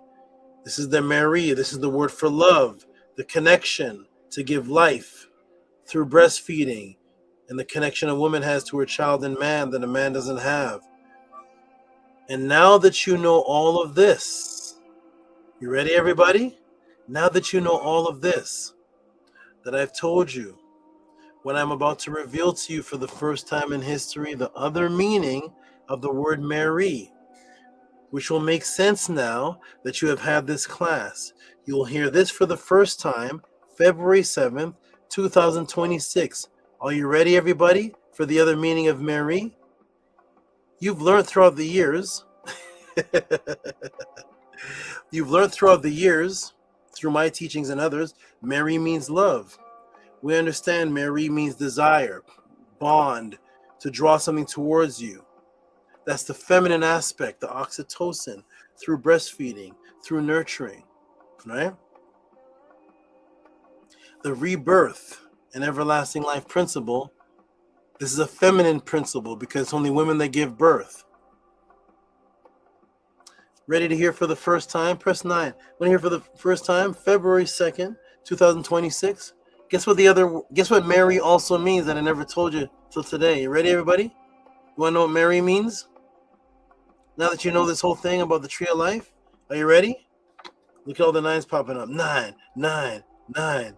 I see you, sneak learners. You can press the 9 too. Don't worry. It's okay, sneak learners. Press the 9. I know you're still watching the podcast. We don't follow Tehuti anymore. We refuse to watch his teachings. They're evil now. We loved them some months ago, but as of this point, he's bad for our brain. We know you're still there watching. You're still there watching. Go ahead and press the 9, sneak learners. Go ahead. Go ahead, old podcast members, press the 9. Michael G, press the 9. There we go. We got the 9s. Here we go. Ready? What else does Mary mean? Now you know about all of this class and the tree of life and the oxytocin and the whole feminine principle of rebirth and the lotus representing Sekhmet and the female. Here we go. What else does Mary mean? Ready? February 2nd, February 7th, 2026. Let me break it down to you because after this, you're going to hear it in other people's teachings. So you might as well hear it now. This is so good now that things are on video. Before, when I used to teach things, I used to snippet my head off of. We're teaching this. Where'd you get it from? We just got it. Hold on a second. I thought Tehuti was your teacher. Uh-oh. Graphic meaning. Thus, the picture, phonetic value of myrrh is found myrrh to love. Myrrh is also tree.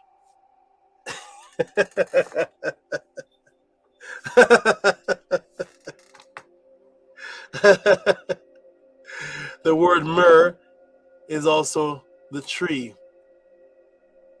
Huh? The word myrrh is love, the feminine energy, oxytocin. And for the first time now, you know why the word myrrh would mean tree. Because if you heard myrrh meant tree anytime before today, you wouldn't be able to make it make sense. Now it doesn't make sense to you? Huh? Utterance 519. You opened his way like flowers. You exchanged greetings with the nebs of the cause, you went to the great island in the midst of the marshes of offerings, on which the Natiru cause the swallows to alight. The swallows are the imperishable stars. They give you the tree of life, whereof they live, that you may at the same time live thereof. I could end it here, right? But I'm not. I'm not. Huh? Boom. Does it make sense now, family? Huh? Now your complete understanding of the tree of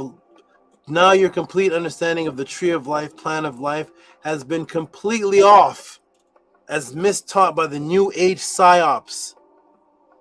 It was the rebirth into the afterlife through feminine frequency. Because of the life of Pekka M. Ku, you would be born again as a Ku spirit, and thus be young again, born again as a baby again, in that realm of the pure energetic projectable double. Born as a baby symbolically, so thus you'd be young in your out-of-body experience in this realm and the after realm, both of which you're being born again.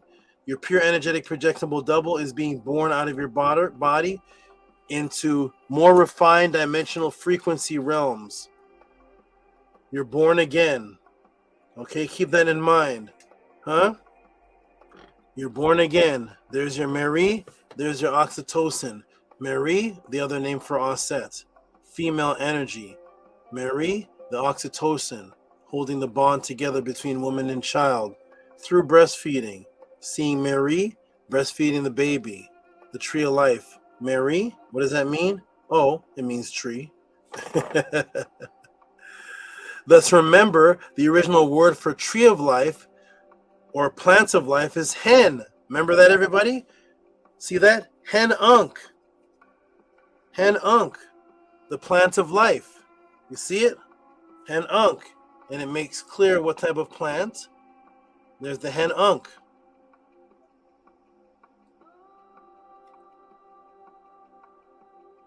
Ready for another first? This class is full of a bunch of firsts. I am now going to point out the ingenious.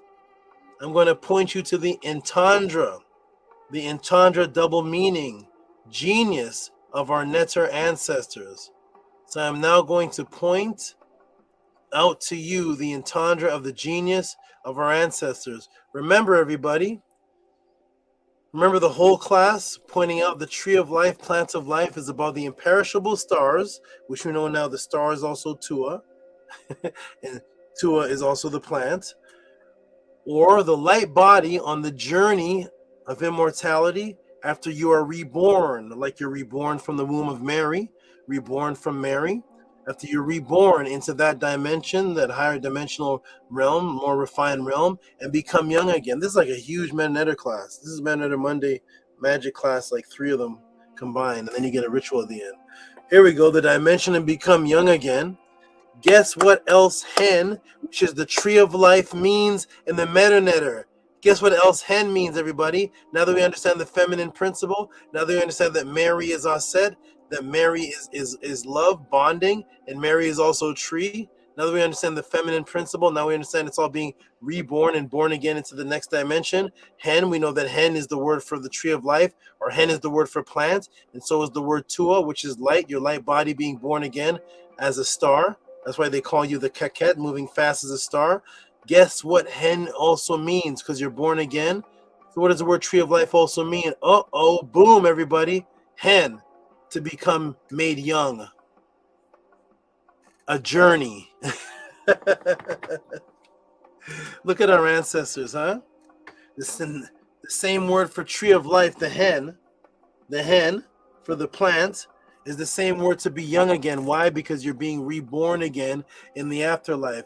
When your spirit body comes out of your physical body, when your pure energetic projectable double comes out of your bioenergetic template. The bioenergetic template that creates double is called the Ka, and the pure energetic projectable double called the Ba. Now you're on your journey. Remember what the pyramid text said? You're on your journey. Remember when did the Tehuti, stop the class. Stop it.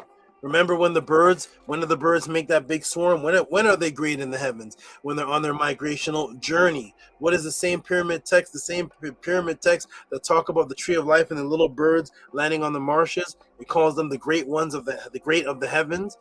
And when what does it say about them? And then they're making their journey. You're making their journey, whether they land and they're walking on water down the Nile, making the journey, or they're in the sky and now they're mentally unified as the big mass, making their journey. When they land on the marshes, on the lotus's tree of life. When they're up in the heavens, they're symbolic of stars. That's the word star is the same that's up there, and this word star tua is the same as the plant that the little birds are walking on their journey. So the word for the plant of life is hen unk, and the same word for plant of life is the same word for being reborn again, and it's the same word for journey. Tehuti, you're making it up. No, I'm just a netter. That's all. Only here for a short time, man. Huh? Only here for a short time, and then we do it all over again. When the matrix happens again, we're doing it all over again. But hopefully we'll be in another realm when that happens all over again. Ooh, don't want to go through this again, man. Huh? We don't like you anymore, Tehuti. There it is. Hen, become young again, because it represents being born again. Hence, journey. You're making an advance. Why is that? Because what's the representation? What's the direction that the king's chamber is pointed up to? It's pointed up to the Ursa Minor.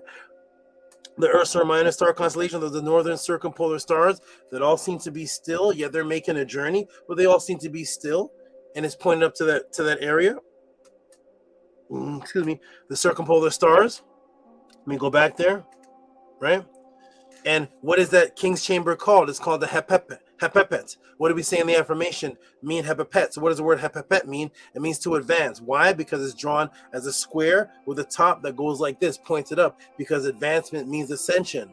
That's the whole building itself. The step pyramid is called the Arar. What does Arar mean? Arar means to advance. It means to ascend. What's the thing called that's inside the large Aku pyramid? It's called the Hepep. So that's the journey is also symbolic of the ascension. You're making an ascension upward. That's why every time they show you an out of body, your out of body is not going sideways. Your out of body is not going down below the bed. When you have an out of body, it's always making an ascension, representative of going into higher dimensional planes that are more refined. So that's the same word hen that is a tree of life. What does it mean? It doesn't just mean making a journey. Making a journey in what direction? What direction are we making a journey in? Oh, we're making a journey in what? Advance. You see that? You're making a journey. You're advancing. That's the word hapapet. It's in there as well. There it is. There's the whole story right there. They can't do this with the Kabbalah. I'm sorry. You can't do it with the Kabbalah. No. Huh? Can you do it with the Kabbalah? Huh? Leave that Kabbalah alone and come join the House of Aten. Here he goes. Boom. Tree of life. Hen Unk. To be on a journey. To be made young again. Why? Because you're born again. You're born again in that realm. Just as Heru, born from Mary. You're made young again. You're made a baby again. So that's the same word for tree of life. Is to be made young again. They can't explain that in the Kabbalah. And because it is associated with female energy, what do you see on Sekhmet's and Tai's breasts? That carry the oxytocin and nourishment and bondage for the baby who is born again. What do you see on their breasts? You know, the oxytocin breasts. The lotus plants. See it right there? The lotus image, which is exactly what the milk ducts look like on your breasts, underneath the skin. They look like the same lotus plants that are on the top of the lily pad of the lotus. And that's why when you look at Sekhmet right there, there's a lotus on this breast, lotus plants on this breast. That's where the oxytocin, you know, the Mary comes from, the bonds you and the child. So the child has nourishment. And there's a breast again. And we look at Queen Tai. And how does Queen Tai design her face to look like a cat? There's Queen Tai looking like her face like a cat. And what do we see here? The same hen plants on the breast of oxytocin. Wake up, ladies, wake up. We want that feminine power. It's only here at the House of Aten. There's no female conscious teacher teaching this, is there? Send the link. Boom. The trees of life that represent the lotus and swallows at the Ikamusek, the imperishable stars that you will become as you become an immortal light body of consciousness called a Ku. That's why you have to Pekka Mku to get rid of the negativity that's in your light consciousness. And what happens? the image of Seti being breastfed, and he's a full-grown man. You see that? The connection is still there. Doesn't matter if they're the baby, the full-grown man. Why? Because the breastfeeding represents that which is giving you life on the other side. That which is giving you that life on the other side, because only the female can feed you on the other side. So what does Seti have? What's happening with Seti? He's an older man. But what does this represent? He's young again. Because only a young baby would breastfeed. So he's young again, feeding off the breasts of the hen plant, which represent what? Represent what they're called. What are they called? Hen, which is what? To become and to be made young. You're becoming young again, reborn. Thus you see Seti on the walls of the pyramid, and the Christians look at it. Look at this. Look at the grown man that are feeding the breast. This is paganism. This is nudity. See that? There he is, becoming young again. As Osset feeds him. There we go. Woo! And with the true Medu teachings, why would you need anything else? What else you need? You need something else? You need Kabbalah? You still need the Kabbalah? We don't. We need Kabbalah for what? For what? We used to say in Jamaica, for what? Yes, the energy to rebirth you into the spirit realm, likened to the female birthing you.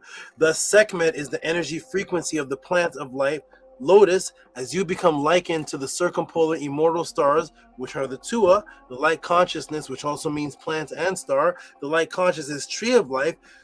So thus, guess what the pyramid text stated about you as a star on the journey, and what the netter is mentioned where? In pyramid text utterance 248. Because why? Because Tehuti is going to give you the utterance. If he's going to tell you what the ancients say, he's going to show you where the ancients said it, not give you some new age occult making it up.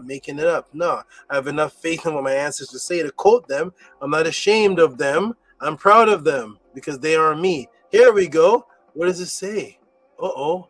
Oh my. Oh man. Wait. Let's go back. Let's go back over here, man. Woo! Let's go back over here. Huh? Turn the screen white. Let's go back. What does it say? Huh? Here we go.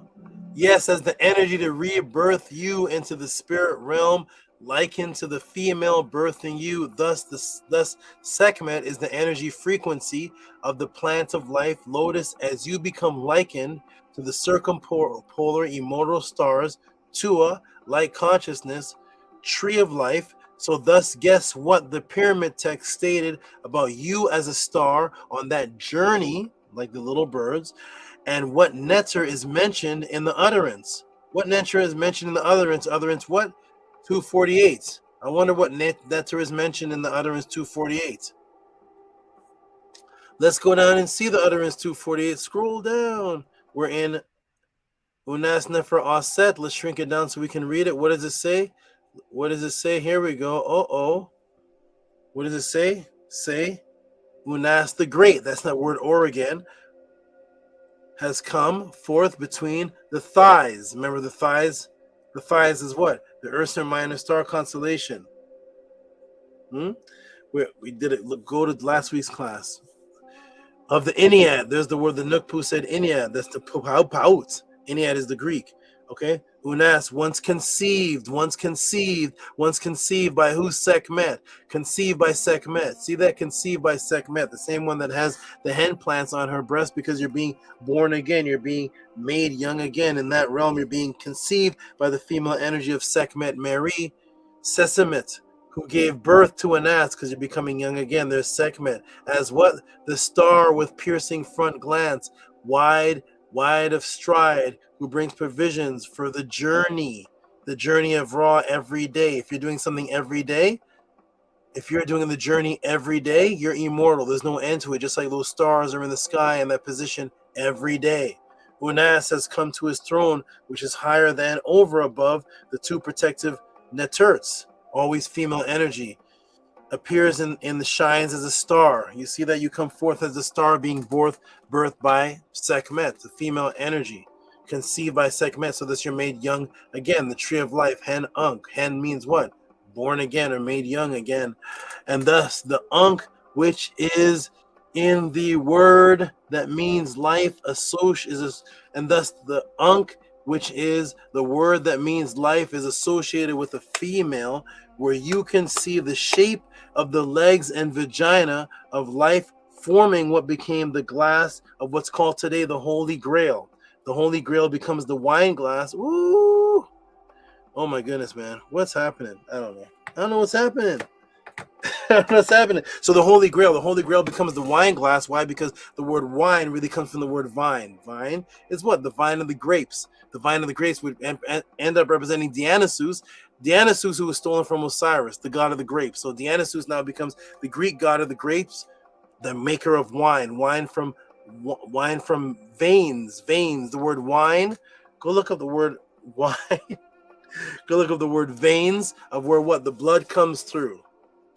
This is what they're taking to make all these occultist things and these Christian things. The wine is from veins. Wine is from veins, which represents where the blood comes through. The blood goes through the veins, and it goes into the glass of wine. The glass of wine is what? The shape of the woman's vagina. That's the Holy Grail. It's the shape of the woman's vagina, which is what?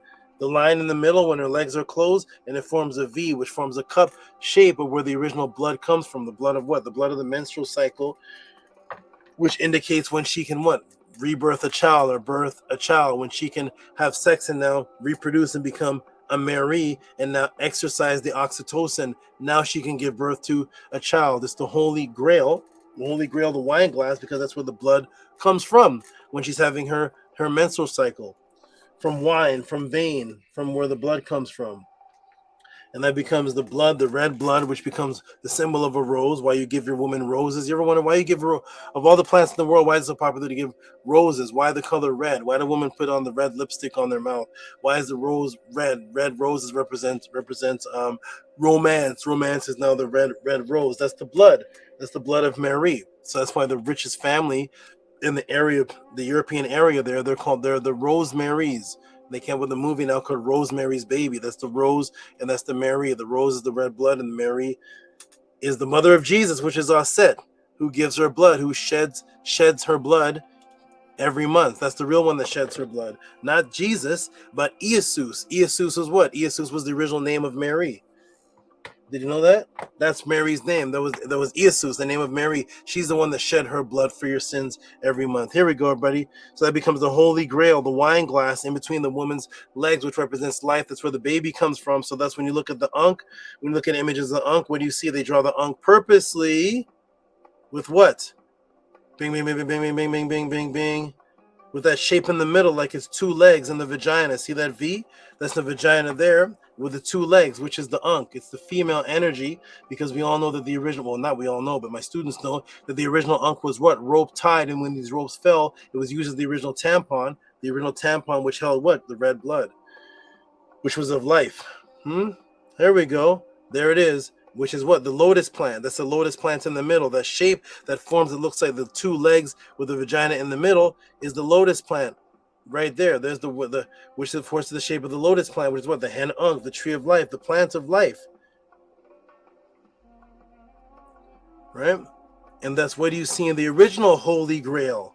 The original Holy Grail, which they always show you as a cup of wine. The original Holy Grail of the female of 1300 BC. This is in the tomb of Tutankhamun.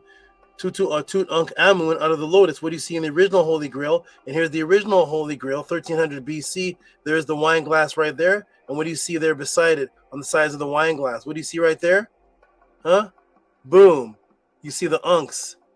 There's the Ankhs coming out of the lotus, coming out of the same symbol, which is the hen. And you see the two Ankhs of life coming out. And there's the wine glass in the middle. This is the lotus. The shesh equals the plant tree, the tree of life, representing rebirth into the immortal realm, of which you can practice today in out-of-body and actual application practices that pertain to the real tree of life as stated in the actual writings in the higher dimensions. If you come to the Medunetter Monday classes, and there is the true tree of life, Hotep, I am done. Support the Tuti Pod class. I hope you all appreciated this. Woo!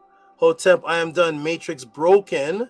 For those of you who appreciated this more than the waiter that you have tipped or the past reciprocity that you have spent over the years on July 4th or Thanksgiving, or if you have learned anything, if this has had any impact or has advanced your recent current understanding of this specific subject matter, if you've learned anything new about this specific subject matter today on February 7, 2026, please support. Send your tip of reciprocity and appreciation. You can call it Tree of Life, Truth, Eternal Light, Mother Journey, or any creative title you can come up with to Cash App, TT Moon, PayPal, at Rocky SV. Please support this phenomenon that is taking place and will be taking place for as long as Tehuti is alive and breathing. Support. Say thank you. Call the class whatever you wish. Pick parts of the class you liked. And understand this completely changes. If this exists, no tree of life out there that says Kemetic can exist. Hotep, I am done. Support the pod class. Boom.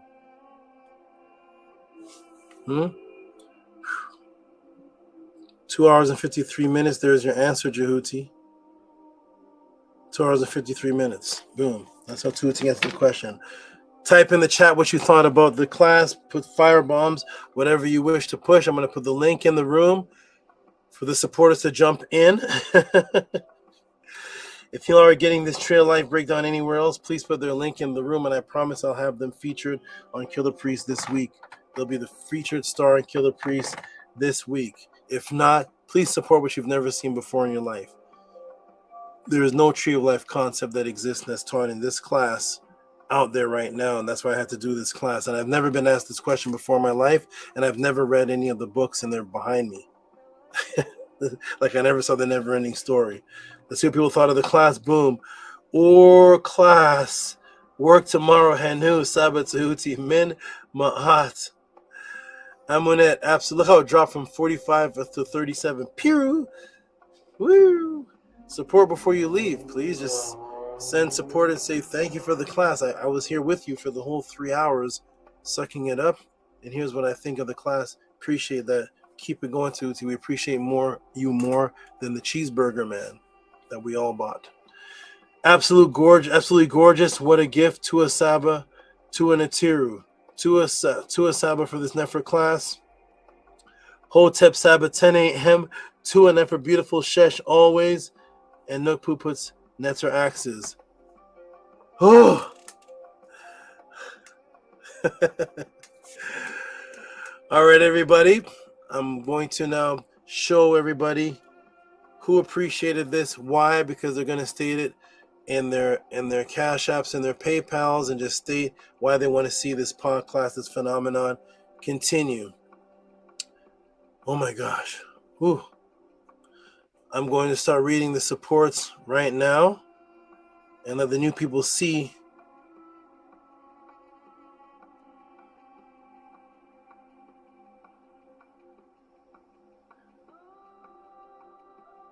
Wait. Is this a new one, Beget Leisure? Maharu, is this a new one? Hotep. Oh, it is new. Okay. I'm going to read that afterwards. I was like, didn't we do this last week? No, those are for men. Okay, I see what's happening. Okay. Cleared it up. Okay, here we go.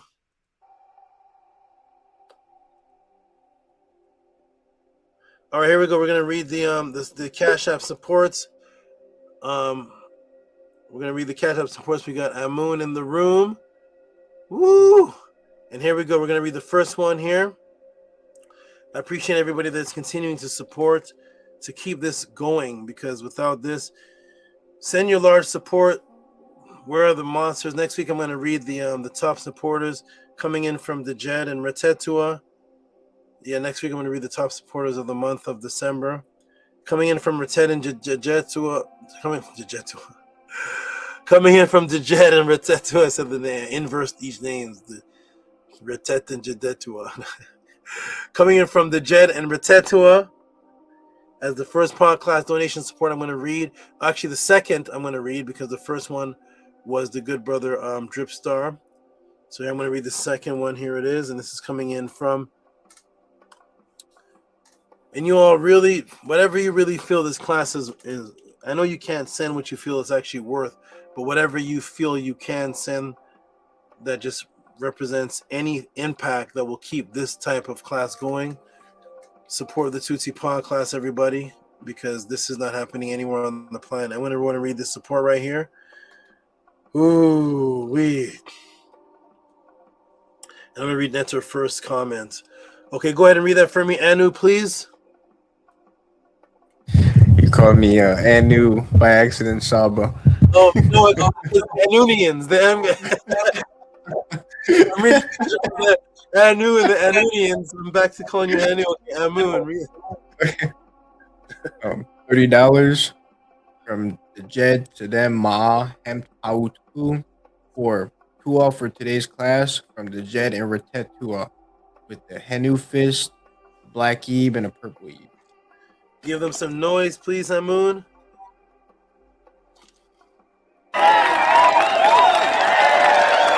Yes, the Hekau really works. I love the house. Very Is Jabari getting these type of questions? No. Very interesting. I guess they literally copied everything, right? First Netter, like. Ooh. Everything. And then they have the people that copied, and then they have the people that are actually seeking the truth following the copy. What a psyops, right? The people want the tree of life, and then the copiers copy it, and then the innocent people that want the tree of life follow the copy instead of the original, but they actually want the original. But they don't get to hear about the original or see it because they see the copy first. They're immersed in the copy, and now they're following the copy. Come to the House of a 10, everybody. Come to the House of a 10 and come get the original. Come get what was here before they copied. Come to the House of a 10. Okay, everybody, we're going to read the rest of the supports. Here we go. Oh, my goodness. This class should be heavily supported because I never... oh, my goodness. And of course, the rituals that pertain to this class come to Manetta class. Send in the question, how do I apply the tree of life to the practice? And you will see, and watch what I drop. Okay, coming in from Amun and Amunet. I see Mary Seckman in here too. Coming in from Amun and Amunet. Let's see the great support. Oh my. And Amun. Yes. And I went through the class straight again. No break. Thank you very much, Shaba. Oh, very much. Oh my goodness. I had your oxytocin in here, Amunet. Your oxytocin was in the class. Nini Hook. Okay. Here we go. We're going to read the next one from the same two people that are on the screen. Amun and Amunet. I called Anu because of this Muta Ashby Anunian in my brain all pod class. All right, go ahead and read that, either one of you, please. $45 for class on the Hen Tree of Life, Tua Hotep Mary with lotus flower and the star. Beautiful. Well, it's like each class leads into the next. I swear I did a whole class on the Shesh, either last class or the class. What was class of that? I just did a class on the Shesh in consciousness. That last class? Yeah. The voodoo and the Shesh, yeah. And it was in the Moon class as well. Yeah. I want everybody to go back to my Tree of Life class when the pod class first started. I think it was Hika Kepara that asked the question. Go back to that Tree of Life class and compare it to this one. Completely different because this one was more difficult but more easy, but more difficult, being that the last Tree of Life class was being asked just general the Tree of Life. So I could come from all angles. I could even go into the blood vessels. I went into all type of different things. This one was strictly about the Tree of Life of what the Kemetians say. I couldn't even go into the other trees. There's the ass tree. There's a whole bunch of other trees. This one was specifically what do the Kemetians say about the tree of life, and this one was 5 times longer than my first one. Completely different, man. Okay. Oh, did we give you? So thank you, Amunet, and give yourself some big noises, please. He knew, Saba. He knew. You are watching a master at work.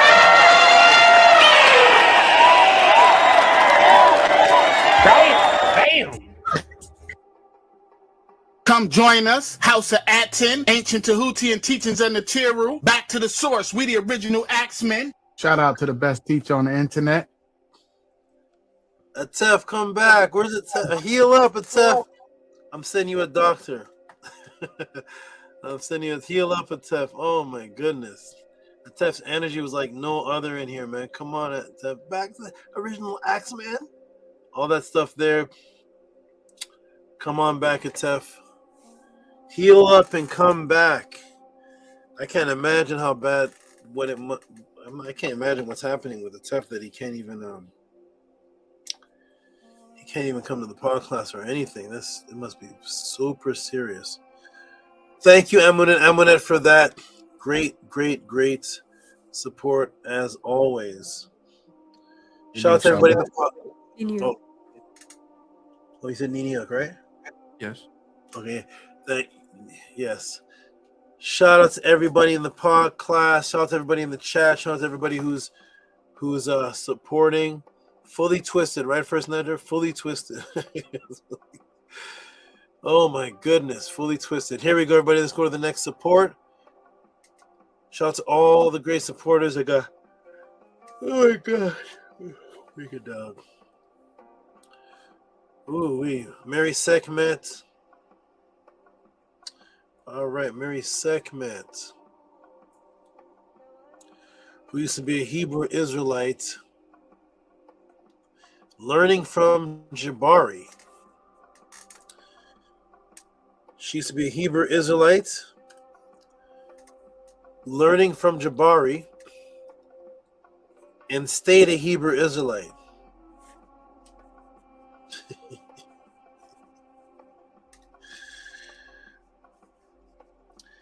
Watched a couple of pod classes and turned her name to Mary Sekhmet and threw the Torah in the garbage.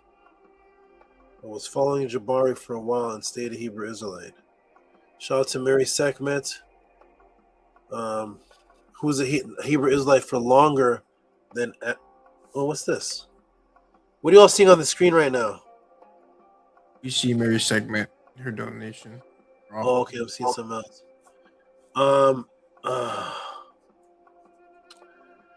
Who was a Hebrew Israelite longer than Amun and Amunet have been alive.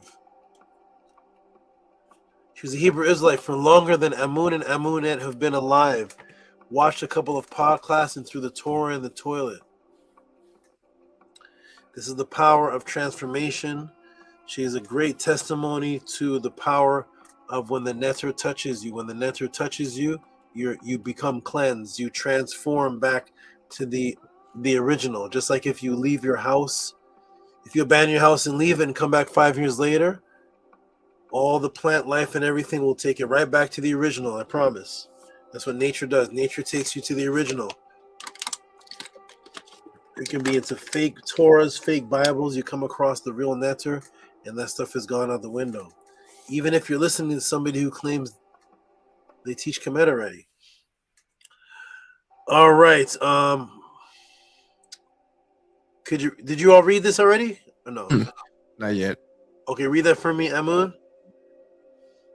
$7.20 for an offering of gratitude. Thank you. Oh. Very second.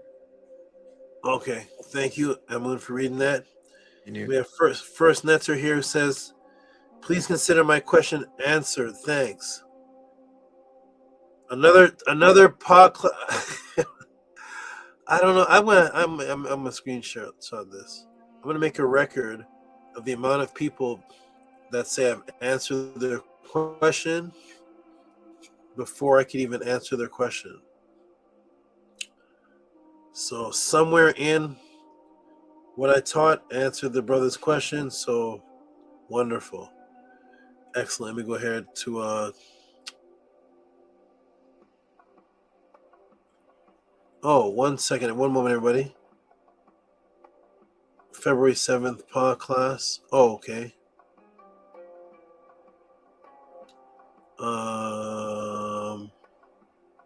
Oh, what's that? What?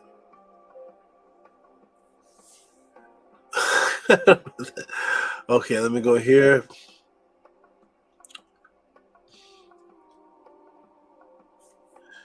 Boom, boom, boom, boom, boom. That's not the right one, though. Wait, let me look around. Let me look around. Let me look around and see.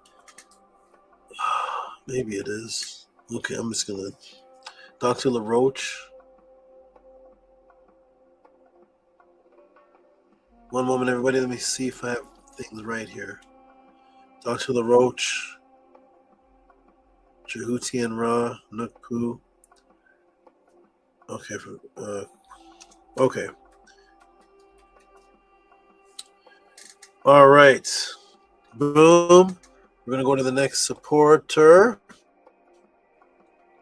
The next supporter of the Tutti Pa class who wants to keep this phenomenon going, who wants to keep this experience going. Shout out to Drip Skylark again for supporting as a brand new person.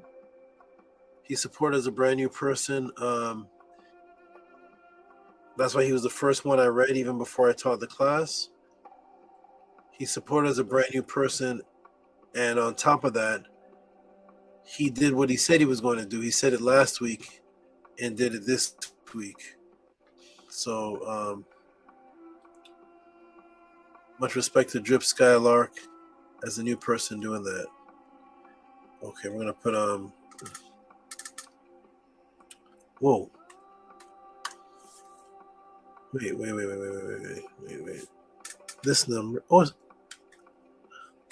okay. The button wasn't working. Okay, we got Kesbetu.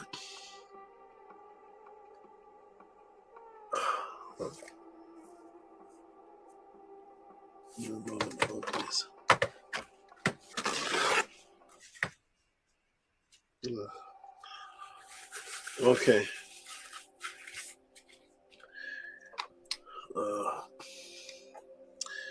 I'm going to get some rest later, everybody. I'm going to get some good rest. It's teaching 2 PA classes a week. And I got Mentor class on Monday. But my body's still getting used to this Killer Pre-Show. So far, I've been doing PA classes. It's not even like when I was there before. We just, I would teach some, we'd talk, Rasul bother me. Other guests would come. Now I'm going to Killer Pre-Show, and it's a whole nother PA class. Again, so I'm adjusting. I love it, though. I love it. That's what I'm here for.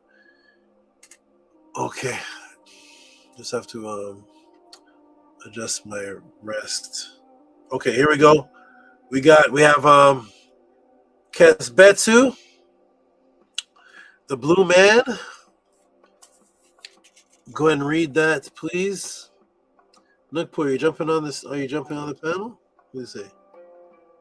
Okay. Thank you. Go ahead and read that for us, please. I'm gonna. Any one of you? 999 from Kesbetu for Hotep Sekem Saba, Nefer Neter Tehuti Amun Hotep Ra Ankuja Seneb He. Thank you for reading that. Thank you very much. Appreciate that. Oh, wonderful.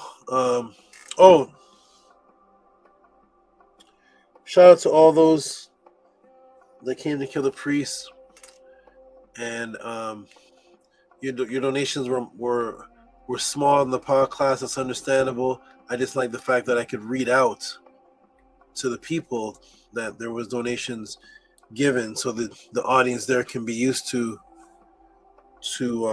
it. So thank you all that came to the Killer Priest show and supported again. and still come here and support the same. You're following my footsteps. I appreciate that. When I do the pod class, I do the same as I do the same hype, the same class. That's the same, and more. The last class I taught on Tehuti's question, go back and watch what I did in the pod class and watch the one on Kill the Priest. I give way more in the Kill the Priest one. A lot of things from the top of my head on the same answer. Tehuti was like, wow, you answered it with way more things, and I will continue to do so. So thank you all for the consistency, and it motivates me to continue to be consistent as well. It's a good feeling when I'm teaching to know that there's a crowd out there that appreciates it, because what you all are watching is not what I'm going through. So we all are watching. You're watching this hype class, and you're seeing the screen and all that. On the other side in the studio, and Priest is gone, I'm sitting on a chair by myself. I'm not talking to anybody. It's like I'm just talking to the molecules. There's no audience there watching, and the chat is on another screen. It's not in front of me like this one. So I'm literally just talking to the air. So it feels good when I say to the interaction of the support. To it, everybody. It's not set up like it was before, where everybody was on a table beside me. We're interacting. AD's on another side of the room. He's nowhere near me. Priest is gone, and it's just me on a chair, and there's nobody but the cat walking back and forth. If you were to videotape me from a camera in the room, I'd look like a crazy person. I'm just talking to the cat. It's crazy, but and I know you all are there. You all are there. I know you all are there. So, Tua, it feels crazy though sometimes. All right, here we go. All right, the support is still coming in. Wonderful. Where are the new people that saw the 60 people that were in the chats? Did any of you appreciate the class at all? Not even just the class, the whole movement and experience of this happening. Being able to keep this going on YouTube for years without being shut down, attacked, or losing the interest of all the people with all the crazy other YouTube channels of drama and craziness. I can easily be drowned out by Isfet and chaos if you're just flipping through the feeds and see me talking about the Ikimu Sek. And you see other videos of big booty girls in street fights and people arguing and all type of stuff. Can easily draw your attention away from immortal stars and sparrows and swallows. Okay, we have wait a minute. Oh, let me click that out. I'm going Tree of Life, right? February 7th. Oh, there he is. Big Vapes. We have it. Okay. Shout out to Big Vapes. Tua for your consistent support. And it's the tip. We're going to give him a hand clap for that. And read that for us, Amunet, please. $10 for VV and KP tip from Atabo Damo. Yeah, he can be. I'll eat as soon as it's made. Okay, Tua for that being a tip for the from the KP. All the tips from the KP get a hand clap. So give Big Vapes a hand clap, please.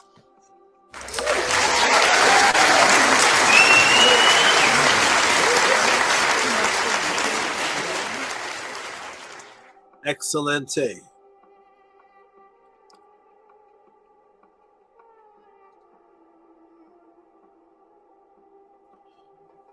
Okay.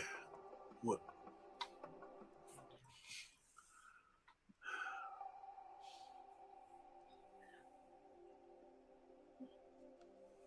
Okay, here we go. Okay, good. Thank you, Big Vase. Appreciate that. Let me see if there's anybody I missed on this particular feed. Then I gotta go to the next one. I see Vortex Ninja Robert Williams.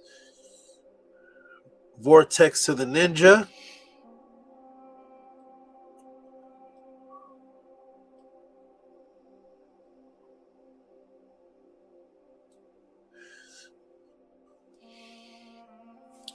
This must be his favorite number.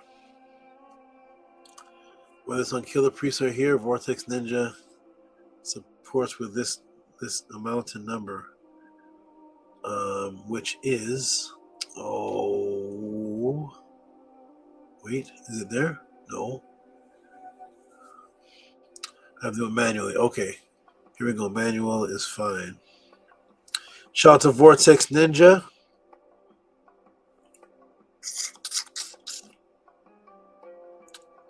Who supports with his classic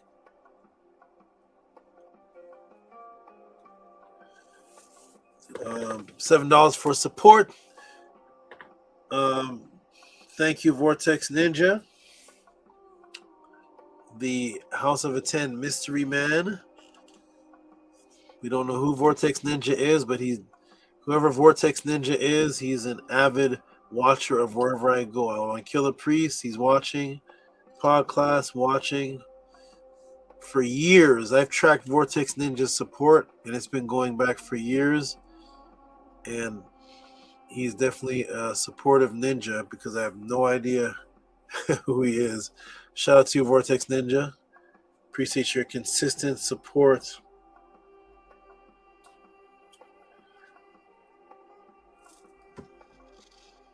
Thank you. Okay, I'm gonna go. We got who's this? James Wilson. James Wilson.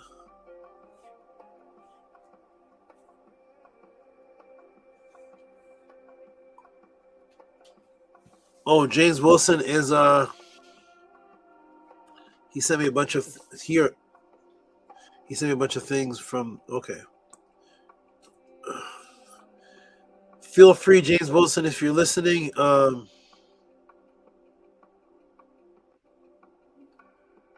If you want this to be a question or want to know about this, definitely will elaborate on what that actually is. Shout out to James Wilson. Okay, we got Robert E. Williams.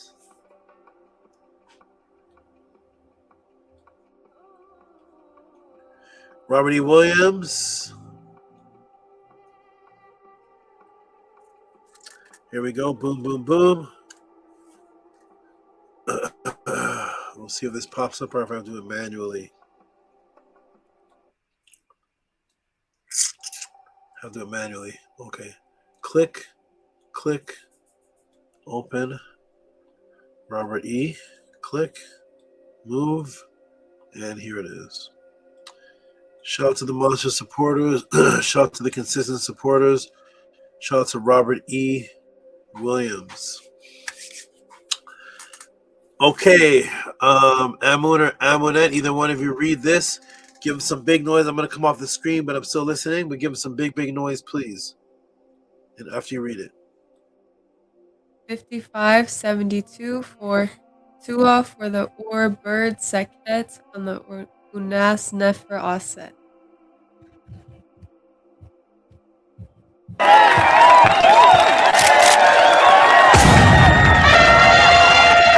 Yeah, we're here. We're the best.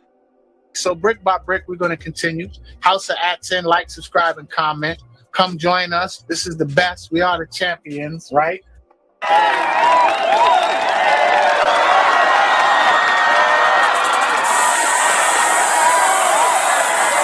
And yes, the Hekau really works. Is Jabari getting these type of questions? I'm representing the House of HOUSEOFATTON right now. Y'all see? Dude, I could have ended class here, but I'm not. Material says no. There's more. Is Jabari getting these type of questions? No. Hotep, I am done. Hotep to the Great Salvatore and Hotep Ra. Go for this beautiful class. Everybody make sure to support. This is a very beautiful, extensive, detailed class. A detailed class that our Salvatore presented to us today. Presented so much information. All of it was beautiful, and like he said, compared to his other Tree of Life class, it was completely different, and both are very beautiful. But this one is extremely extensive. So, Tua Grace Salva, welcome back.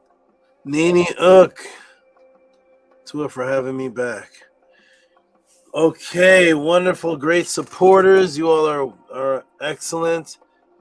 I'm gonna read some more, and then I'm gonna take a break, let you all build. But then Minty should be on the chat, on the panel, and you all just build like a family and discuss and talk. And okay, we got. Did I read all these in this little line? So, Emin Eminette, Robert Williams, Vortex Ninja, The Jed, Big Vapes, Kisbetu. Okay, and then we're gonna go to the PayPal versions of the supports. So we got who's this? Who's this? No Christian meetups, no. What is this? What is this? What is this? What is this? Okay. Spent. No. Okay, here we go. Here's somebody. Madlif. There we go. Madlif. Here we go. I searched and found Madlif. I was just thinking about VRI and Madlif.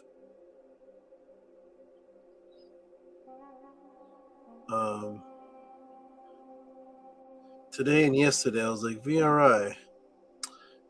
I'd like to see some support come in from the good brother VRI. I haven't seen any in a long time. And boom, Madlif comes in with some support, and she mentions our.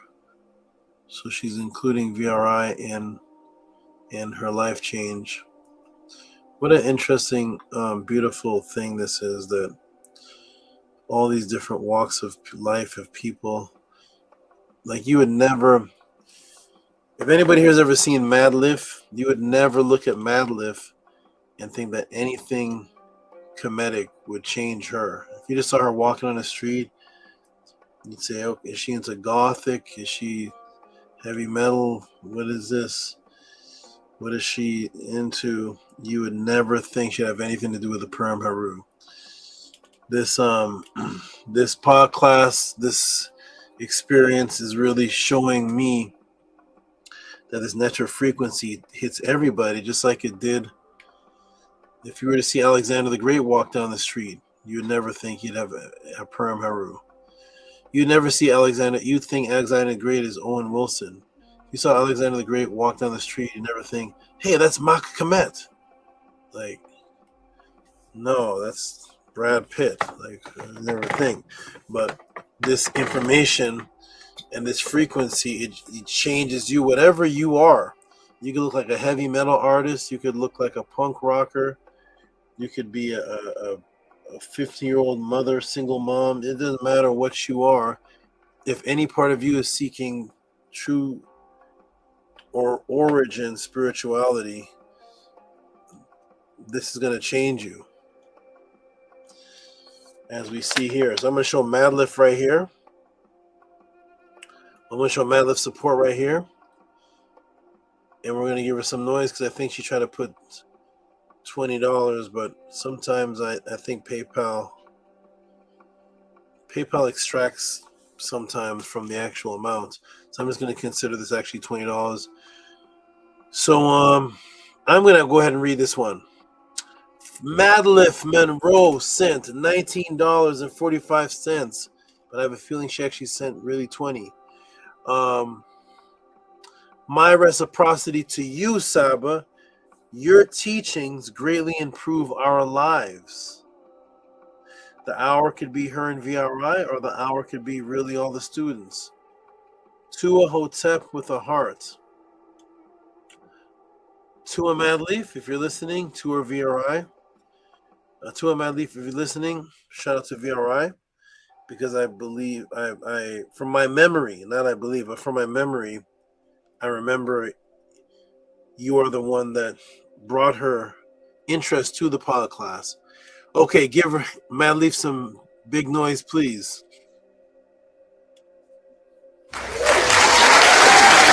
And yes, the HECAU really works. I'm with you, VR. Pick a side. I picked the side, brother. It's my eye. Unlearn what has just been said. What's that? I got it from a past class. VRI talks like, he reminds me of like the vampire movies or something. I don't know what he talks like. It's like this monotone, mellow, but he sounds big. He sounds like a big, something is big. His voice is like, I don't know what he is. I don't know if VRI is like a big spirit, and he's little, but he sounds big. And then he has that British accent. Shout out to VRI. VRI, one of the most unique guys in the pod class. Shout out to you. You look like one of my sons. You look like the son I had to kidnap from his mother, and the police chasing me down. All right. Is it kidnapping if it's your own son, though? No. It's not kidnapping, right? If it's your own child. All right. Shout out to Madleaf. Appreciate your great support. Support everybody. Support the Tuesday podcast. I'm going to read a couple more, and then I'm going to take a little break. Of course, custom-made tees coming through. Custom-made tees. I am Kazani. You must be really, really happy. I'm trying to sometimes visualize what it feels like to be a student here in the pod class, and in your surroundings. There's nothing like this, and you get to come out here and just get this food, and you're very, very appreciative. I can't even imagine what's going on out there in London. I just know there's a lot of thirsty people for knowledge, and there's just nothing. There's nothing but people that actually want it. I have not seen one like strong, conscious, Kemet person out of London. But there's a lot of people out of London that come to me saying they're looking for the truth. So I am Kazani. I am glad that I could fulfill that need all the way out there in London. Shout out to you. And you definitely have me feel appreciated all the time. All right, who read last? Amun, could you read this one for us? Yes, I can.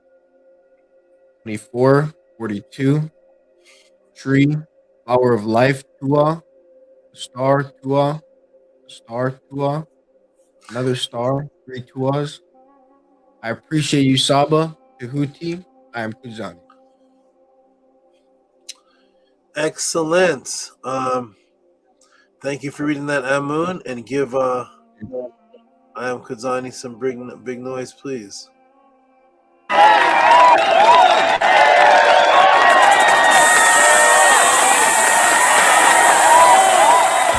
To overcome before I'm born, I'm showing and proving and letting ours be born.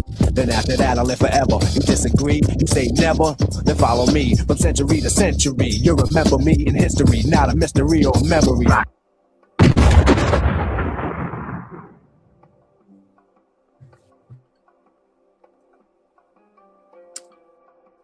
Okay. I'm Kazani. Peace and love to you. Oh, I'm Kazani's in the room. First Netter is active in the room. I don't know who he's talking to. He looks like having a conversation with somebody. Shout out to First Netter. And in the midst of it all is I am Kazani with Saba. There's no one around me who's truly into the practices, but they love the knowledge. Is that right? They love the knowledge. I'm glad this could fulfill that. And hopefully as the people grow in the knowledge, they will take that step. It's a big step to step from just the knowledge to the true belief and participation and imbuement of it. It's a certain step, and it has to click in you where you actually want to change yourself consistently, not just temporarily, but consistently. Like a lot of people, when I put them on a diet, they ask a lady I just put on a diet. They always ask the same question: how long should I be on this diet? As long as you want to be in shape. I don't understand the question. I don't know what that means. I think people think that you go on a diet, you get in shape, and once you're in shape, now you can eat burgers and pizzas again, and you just stay in shape. No, you're on the diet as long as you're alive, until you want to change to your next goal. So when you want to be a part of this, and you want this to continue within this, you have to stay in it and be consistent. Or I promise you will go right back. You can, within a blink of an eye. You'd be surprised. In the blink of an eye, you can go right back into the matrix. It happens really fast too. You don't even notice it. And you can't, and most times you can't admit or acknowledge that it's happening. It happens really, really quickly. So watch yourself, stay in the frequency, and stay consistent, because the matrix is more powerful than this in your lives, in the majority of your life. You've had more matrix and done more matrix than the couple years you've been trying to following this. So there's more of it in your psyche that can easily just grab you back. Decades and decades of the matrix compared to 3 years of you trying to resolve it. So be very, very aware. I am Kazani says, consistency, Ma'at, all day, all year, every minute. I never knew about true Ma'at before I met you on Killer Priest. Tua to him and you and all you do. That's right, I am Kazani. I love these little testimonies. I am Kazani. You're supposed to jump on the panel 4 months ago. That was you, right? So let's jump on the panel. Jump on here. I'd love to hear these words in person. Shout out to Killer Priest. And yes, and I am Kazani. I'd be curious to find out what you were into and what conscience were you into before the pod class. Come on the panel and let us know. All right. Let me do this. Consistency, Ma'at, all day. Okay, wonderful. I love these testimonies. All right, let me put this here. Live testimonies on the Tehuti podcast is a beautiful thing. Okay, let me put this first.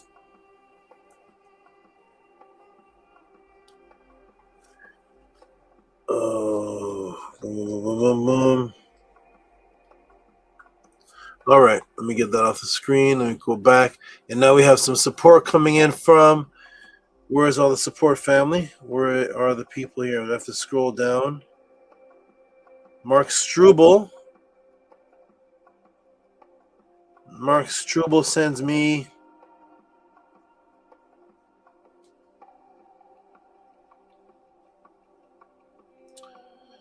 Mark Struble says, thanks for all your effort and teachings. Like I said in the PayPal, was wondering if you can go into Sammy and Christmas. They are reindeer herds.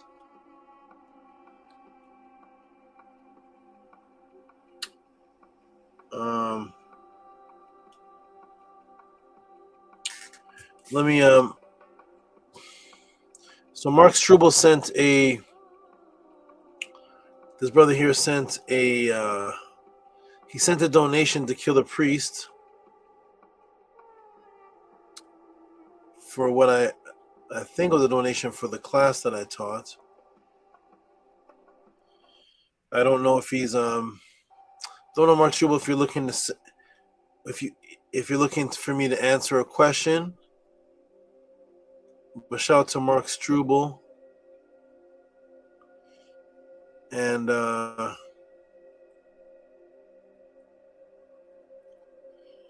out to Mark Struble. He wants me to add on. So Mark Struble, if you're listening, let me know if you want me to if you're sending in a donation for me to add this for the next for when I do the Christmas one part 2. Let me know that, because he did send in a support donation. And maybe he wants me to add in that. All right, let me go to the next support, everybody. I'm going to read a couple of supports and take a break and let you all build on the...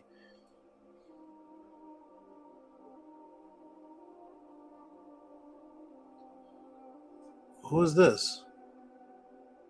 Mahogany Ma'at L. How come I didn't see this? Who's this?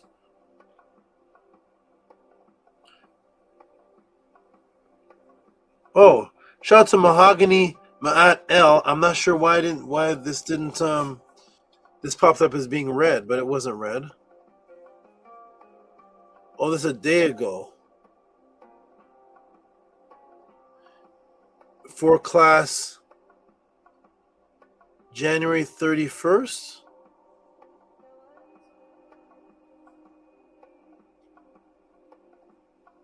Amun, do me a Amun,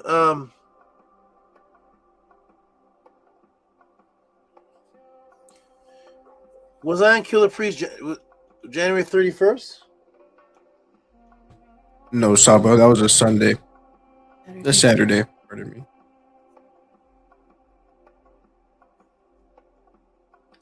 January 31st? Okay. Shout out to Mahogany Ma'at L. Nice name. Let me go ahead and read this one here. This is a new supporter, so I'm definitely going to I'm going to assume this is a female because I don't know much brothers named Mahogany. So shout out to Mahogany Ma'at L. This was marked as red for some interesting reason, and I'm glad I went back and found it.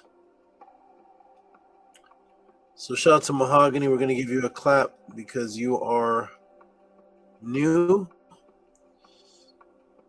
And we always give a clap to any new supporters. And this support was for the last pod class.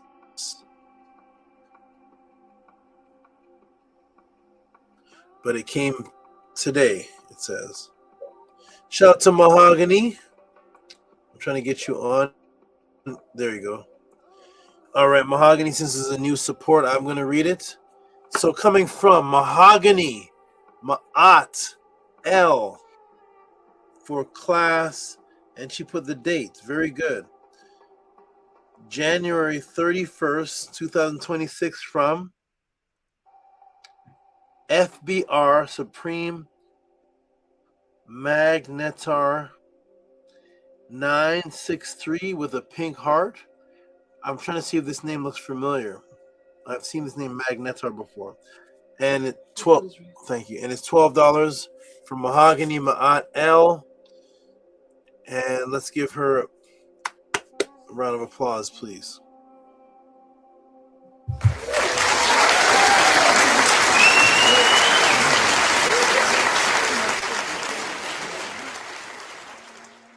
Thank you, Mahogany Ma'at L. And I'm glad you appreciate the guidance and wisdom. Because Honey says, I will laughing. Saba, I was into Buddhism. Oh, another Buddhist. Thank you for telling me. I'm collecting Buddhists. Ayam Kadzani was Buddhism. That's the third one. So it's Ptah, Buldamu, Buddhist, Basatut Maka Ox Effect, Buddhist, and we have a third one. Tehuti is transforming Buddhists into Ma'at. He put Buddhism, African spirituality. All of it. I am Kadzani. I was into Buddhism, African spirituality, all of it. I was lost in the knowledge, but always knew about African spirituality due to my experiences. You teach about them all the time. All right, shout out to I am Kadzani, another Buddhist, transformed. All right, excellent. I am Kadzani has made my Buddhist file. It's one thing. It's easy to. It's not easy, but it's easier to transform Christians out of that. People have been doing it, questioning Christianity for years. There's a lot of tools and ammunition you can use.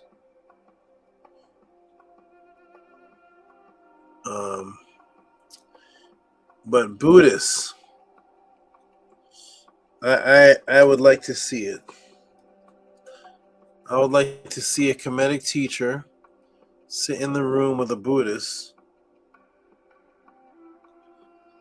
and get that Buddhist to start acknowledging Ma'at. I would love to see it. Shout out to you, I'm Kadzani. I think this is my fourth, considering the brother Ptah from Canada. He was a Buddhist, serious Buddhist when I met him. He had the books. He had the book with a little tie on it and everything. And that was his name. He had a little tie rope on it. It was a Buddhist book with a tie rope and had all the writings of teachings of Buddhists. And he came out and saw me on the streets as a Buddhist, and he left us Ptah.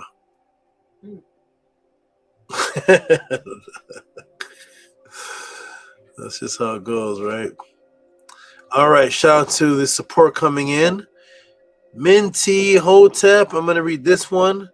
And I think if there's one more, and then I'm going to take a break, everybody. I'm going to take a little break and step off. It'll be my first. Hold on. I hope this shows up.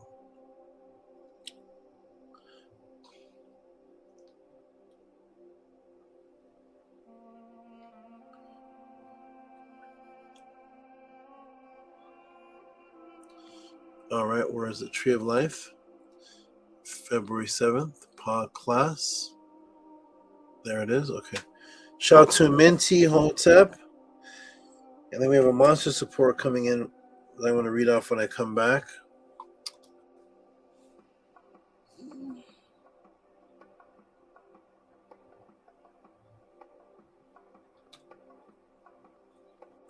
Oh, it's here. Good.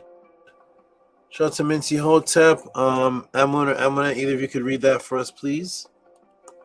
Hey, 555 for Neb Mary Hotep with a happy emoji from Minty Hotep. Thank you for reading that, Amunet. You're welcome. All right.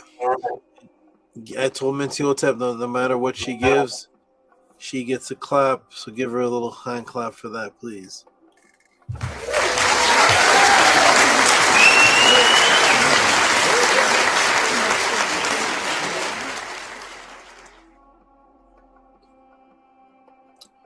Okay, I'm going to take a break, everyone. Unless I scroll down and see. Who's this? I'm Kadzani. For what date is that? February 5th. Oh, that's when I was on Killer Priest. Yeah. That's when I was Killer Priest. Okay.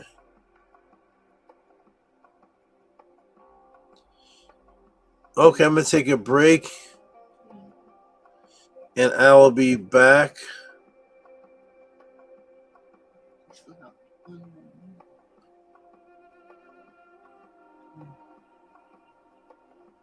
Wait, is this somebody?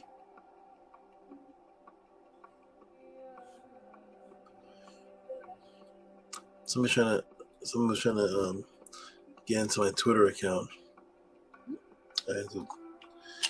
I blocked it. Okay. All right, but I'm gonna take a little break. Hopefully, by then Minty and Nookpoo will be on the panel, and maybe some others. And I'll be back. You all build. Moon, you look really tired. you look red. you look red tired, like little babies when they rub their eyes. Okay.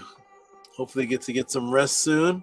I'm gonna jump off, everybody. You all build, jump on the panel, family, and build until I come back. Support the Tehuti Pod class. Support this, what you just saw today, which has never happened before. Tree of Life, the Kemetic Tree of Life. Is it being taught correctly?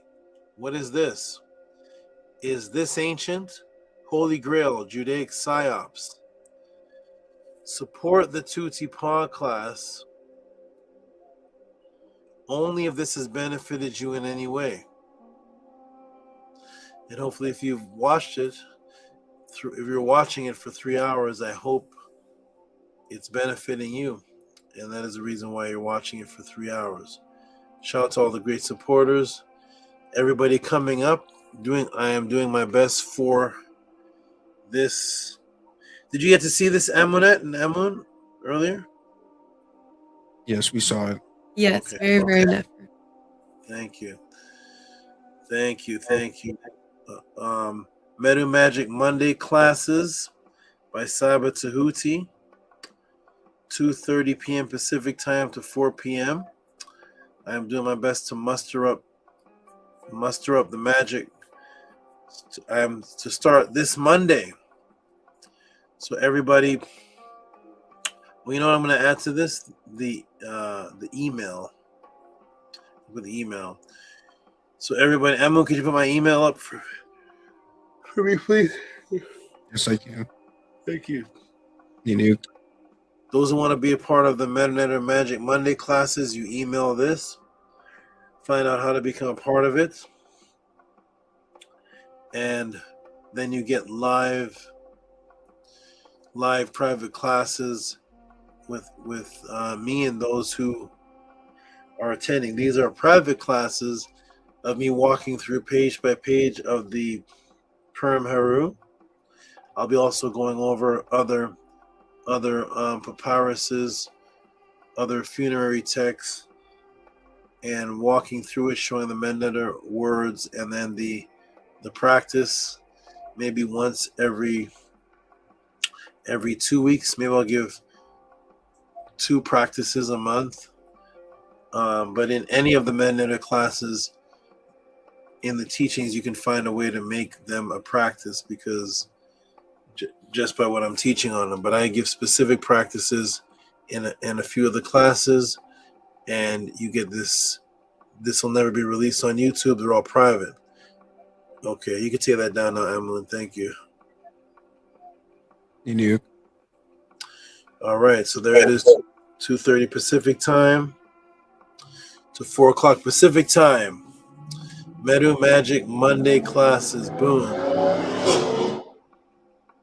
I am going to step off right now, and you all build, and I'll be back. Support the Tehuti Pod class. Enjoy.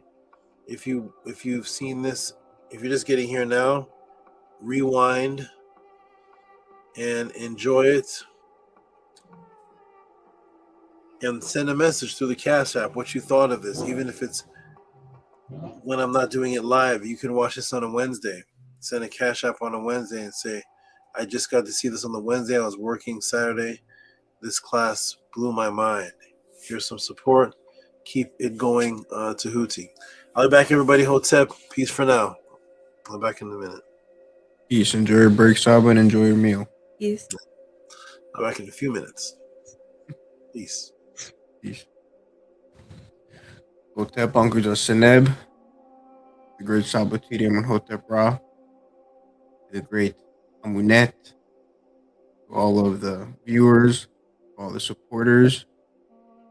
Tua, thank you, the great Sabatiri, for being here, teaching us, and to everybody who's watching, most importantly, supporting. This class is absolutely beautiful, fantastic. The way that Saba put together the class is very detailed in so many different ways. The way that he's able to introduce information that is new to everybody, and the way that he's also able to introduce information that is something that people first learn when they learn from Saba, things like the Ora bird, things like that, Ikamu Sek. The way that he's able to put these things in the class for the new people that are watching that may be coming from Killer Priest or something else, the way he's able to put that into this class and then progressively build off that is very beautiful. The way that Sab is able to teach. And I like going over the things that I learned way back when during the Killer Priest days and early podcast days. I like when Saba goes over those things again because it makes me feel that nostalgic feeling I felt when I first learned those things. To see the swallow birds gather in the masses from that big mass moving as one. And I've seen that personally, and it's where Ramunet and I live. They're all over the place. So it's very cool to see that and then see the symbology of that. See what that represents when it has to do with immortality. And then for Saba to take something like that, which he's taught before, and then boom, just drop the bomb on their correlation to landing on what is the tree of life, which people would even think of as a tree, something that's growing out of the mud and the water, and how the swallow sits on that, how it gives that structure, something to walk on, help it walk on the water and stay safe. That's something that's completely new to me. I'm appreciative that Saba put that in the class and so much more. Saba, every class he creates, so detailed, it's so extensive.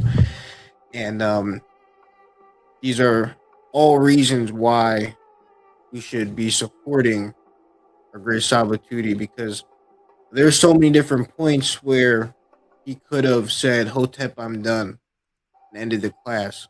But he didn't. He kept going. He kept giving us more and more and more and more and more.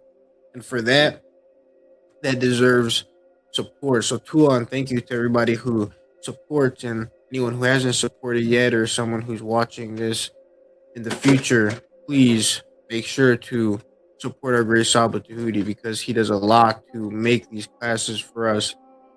Like he said, he has a lot of stuff going on now with him going on Killer Priest, and then the Medu Magic class is coming back. So please support our great Saba and all that he's doing, because for him to do things that I mentioned previously and for him to continue to do the pod class with long, phenomenal answers like this, that takes a lot of time, a lot of dedication, a lot of willpower and brain power that none of us will be able to comprehend. And that in itself, if it's something that we can't comprehend, that's something we should admire and give our support to, because he's doing things that we simply cannot do. Like how Saba said, when he's teaching on Killer Priest recently, he is hold on, pardon me. When he is teaching on Killer Priest, he is sitting there in some ways by himself, like he said, with AD off in the corner, and he's teaching 2 hours worth of information, hype, intense information, and it's just him there A lot of people wouldn't be able to do that. Most people wouldn't be able to do that. A lot of people would need the facial expressions of people or um, words that are said by people, oohs and ahs in person. But Saba is able to stay in that zone, keep that focus and that intensity to where he's able to teach the information like we are all there in front of him, and then continue going to teach the information, and then be inspired and in some ways comforted to see that we support him with the information that he was teaching. It's a very hard thing to do. Like he said, you would think he's crazy if we saw him. So if all of you, me, myself, we try to do that, how long could we really do it for? And we wouldn't even be able to do it at the same intensity, and let alone even have that information. So all these things deserve support. Our Sabatuti really does so many different things that only he can do and achieve. And like I said previously, that's something to be looked up to and admired. And that's one of the many reasons why Saba deserves support, for us to show our admiration, for all of us to show that we look up to him and what he does, because what he does is truly phenomenal. There is nobody else, no Kemetic teacher or teacher in general that that goes in depth into information like how Saba Tehuti does. The way that Saba Tehuti goes into information and creates classes makes everybody else look like they're kind of doing nothing. They're not doing much. A lot of other people are reading what the Egyptologists say, or reading pages off a book. They're not really putting together, connecting the dots between various different things the way Saba Tehuti does. And even if someone does connect the dots here and there, they're not doing it as frequently as he does, because he puts his entire life into connecting these truths across cultures and across science and spirituality and all these different places. He makes so many different things make sense, so many different things that we see one place and see another place, and we might not put the connection between those two things, but because Saba Tehuti lives his life in finding the truth, he's able to put together those dots, bring it forth to us, and blow our mind, expand our consciousness, give us the opportunity to learn more, understand various different things. I'm very appreciative of this class. This class is another one of the classes that I feel like if it gets out to the people, then this should definitely gain traction, because the tree of life is something that everybody in spirituality knows about it, and people even that even aren't spiritual know about. And that whole Kabbalah tree thing, or just hearing about the tree of life, that's something that a lot of people know about. And for Saba to approach this answer from different angles and go into different facets of what people consider the tree of life is very interesting. Like how originally, because the question had to do with I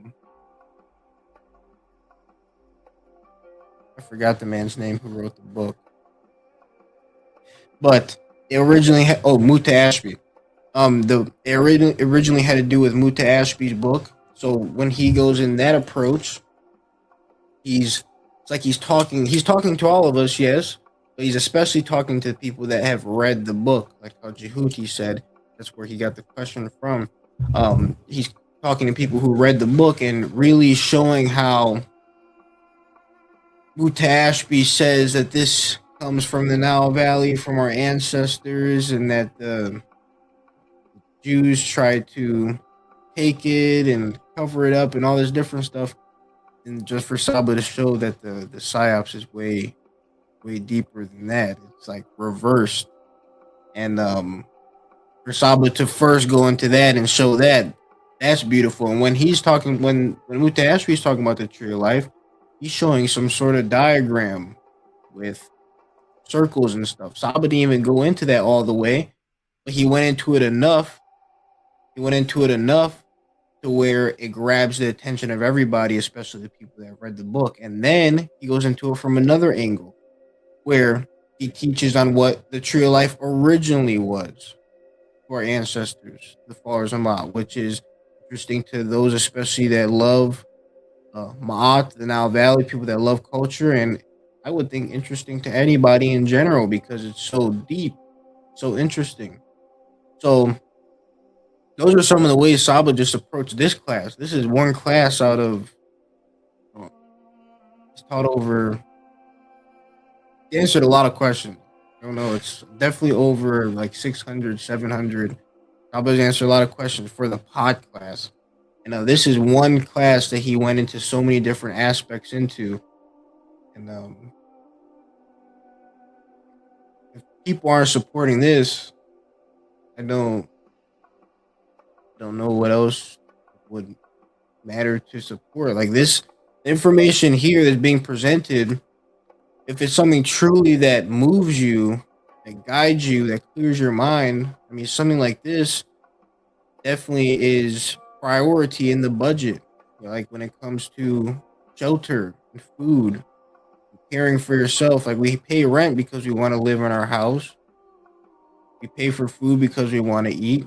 Well, if this knowledge is truly changing you, changing the way that you think about things, clearing up your head on things, it could even be on something that you consider small, then that can be compared to the food that you eat, because your mind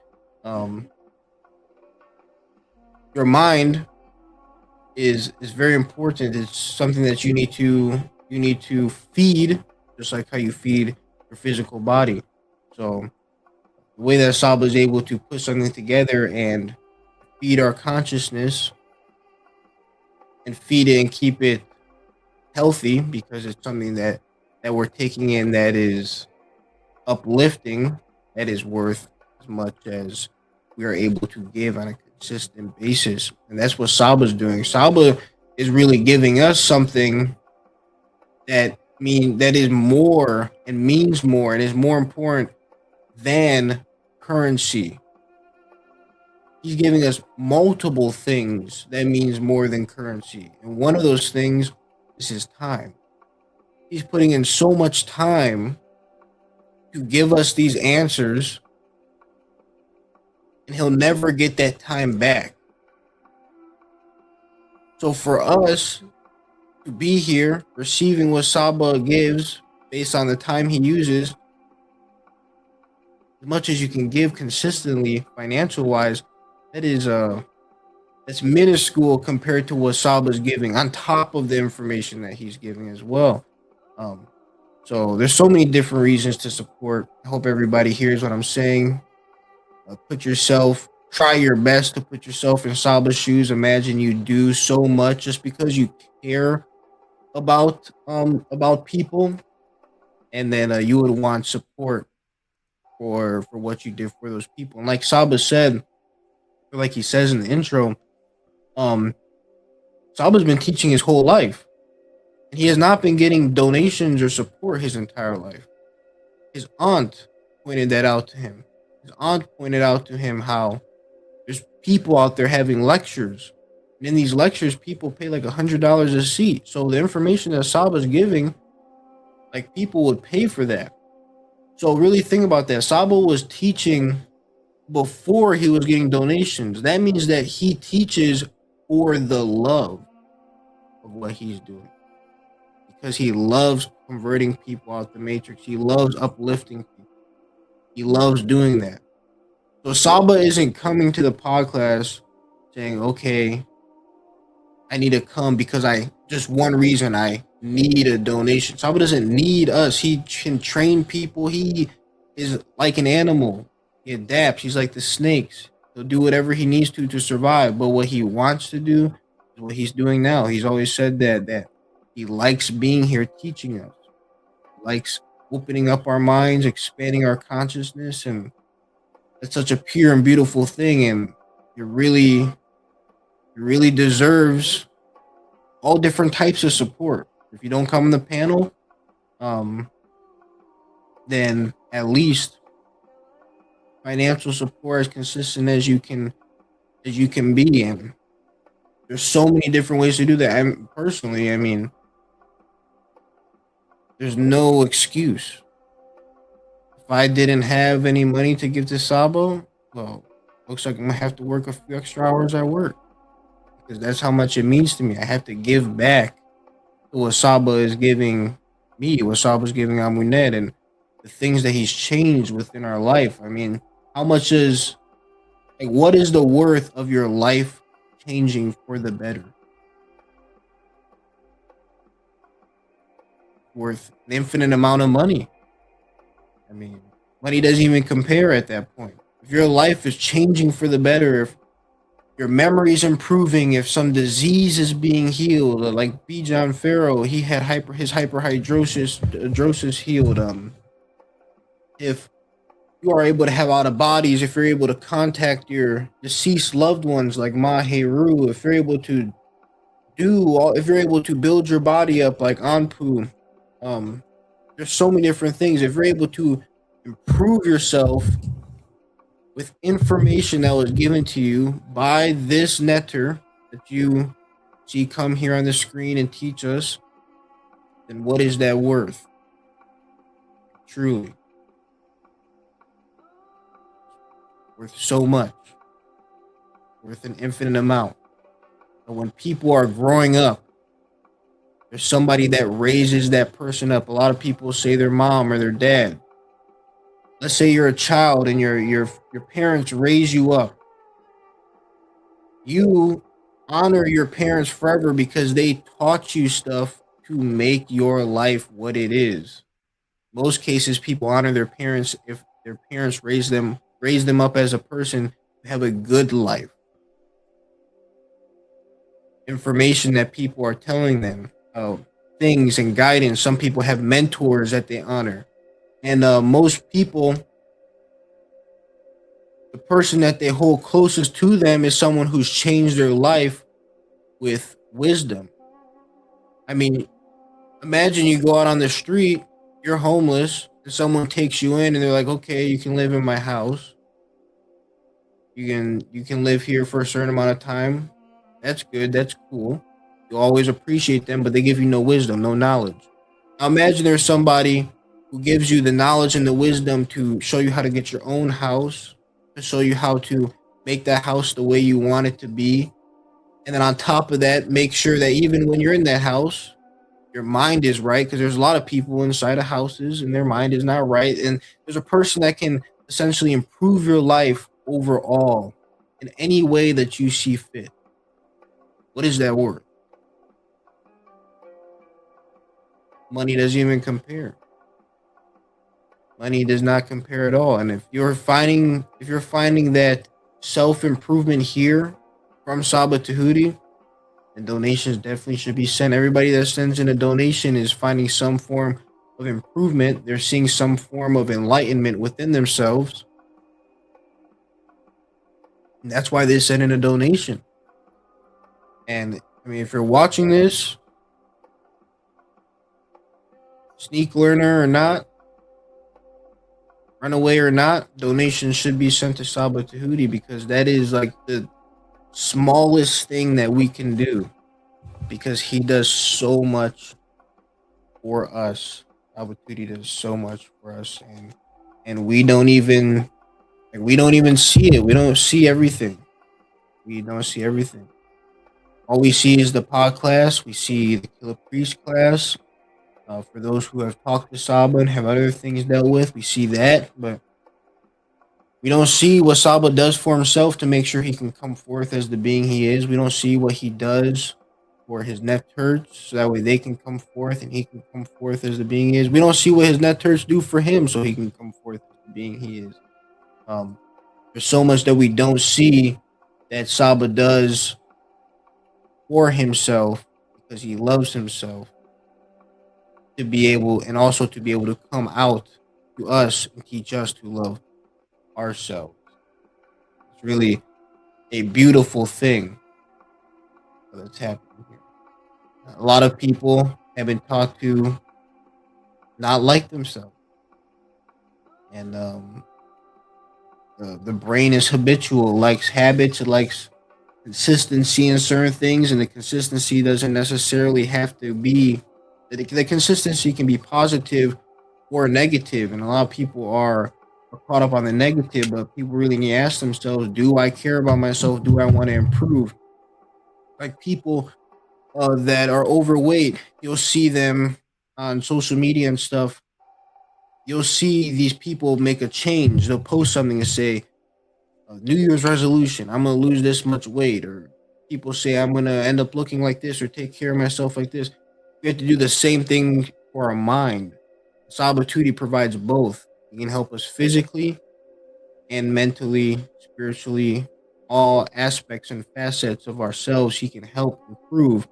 And we have to be those people that, because all of us have been in a negative matrix state. All of us didn't, we have these matrices in our mind and stuff. Saba breaks them all the time. Like simple things, even like calling this planet Earth, stuff like that.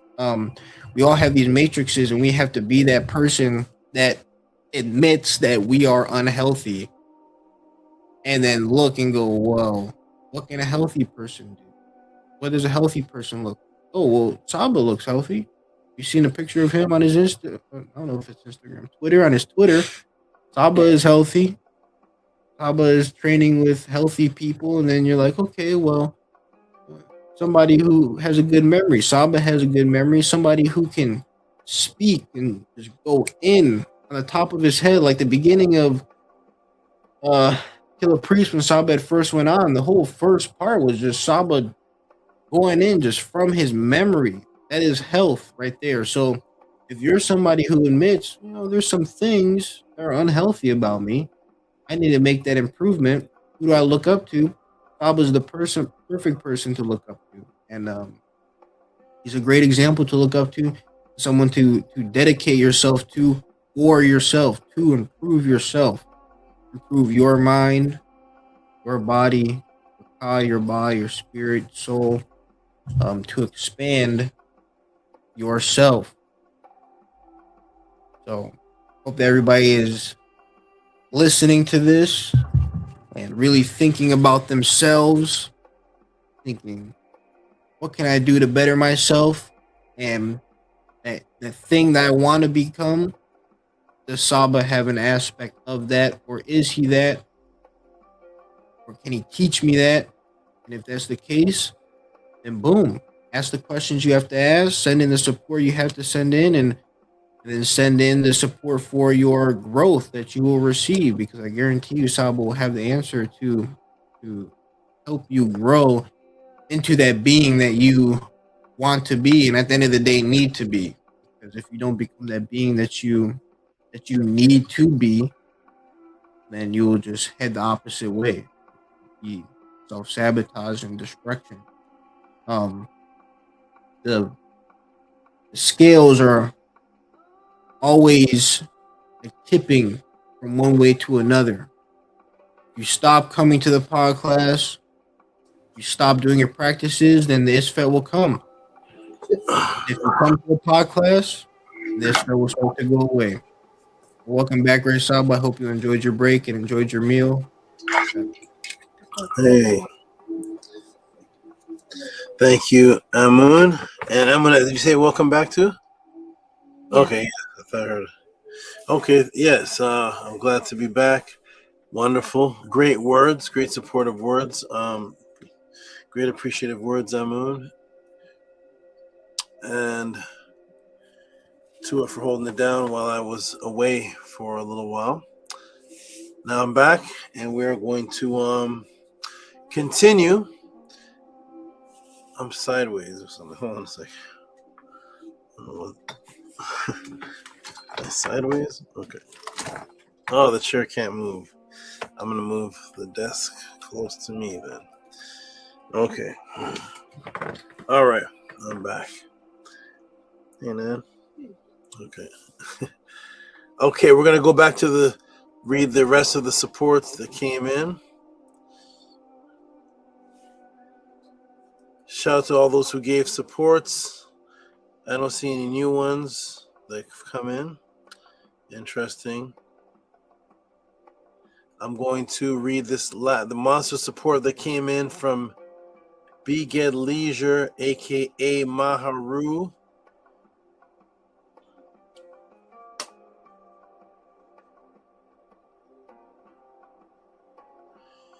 And this is for appreciation for the men in the class and a question. Okay, okay, here we go. Get ready, everybody. This is the largest support of the evening, and this is definitely going to be on the list of the monster supporters. Well, for this month, I'll be reading that next month. But this is one of the largest supports. This is the largest support, Tua, and I'm gonna put from February. What is it? February the 7th. Okay, here we go. Everybody, get ready for this monster support that came in from Beged Leisure. Tua, Beged Leisure, for your support and continuation and your great consistency. And here we go. Get ready, everybody. We're gonna make some major. Oh, and it popped up immediately. Perfect. Major noise for this major support for Beged Leisure. Maharu, are you in the room? Tua to you, and you were down in a certain situation where you couldn't support for a little while, and you toppled over that obstacle. I'm gonna get Amunet to read this one, please. $200 for Hotep Saba Ankuja Seneb, half of Reciprocity Tehuti for Medu class to keep hidden treasure found of Neturu, and question Tehuti can further elaborate why set up Asar, Tua, Saba, Tears of Joy. Oh, beautiful. This is half of Reciprocity. Half of Reciprocity. He must be. I'm not sure. This is half of Reciprocity for the Medu class. Thank you, Beged Leader. We'll figure this out a little bit later. And this question: why set up Asar? There must be some words missing. Why set up Asar? Sounds like a sentence, but set is the being, right? So I don't know. We'll figure this one out. It is the great Maharu language. He'll send me a message to figure this out. Let's give some monster noise. Let's give some great noise for this monster support. You definitely help save the pod class for today. Not a lot of support was given so far. The great supporters were consistent, but not a lot of support given for today's class. So you definitely help save the class. Let's give them some big, massive noise. Amunet.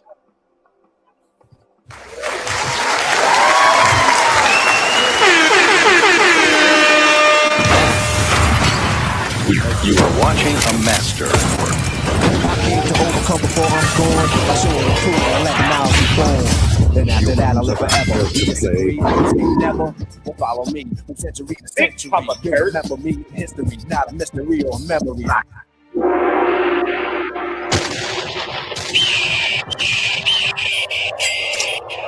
So brick by brick, we're going to continue.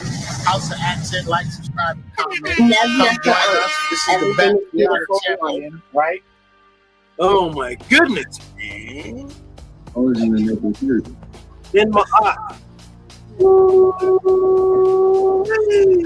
Spear to the neck, spear to the neck, spear to the back, spear to the head. It's my Peru. From here to the roof. You don't know how we're doing this thing already.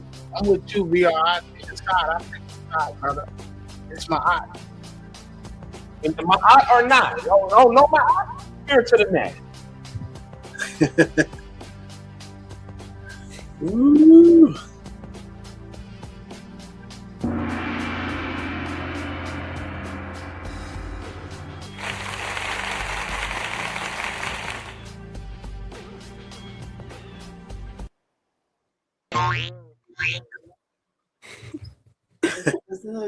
Was that an echo or did you do it too? Or was that an echo? What? I laughed. Okay. That might have been, What do you say, Eminette? that might have been the sound you heard. Oh, okay. Sound like it went twice.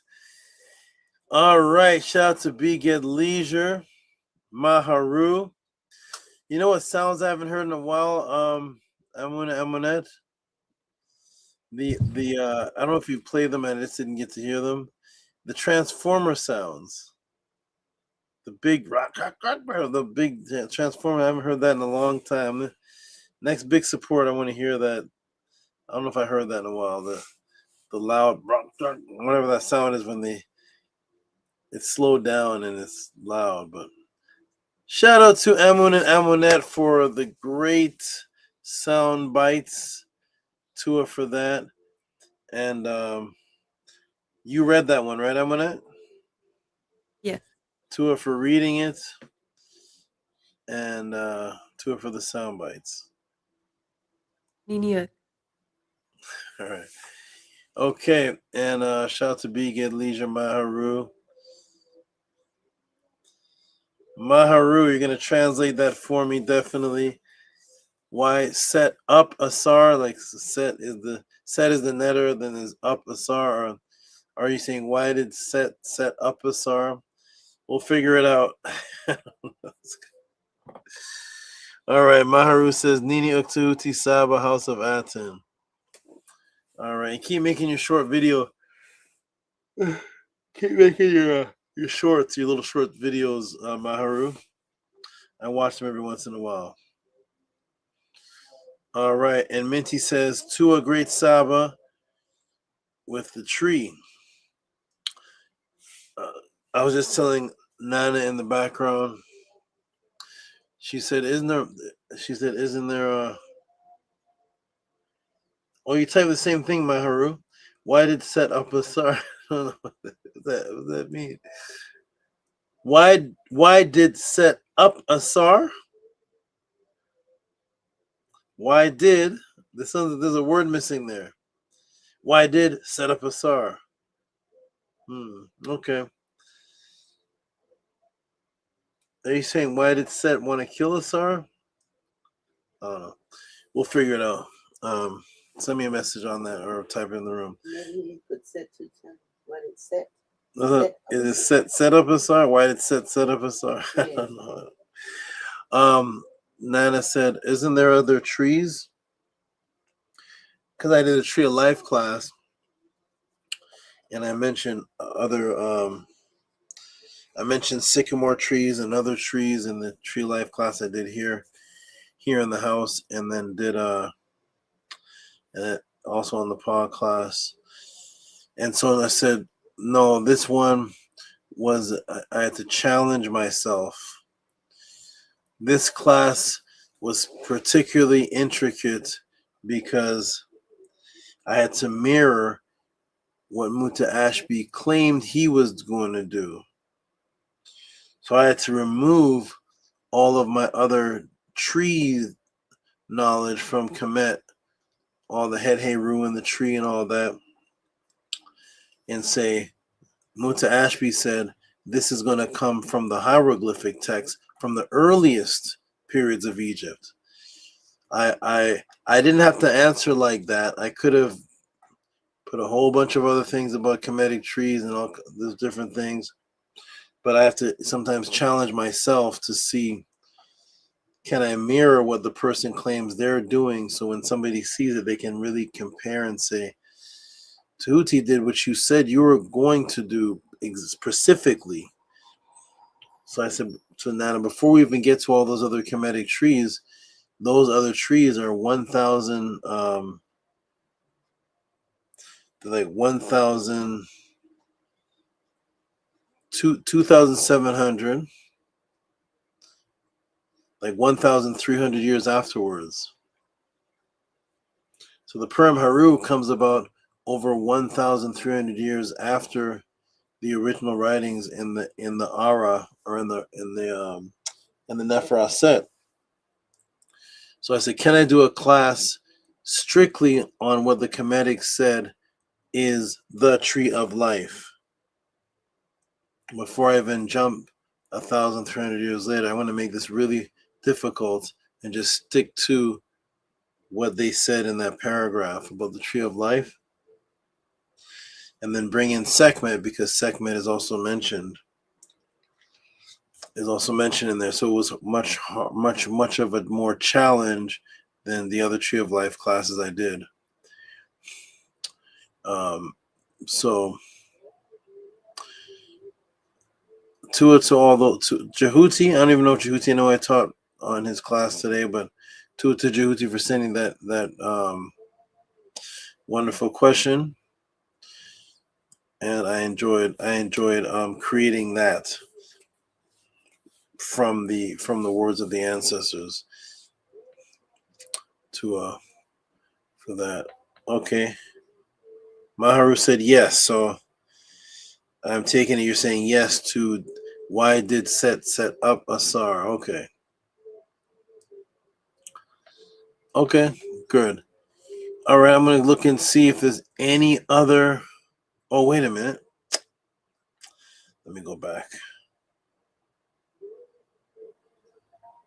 Okay, I'm going to go back and refresh the page and see if there's any other supports that came in. To all those who continuously support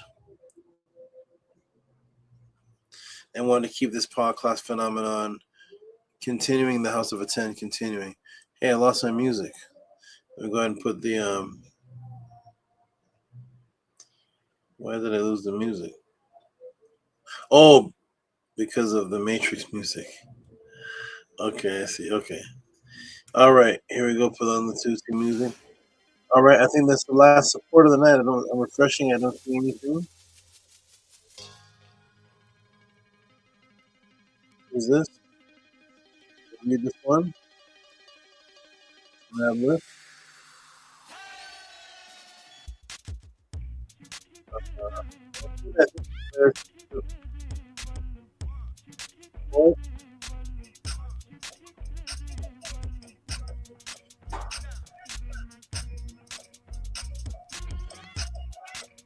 Okay.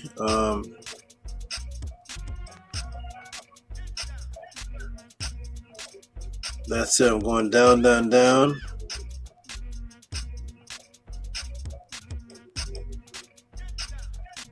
All right, that's it. Who's this? It's Ephraim Kima'at. That's for last week.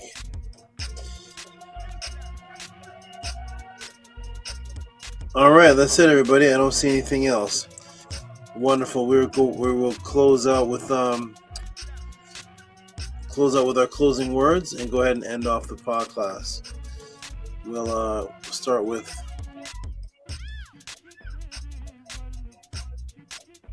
Let me get this on the screen. We got Amunet. English is not Englishing. I gotta get used to this. English is not Englishing.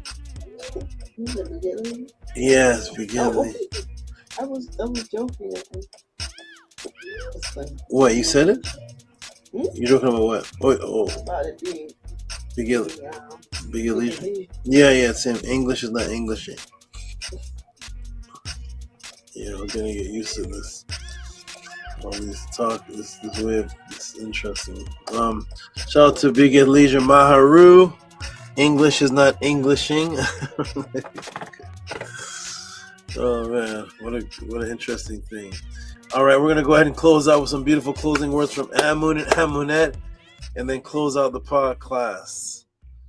Let's start with Amun and then move to Amunet. Hotep, Aguja Suneb, Ymer Uk, for Sabatuti, Amun Hotep Ra, for the Tef, Sabatuti, Hotep Marie to you. Your net turds for holding up your Djed, sustaining you with their Ka, their EE hands, to all of your animals, Maku, Mauku. Mauku, I think, was the most beautiful snake I've ever seen. Mauku is the best snake. And the lion head on top That was mind blowing. That was very beautiful.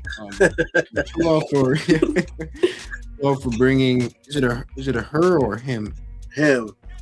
Tua for bringing him to the class. Thank you very much. Tua for this beautiful class, for this beautiful, extensive, long answer, for putting so much in it, for putting in a great amount of work into breaking the psyops from the book and then building back up as well with the ancient teachings. I appreciate it very much. You did answer a question again that I already had about the Tua and connecting the tree. I remember seeing that and seeing Tua and why it says tree. I had no idea why. So Tua for putting that in there. I appreciate that very much. Tua for the way that you laid out the class. You teach it like how our ancestors wrote it. When you teach, I can see the story playing out and I can feel the imbuement. It's easy for me to connect myself to what you're teaching, to be able to imbue it. Makes it easier to remember, makes it interesting and immersive. So Tua very much for the way that you put the class together, for all the information that you put in the class, for all the time you take to make these classes. This class was very long compared to the other classes, and still you went on Kill a Priest this week, so I don't know how you did that to make this class. So Tua very much for that, for answering Jehudie's question, for answering all of our questions, for being here to help build all of us up. I appreciate you greatly, Saba, for teaching and doing what you need to do. You kept teaching, you didn't take a break. I'm happy that you're able to take your break and eat, build yourself up. For everything that you do, Great Saba, I appreciate you very much. Have a Nefer Esh, Nefer Kek. A great time doing all that you need to do before you rest. Have a beautiful, great rest. Look forward to the Medu class. Is it this Monday for sure, or possibly? It's a high percent. It's scheduled for this Monday. I will say yes for now. See what Sunday does to me. Well, very much, Great Saba. Do whatever you need to do. I know that you will do what you need to do to make it happen, whether it is going to be for sure this Monday or if something happens. But Tua very much for all that you do. I'm looking forward to this Monday as of right now. Very excited. I know Amunet's very excited.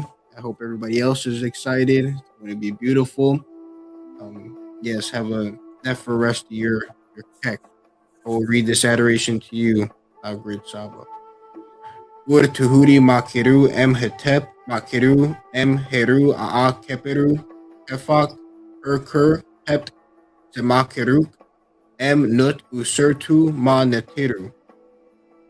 The great Tehuti, triumphant in peace, triumphant as Heru, mighty of forms of existence. Thine enemies have fallen under thy feet. Thou hast been made to triumph in Nut, being powerful with the Netiru. Hotep, Abuja Seneb, Imeriuk, Tua once again. Hotep, Uncle Justineb, to you, beautiful, beautiful adorations and appreciation, and Tua for your concern for all that I do as far as if I can even do the men in a class, and that great observation of how did I do this one, and I also did a Killer Priest one.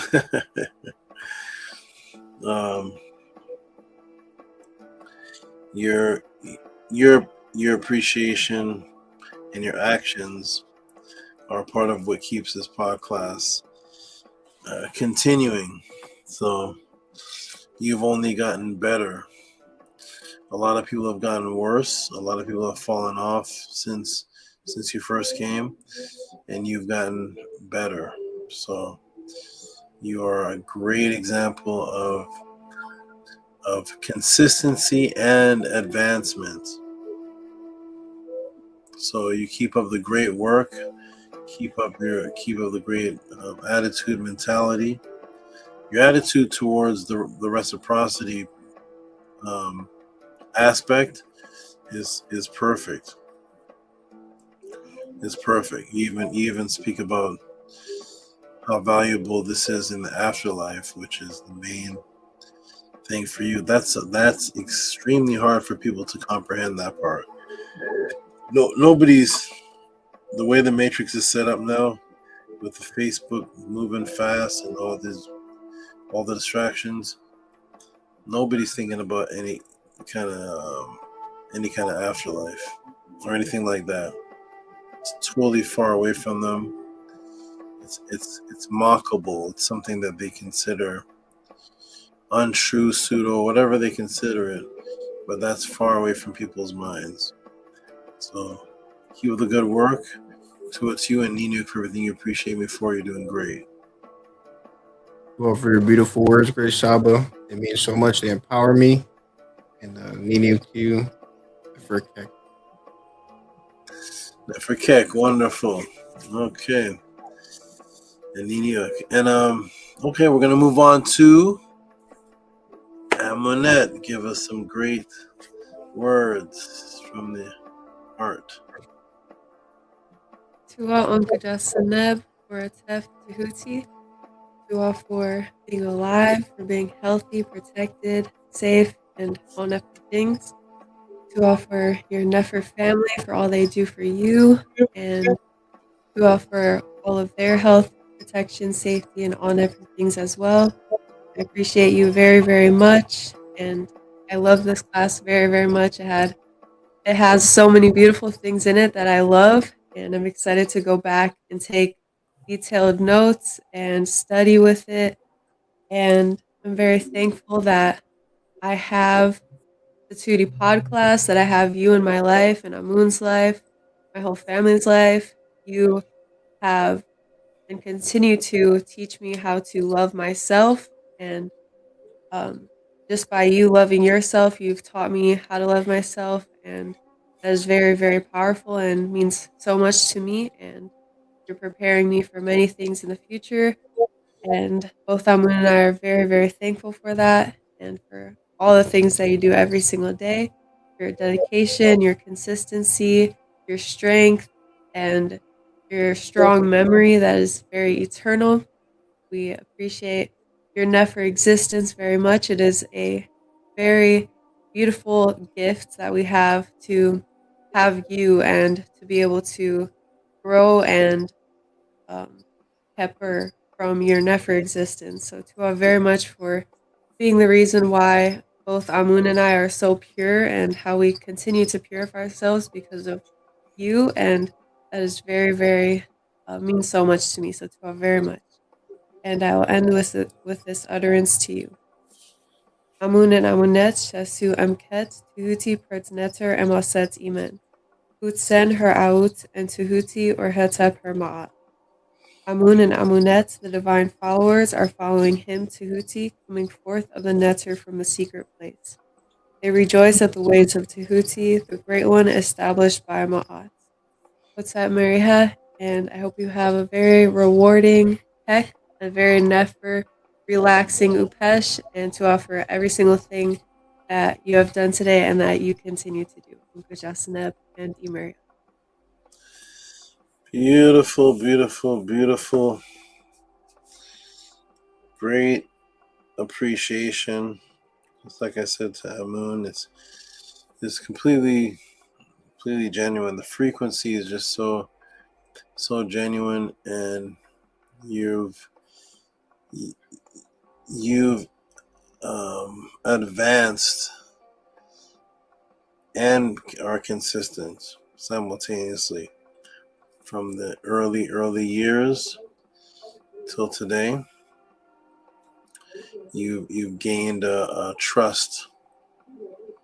So you've advanced to a point where you've gained a trust where certain missions and assignments can be applied to you, and it's trusted that it will be done. So you've done a great job. Earning trust is hard and difficult, and you've earned it and maintained it. Keep up the wonderful energy, the wonderful work. You all hardly ever even miss a pod class. If you do, it's by force. Like you've never. If you can be at the pod class, you'll be here, and that's how it's been every single pod class. Even before you're all coming to the panel, you're always in the chat, always in the audience, always listening.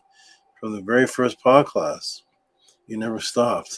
It's like you never fell. You never stopped. It's truly amazing. I need to clone both of you, but take your blood and distribute it amongst the masses, because your consistency is immense. I've seen a lot of people, even those who've been around as long as you, do this. They're still here. They're still around, but there's a lot of this going on, up and downs and stuff. But not you, Emma. Not you, Emma. Not you two. Everything has been wonderful. Even if there's challenges in your personal, it never ever affected the pod class. So keep up the wonderful work. Very, very, very proud of you. And Emer Oak to you. And you have a wonderful rest yourself. Very much for your never words of life. Go ahead to cut you. Say it again. To very much for your very never words of life. Oh, words of life. Niniuk. All right. I think I'm echoing through the thing. All right, peace and love, everybody. I'm gonna go. Peace and love, everybody. Shout out to the new people. There's VRI. VRI, there you are. You pop up at the end. You pop up at the end, but it's good you pop up. You got a little blue light. Shout out to you and Madleaf. Shout out to you and Madleaf.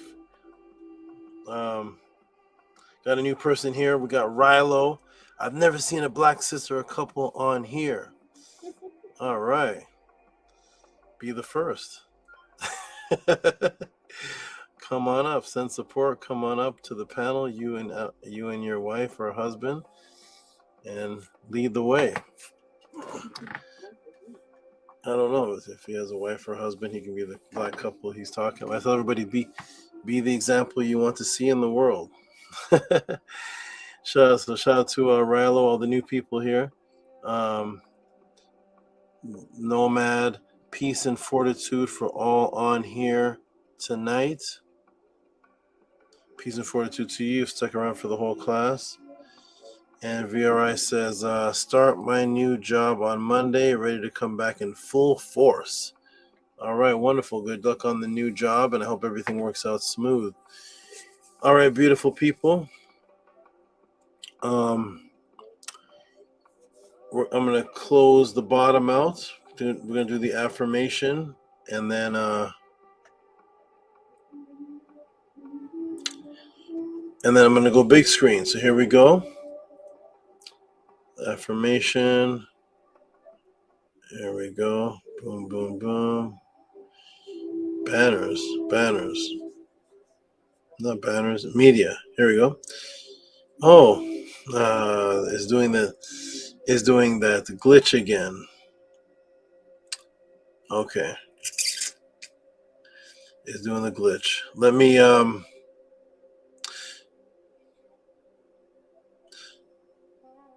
oh boy, it's doing the glitch. I'm gonna leave out and come back and see if I can move around this glitch. My side screen here, it's lost its scroll up button. That's so odd. I'm gonna come out and come back in and see if that fixes the problem. Here we go. Okay, great, Shaba. Okay.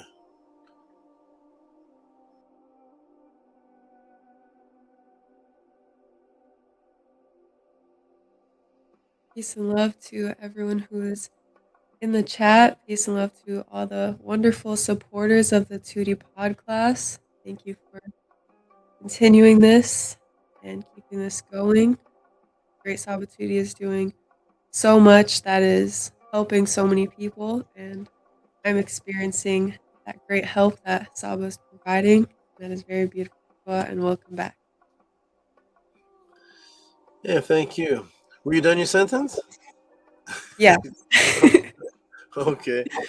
Thank you for having me back, and I got the scroll to work, so we can go ahead and do the affirmation and close out this wonderful experience in this pod class. Shout out to everybody, and oh, Minty, there you are. There you are. Okay. All right. Maharu. Okay, Maharu. Any new people? The only new person is this at the end. I've never seen a black sister. Oh, the same thing. Shout out to Angela Gates and Sharika. All right. And Mary Sekhmet. Unfortunately, a person has not seen yet. Shout out to Nana Poet. Shout out to me and Nana Poet, who've been on the panel together. I guess we don't count though. But okay, we're gonna go ahead and do the affirmation. And hey Nana, are you listening to it on? You're listening to it on YouTube right now, right? What? The podcast. No, I'm just listening to you. I'm gonna do something with the music, and I want VRI or whoever listening tell me if I can't ask Amon and Eminem because they're on the panel. But if you're listening on YouTube, I'm gonna do something with the change of music and tell me if my voice and sentences are still clear with this. Okay, here I'm gonna put this on.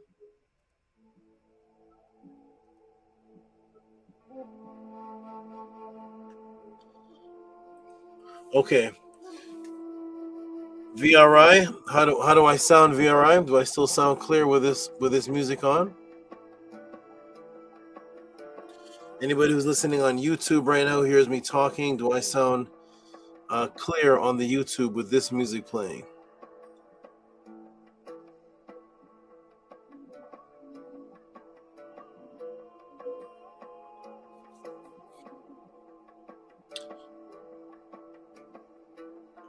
Okay, good. So it's not the music that's done that.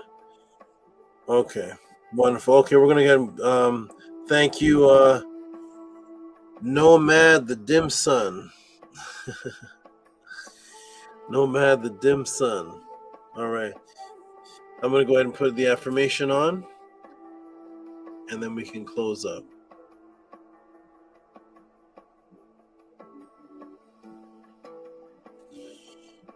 Okay. We'll start on the count of 3.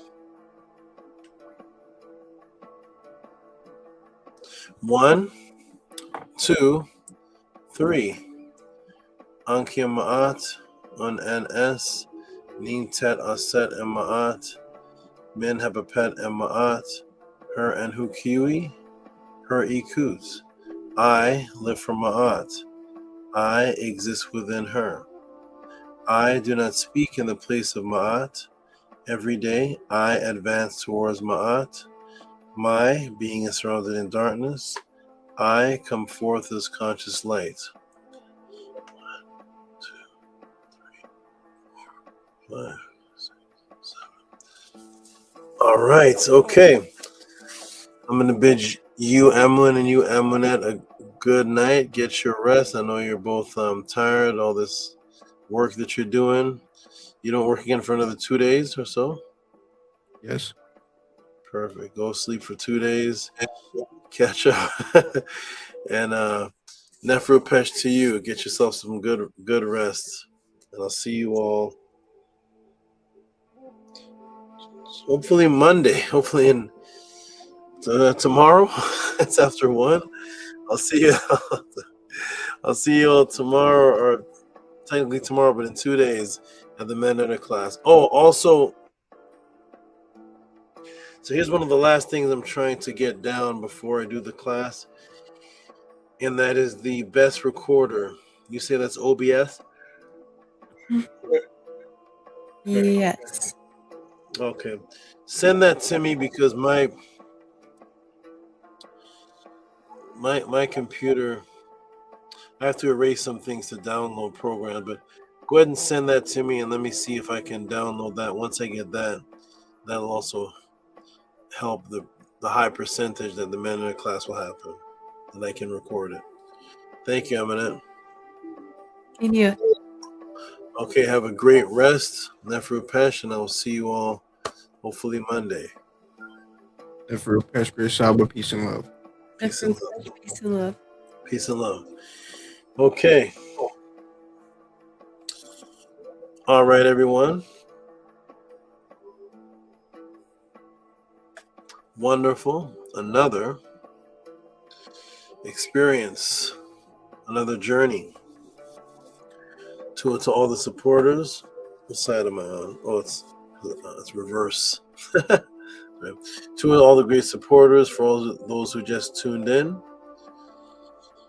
press rewind and you will see the wonderful topic that was discussed, that was taught on for 2 hours and 53 minutes.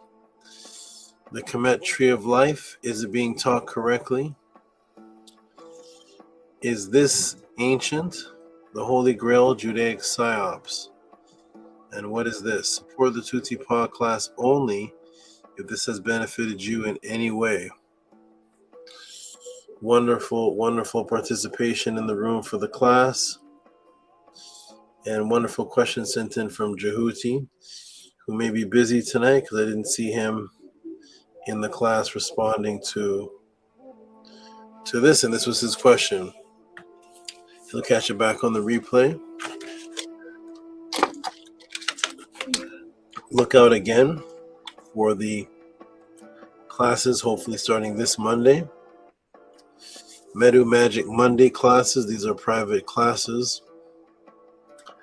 Private classes that are not on YouTube, where you learn so many private things that I won't teach to the public. You get to learn the language, and most importantly, you get to understand what each sentence in the Purim Haru is discussing and how to actually apply the spiritual practices into your home and build things in your home based on the spiritual practices mentioned in the actual papyrus themselves that are not discussed publicly. 2:30 p.m. Pacific time to 4 p.m. Pacific time. Medu Magic Monday classes.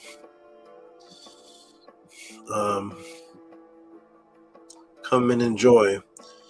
They are extremely advanced. Also, every Thursday, let me see if I can move this here. Every Thursday, I'm put on live from around 6 p.m. till 10 o'clock at night.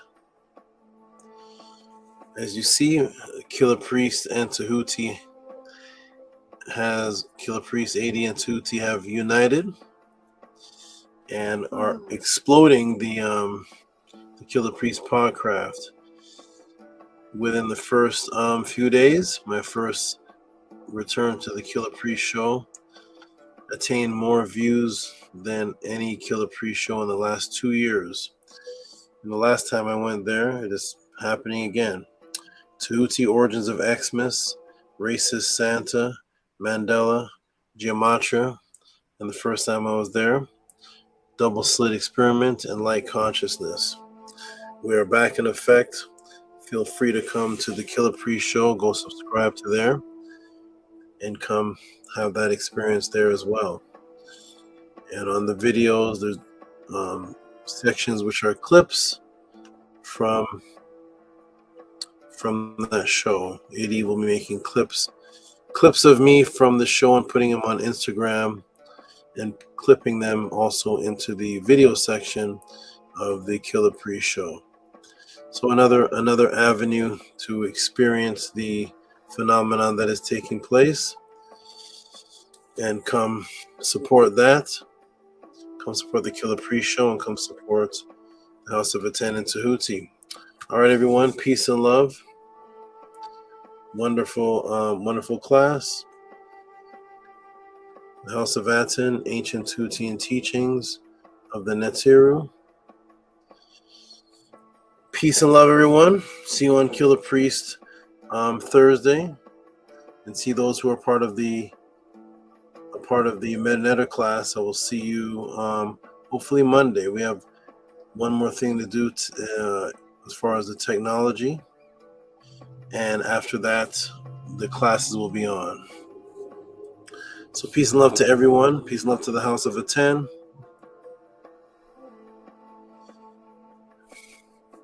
And I will see you on the next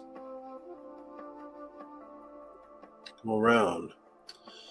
And where did the class go?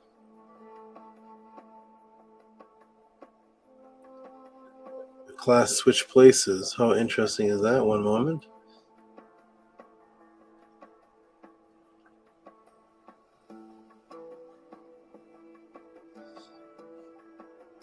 Okay, here it is. Okay.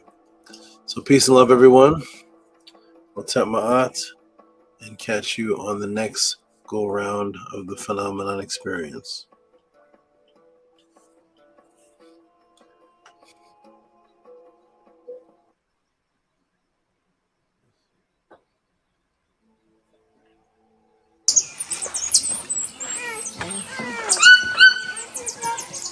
Cinco minutos.